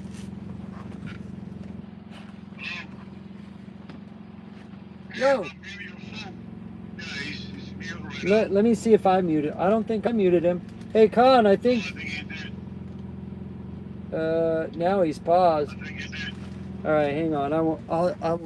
Let me just roll up my windows real quick. Is he there yet or no? He's not there yet. All right, hang on. I'm almost there. I'm almost there. They're halfway up. All right, all right. Here we go. I'm coming back. Slowly coming back. Dude, I got a studio in my truck, bro. Do you want a view? Does everybody want to see a tour? Have you? I sent the link to my girlfriend. She was looking at your setup. She was like, "Oh my God, this guy's got a nice a park in the back." And I'm like, "Yeah, he's been all invested into it. He runs a live every day." Yeah. So. She remembers when you were on the White House. She's actually the one who sent me your video, Vince. I'll tell you. My girlfriend's the one who sent me your video. Oh, did she? That's cool. Nice. That's how you found me?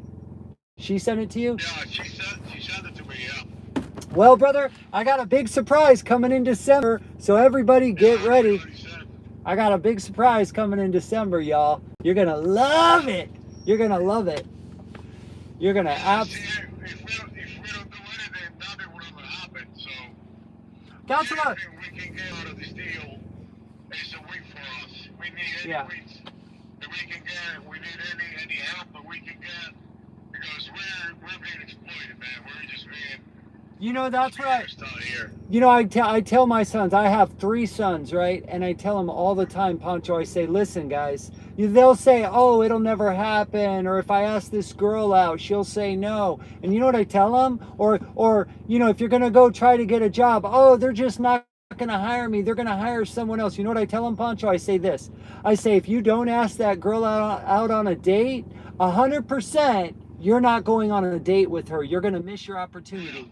But if you ask her, you got a 50-50 shot. What do you have to lose? So just ask her. Because what's the worst that could happen? You're stuck where you're at right now. If she says no, she says no. But she might say yes. You'll never know unless you ask. So that's how I want us to all start thinking as truck drivers. I want us to all start saying that we can. We're going to. You know what I mean? That's what we have to do, man. That's how we win, dude. We have to believe it. We can't have this attitude of it'll never happen. Enough with all that nonsense, negative talk. I don't like it. Well, maybe because we've seen how many times we've been deceived by the federal government. We're thinking they're going to do something for us, and they end up turning their backs on us. We have an organization, OIDA, and they don't do anything for us. Yeah. And everybody's against us pretty much. So we're just out here like slaves, taking the whip on our backs. Yep. And working hard for freaking masters. You know? Yes. That's the way I see it. Yeah, bro, I'm the same way. That's why I went to Washington, D.C. If you look at my pinned videos, I want you to listen to my voice compared to today. I want you to look into my eyes in those videos after we get off here. Just go watch one of those videos for like 20 seconds. I was having really dark thoughts at that time. I'm not going to say what those were on the live, but I'm pretty sure you can imagine what I'm trying to say. Okay? I was tired of living paycheck to paycheck. I was desperate, and I don't gamble, I don't drink, I don't blow my money, I don't waste my money. My wife and I budget well, but like What the hell? I'm working 90 hours a week. I'm sacrificing everything. I'm exhausted. I feel like a slave, and I'm not even having a good life. I haven't been on vacation in 4 years. So what the hell? You know, and so many people want to say it's your fault. No, it's not my fault. When I have an option of 10 brokers that all pay the same, how's that my fault? What am I supposed to do? Right? So that's why I went to try to talk to Donald Trump. Trump, am I crazy? I don't know, maybe. This is my thinking, bro.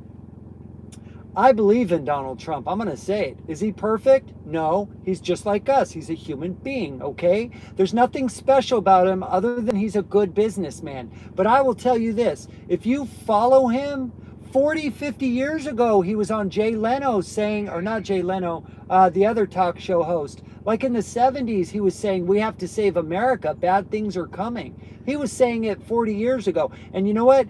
I think that Donald Trump cares about the working man.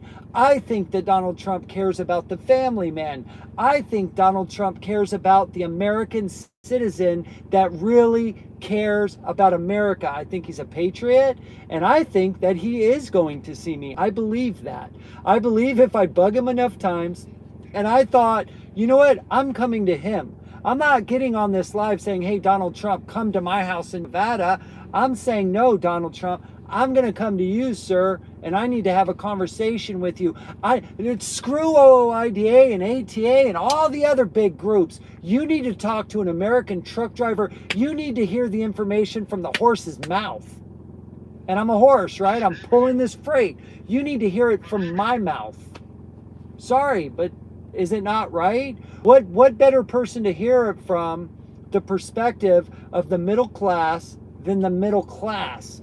You can't get perspective from a rich person. They've never suffered. They've never been on the side of the road with a $4,000 tow bill and not know, pay my mortgage or my tow bill to stay in business. Rich people have never been in that position, man. They've never frozen a truck. Dude, I mean, when I first went to buy my house for the first 2 years, dude, I never idled my truck to save that 30 bucks a day, to save up for the down payment on my truck. Dude, I've slept in 90-degree weather in my truck with the windows down and mosquitoes attacking me. And I have in Arizona and Texas, Laredo, and I've spent the night in Cheyenne, Wyoming, or Laramie or Rawlings, Wyoming. You all know how terrible it is there in 15 to 20-degree weather with my thermals on in a beanie underneath my army blankets that are 70% wool. So tell me I'm a bullshitter, right? How would I know all that information? I've suffered, dude, and I'm not crying. Yeah, and we're not crying. We're just saying we want what we've earned, and we are going to take what we've earned. Enough people have made enough money off our backs, and I'm tired of it. If you're sitting at home making a bunch of money off an American truck driver, shame on you. Go do the work yourself. If you want to make a little bit, I'm okay with that. But 40 to 60%, I'm sorry, truck drivers in the 70s were making $35,000 a year company. Today, that's about $175,000. Owner-operators, the average owner-operator doesn't even make that net. One of mine is retiring this year. He's 70 years old. He got the deregulation. He's been driving for like 50 years as well. Yeah. And he told me back in 1984 he bought a Peterbilt 359. He paid $54,000 for it. Okay, and he paid for that truck. He paid for that truck $54,000. He probably didn't know that. And then, long story short, he was done paying for it in about 10 months. He said he paid for it. 10 months, truck payment, full truck payment. That's the equivalent of you making an $180,000 and $85,000 truck payment in 10 months. Okay? Wow. Money equivalent. But the story gets better. He busted a tire and made another tire, and then he lives in an apartment, and it's like, okay, I need a house. So I don't want to get rid of my tire. So he sets out to go get his own house. Guess what he does next? What? He stays over the road for another year and a half, and he buys his house cash. Outright, no mortgage. Wow. So, in less than 3 years, this guy paid for a truck Yep, there you go. That says it all. You just said it. You've been doing this for 4 years now. You're broke. I'm broke. All my equipment is paid for because I know any better not to get into the finance picture anymore ever again. Right. So I buy my equipment outright cash, whatever I can save it a little bit, go buy a trailer, I refurbish it, I fix it, whatever I gotta do to make it work. Yeah. So I know better. So I've lived through this. So and long story short, I'm broke. And it's not my fault. I work 7 days a week. I live in a truck. Yeah. And then if I can get ahead, it's because something or someone is taking it from me. Because when I hold a load, I mean, the chipper makes money, the receiver makes money, the broker makes money. So why do I need to struggle to try to make a living? It's like if me and the trucker isn't a struggle enough already. That's right. That's right. That's all I'm trying to say here. I'm not asking for $1 million, but is it okay if I go on vacation to the Grand Canyon once every 2 years? Is that okay? Damn. I already work 90 hours a week. Like, it's ridiculous, man. The gaslighting and the smoke is so ridiculous. And Pancho, so many people are used to it. They just live it and they accept it. That's why I'm here to say no. You know what, bro? My friends even. I have 2 really close friends, and for years they've been calling me crazy when I say I'm tired of sitting on the dock for free. I'm tired of sleeping in the truck for free. Like, we should get some kind of hazard pay. You know, if you're a miner and you're spending the night at the mine site, you get what's called hazard pay. People that travel for their job, they get hazard pay to spend the night in a hotel. So why do we not get nothing for this? So I have 3 friends. Yeah. They were just driving their trucks. Unfortunately, during the day, their exhaust pipe that runs under the cab got a little hole, and while they were sleeping, a little bit of carbon dioxide went inside their cabs. They didn't make it to the next morning. I had 3 friends that has happened to. There you go. You're a smart man. Bro, listen. You're a smart man. About 7, 8 years ago. Okay, do you remember in northwest mountains of the West Coast, we had a bunch of smoke? Do you remember that or no? This was like maybe like 5, 6 years ago. When there was a huge fire over there? Yes, brother. So in Reno, Nevada, we had a lot of smoke the whole summer. So I had a hard time breathing and I thought it was that. Well, one night I just couldn't breathe. I felt like something's wrong, man. And I don't smoke, right? I went to the ER. They did blood test, everything like that. Guess what I had in my system? Carbon monoxide poisoning. Carbon monoxide poisoning from an exhaust leak. So I went to work, I did some research, I suffered for like 3 months. It's hard to breathe. There's nothing to help you if you get carbon monoxide poisoning. Time is the only thing that'll get rid of it. So you have to suffer and not be able to breathe for about 2 to 3 months. Well, get this, bro. Well, what's my whole point? Oh, I did some research on it. 3 to 5 drivers every year are unalived by carbon monoxide poisoning. So everybody that's listening, if you feel like you can't breathe, get your exhaust checked out. You might have an exhaust leak. Period. Be careful. You'll die. Yeah. You wake up dizzy in the morning. You wake up disorientated. You're headache. You feel wobbly. You're not hungry. It's another symptom. I just recently went through it. I had it for a couple of days, and I realized that I went under my cab, and right behind my bracket, the exhaust pipe bracket, I had a little hole. So right away, I went to Home Depot. I bought one of those aluminum tapes for dock work, and I wrapped it around. I got caught up to it. As soon as I came back to my home, I took it to my mechanic, got it all brand new again. Wow. So, wow. Yeah. And I mean, I could have perfectly died for that, you know what I mean? Yeah. Real quick, Audrey, have you been here for the entire live, and are you just now coming in? And second, Anthony, welcome in, brother. How are you? What's on your mind? Hey, how you doing? I'm out in a noisy truck tonight. It's I'm okay. in a different truck they let me use. That's what I was going to say. I always carried the carbon monoxide detector. They even make your little keychain ones with air qualification. And I try to say something there every year, like on Facebook about it, and so people know, because if they have the carbon dioxide detectors in RVs, they should have them inside the vehicle, because there was a couple that I read years ago. Freightliner had a recall. Well, they didn't want to do the recall until it happened. The lady, they was renting teams, and the husband passed away from carbon dioxide getting into the cab of the truck. Oh, But man. they had a faulty design in the Freightliner Century class, that the exhaust fumes would get back into the cab through the ventilation system. And then can I say something when you're done? I'm sorry. Go ahead. Yeah, and then also idle air. That's why idle air went out of business, because carbon. They had a lawsuit because the carbon was coming through the idle air system, getting in people's trucks while they was asleep years ago.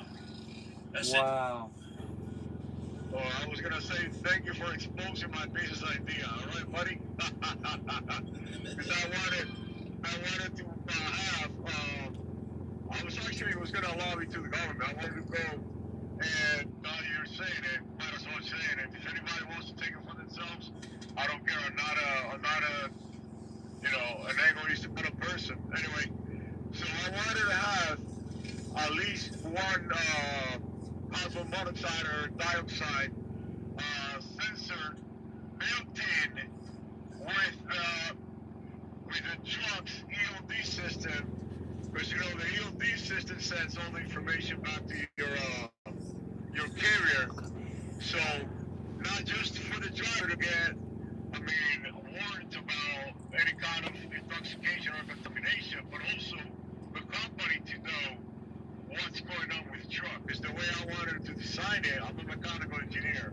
So the way I wanted to design it was, I wanted it to read the percentage of carbon monoxide that is getting into the cab every single day.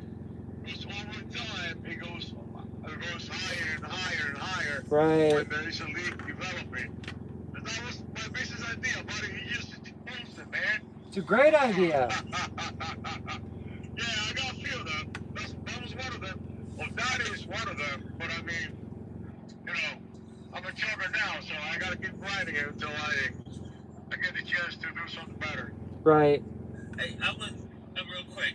I do a lot of postal. I do postal mail. Like run a mail at night up to one post office, and I see a lot of the post office drivers. They sleeping, like taking naps. They can't take naps in their truck. Wow. Really? Well, they might just be on their 30 or something. I mean, who knows, right? Hello? Pancho, are you still there? Oh, damn.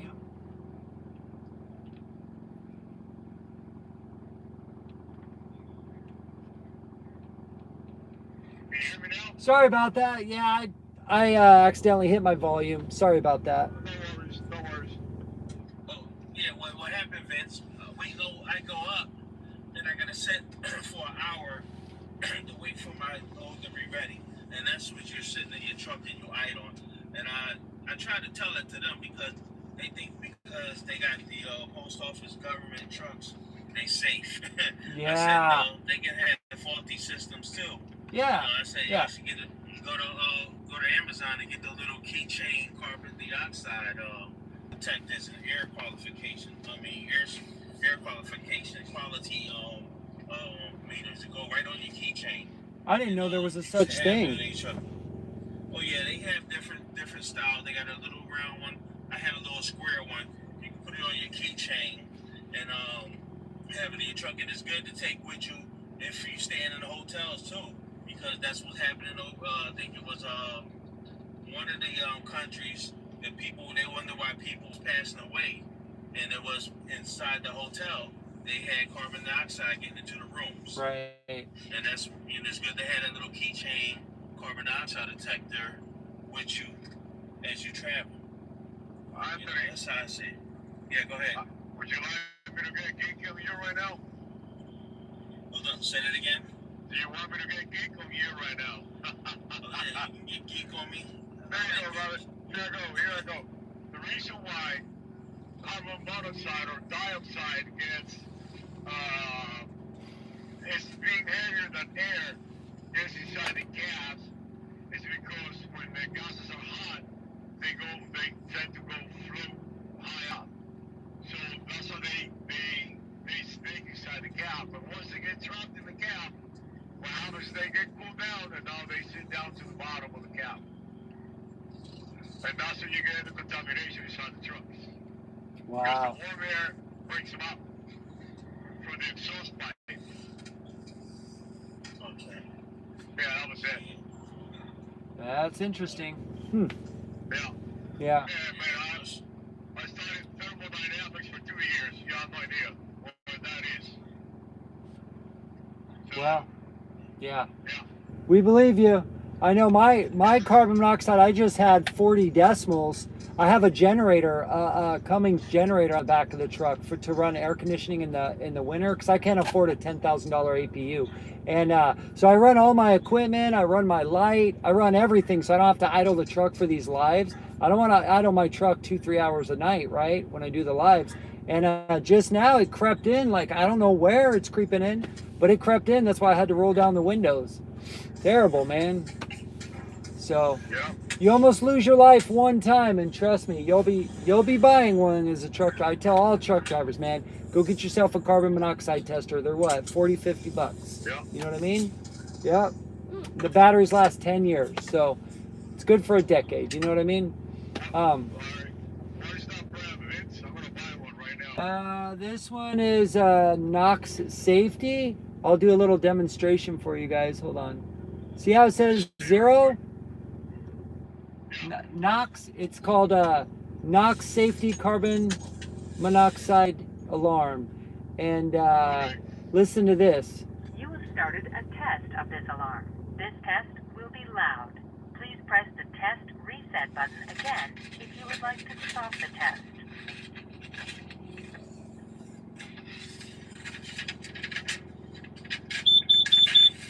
Dangerous level of carbon monoxide detected.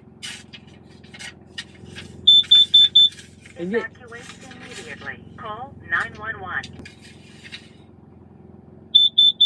That might not sound loud, but it's really, really loud. This would wake you up, and I'm a pretty hard sleeper. You know what I mean? So. You have started a test of this alarm. Anyways, yeah. So go get yourself one, y'all. All of you fine folks, all you beautiful 41 souls watching right now, go get yourself a carbon monoxide. Even if you're not a truck driver, go get yourself a carbon monoxide because it can creep in your house too from your appliances. Just roll down the windows, says I-10 Legend. Yeah, but bro, what if I'm in Washington? I mean, not Washington. What if I'm in Rawlings, Wyoming, bro, and it's 10? What if it's minus 10? Then what? He's not wrong though. That'll solve the problem. Just crack your windows. Yeah, what are you gonna do? I'm gonna wrap it up, guys. I think I've been at this now 275 minutes. How many hours is that? 4. 4. That's insane. This is the longest live I've ever done. But guess what? Tomorrow morning we're going to be talking to drivers. So if any of you guys, any of you gals or guys are up, probably about 10 or 11 Pacific time, we are going to be talking to drivers at the truck stop I'm at for about an hour or two, and then I got to go pick up my load and I got to head to Texas. So right now I'm in Seattle, Washington, and so that'll be fun. I haven't done that in about a month. I haven't talked to actual, drivers. I mean, like on a live.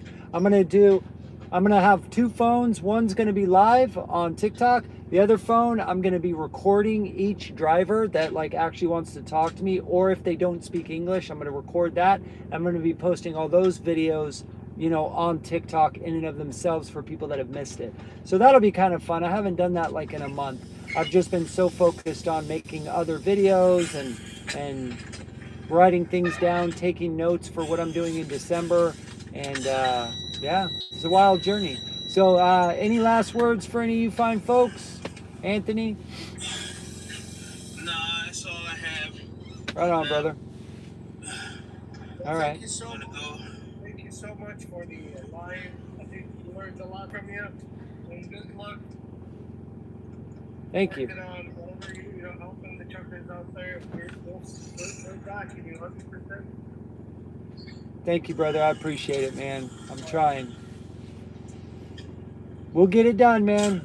We're all going to unite and we're going to get this done, okay? It's going to happen. All we have to do is unite. So everybody that's in here, there's 40 people in here. If each one of you just tells 2 drivers, that's 80 drivers. Those 80 drivers are going to go all over the country, right? At least 70 of those 80 drivers are going to drive over the road all over the 48 lower states. So the word will get out. You'd be surprised the ripple effect that your one soul can make. How important and special your soul is, and how just telling 1 or 2 drivers, even over the next week, if you tell 1 or 2 drivers, hey, truck drivers are uniting, you'll never believe it. The word will get out. Once the word is out, that's when the real change will happen. People will be inspired, people will be motivated. Right now, drivers are depressed, right? Drivers are depressed, they have no hope, they don't think there's going to be any change happen. So it's like, screw everything. But I don't believe that. I have enough hope for all of us. If anybody needs hope, just come in here on one of the lives and you'll see. We have a lot of hope in here. We have enough hope for everyone. And that's all you need is a little bit of sugar to make a cake sweet. Just a little bit of sugar, right? Yeah. So, Yeah. what are you going to do? I'd like to say something before I go, Vince. I wanted to tell Bob this, but unfortunately, you know, he's long gone, but I don't want to skip the idea. Because he put that shit in my brain. The real power drivers had back in the days wasn't just the union. It was a financial situation. Because they could afford to take off a whole week out of work, 2 weeks if need be, because they were well paid and all their finances were taken care of. So they're saying, oh, the union used to be the power, but the real power stayed behind their finances because they were being, by them being well paid and having a very stable and strong financial situation, they were able to afford any kind of strike or any kind of and respond to any kind of post they were given to. It's just like the dock workers on 2025 when they stroke out and they say, hey, if we don't get paid, we're not going to move. These people make money, and they've still got a huge race because they're people that are well set off economically. And this is what they're taking away from us, so we cannot unite because we need to keep on grinding it to make the little bit we're making. This is why we don't have any power anymore. Yep. We're still broke financially and economically. Yep. He's right. He's absolutely right. Well, thanks, Pancho. I really appreciate you, man. You helped me keep the live intact for like an hour and a half, bro. I really appreciate you. Thank you, man. I really do. Thank you. You helped me keep it alive and going, man. Do I appreciate you. So you see me on live again, please come back and help me out. I need more men like you. I was following you, and all of a sudden I saw because I stopped seeing your videos, and then I realized today, I even sent you a message. I was not following anything anymore. Somehow, I got knocked down from your because I started following you the minute I saw you were in Washington, D.C. Wow. So, there's a lot of scammers out there too. There's like 6 accounts that are scammers. So you gotta know the real one. This is how you know. I've closed down all my videos. That's why you can't stitch my videos or copy my videos. I don't do it because I like people to be able to stitch. I want the hard questions. I want people to challenge me because I want to better myself. That's the only way, is to answer tough questions. And if I can't answer the tough questions, then I have to go learn it, right? Because now I sound like a fool. Exactly. So the way you'll know it's the real account If you scroll all the way to the bottom and you see me in a t-shirt with a beard, then you know it's the real account, because I have a lot of older videos from just when I was trying to get somewhere when I was, I'm talking like years ago. I've seen your other work when you used to be like a regular TikToker and working before you went to the White House. Oh, wow. And I followed you. Wow, okay. You for so long. Wow. And then I realized that I'm not following you anymore. I'm like, what happened? I never followed. Damn. Okay. Well, also, yeah, go ahead. No, I just wanted to get you aware of what happened to me in this case. So That sucks, dude. TikTok is, I don't know, man. They all do weird things. All these, it wouldn't surprise me if the corporate giants would, you know, had control over all this stuff too. You get so big and they just cut you off. Probably, I don't know. I would hope not. That's why Elon Musk bought X, right? To give us a platform that we could actually speak on, that we could be free on. But you're censored over there too. You're censored everywhere, man. What do you do? you're censored everywhere. Yeah. No We matter just, what. we just try our best, you know. So, yeah. All right, brother. You have a great night. Anthony, thanks for coming up, brother. You guys all have yourselves a wonderful night. And I'm going to disconnect and then say my little thing, all right? All right, brother. Have a good night. You too, man. See you later. All right. See you. Later, Anthony. All right, and that concludes the live. So yeah, everybody that came tonight on X, we got 2 people on X. We had 1 person on YouTube. They are gone. That's okay. People come in and out on those 2, and I'm okay with that, right? Grassroots, it always starts small. And you know what?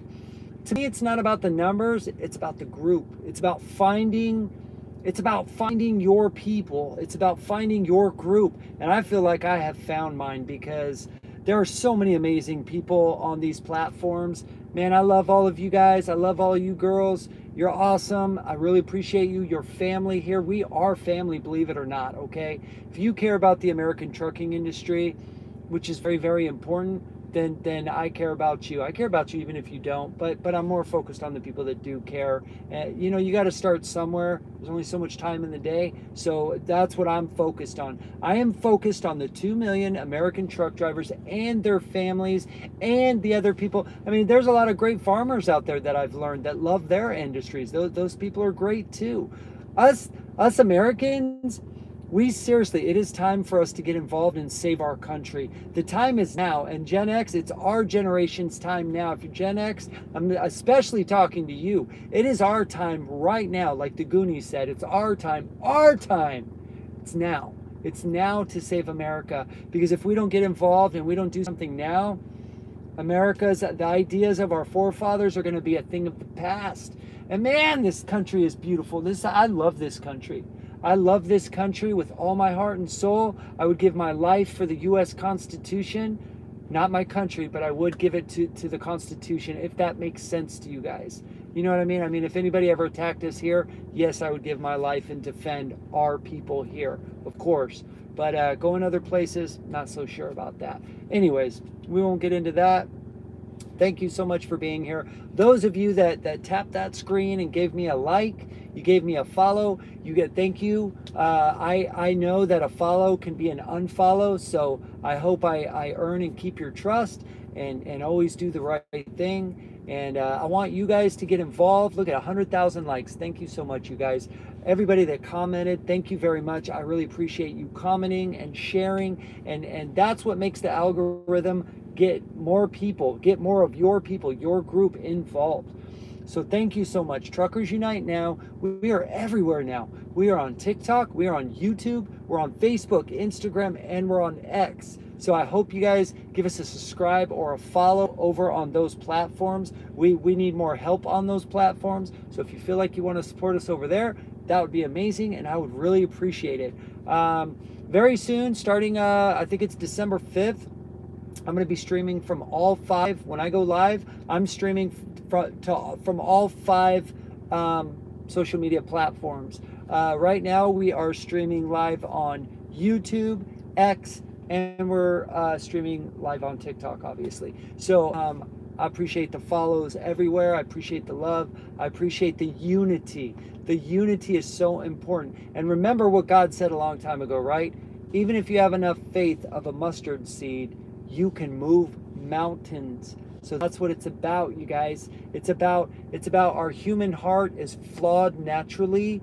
Our pride and ego is all there. So we got a good wolf and a bad wolf on our shoulders. Who are we going to feed every day? Whoever we're going to feed on our shoulders, if you're going to feed the bad part of you all the time, I'll talk about myself. If I feed the bad part of me all the time that's there, that's who I'm going to be. But if I feed the good part of me all the time, you know, that's who I'm going to be. So I try to give most my attention to the good wolf, because the bad wolf is not fun. It's not fun to have pride and ego and all those nasty human emotions that we have, right? So thank you again for following. I love you guys. 1 Corinthians chapter 16 verses 13 and 14 says this: be on your guard, stand still in the faith, be courageous, be strong, do everything in love. Okay? A truck driver is supposed to be trustworthy, loyal, helpful, friendly, courteous, kind, obedient, cheerful, thrifty, brave, clean, and reverent. And on my honor, I will do my best to do my duty to God and my country, and to obey the truck law, to help other people at all times, to keep myself physically strong, mentally awake, and morally straight.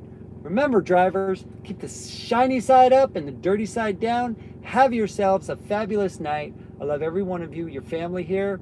You'll never be interrupted, disrespected, sexualized, none of that crap. Not here. You are safe here from violence, from being interrupted, from being threatened. I won't put up with any of that shit here, okay? So, come in, give me your ideas. If you want to come in tomorrow, great. I'd love to have you. I'd love to hear your ideas. You just might be the next person that has the ultimate idea to save trucking. So I want to hear from everybody. Don't be shy. Today, Jane got up. Jane, if you're still watching, I'm so proud of you for getting up here. She was really nervous. She was shy, and she got up here and she spoke.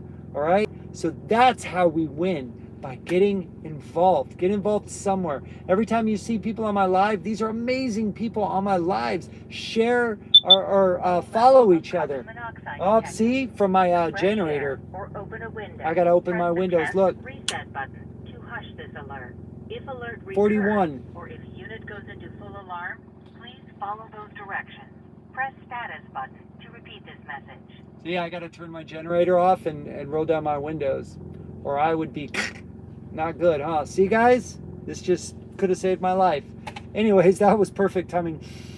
I kind of smell it too. Anyways, I gotta go turn off my generator. Love you guys. Stay healthy. Keep the shiny side up and the dirty side down. I'm out for real. Later, guys. See ya. And I don't know who you two people are, but you are amazing. Thank you for coming. I do lives about 3 or 4 times a day, so I really appreciate you. Next time, if you want to comment, that would be great. Please, if you can, on the comments, we need more help on X, right? We need more help on X. So if you could share some of my videos, and you could like them and comment, I would really appreciate it. That would push those videos out into the algorithm to reach more truck drivers. And there's a lot of truck drivers, and there's a lot of government officials on here too. I'm assuming maybe one of you two are. I hope one of you is Sean Duffy. I'm really proud of you, Sean Duffy, if it is you. But anyways, I would really appreciate your guys' support. I am the real deal, and have a wonderful night. Take care, you guys. All right, bye-bye. And on YouTube, as always, thank you for watching. I love you guys. Take care.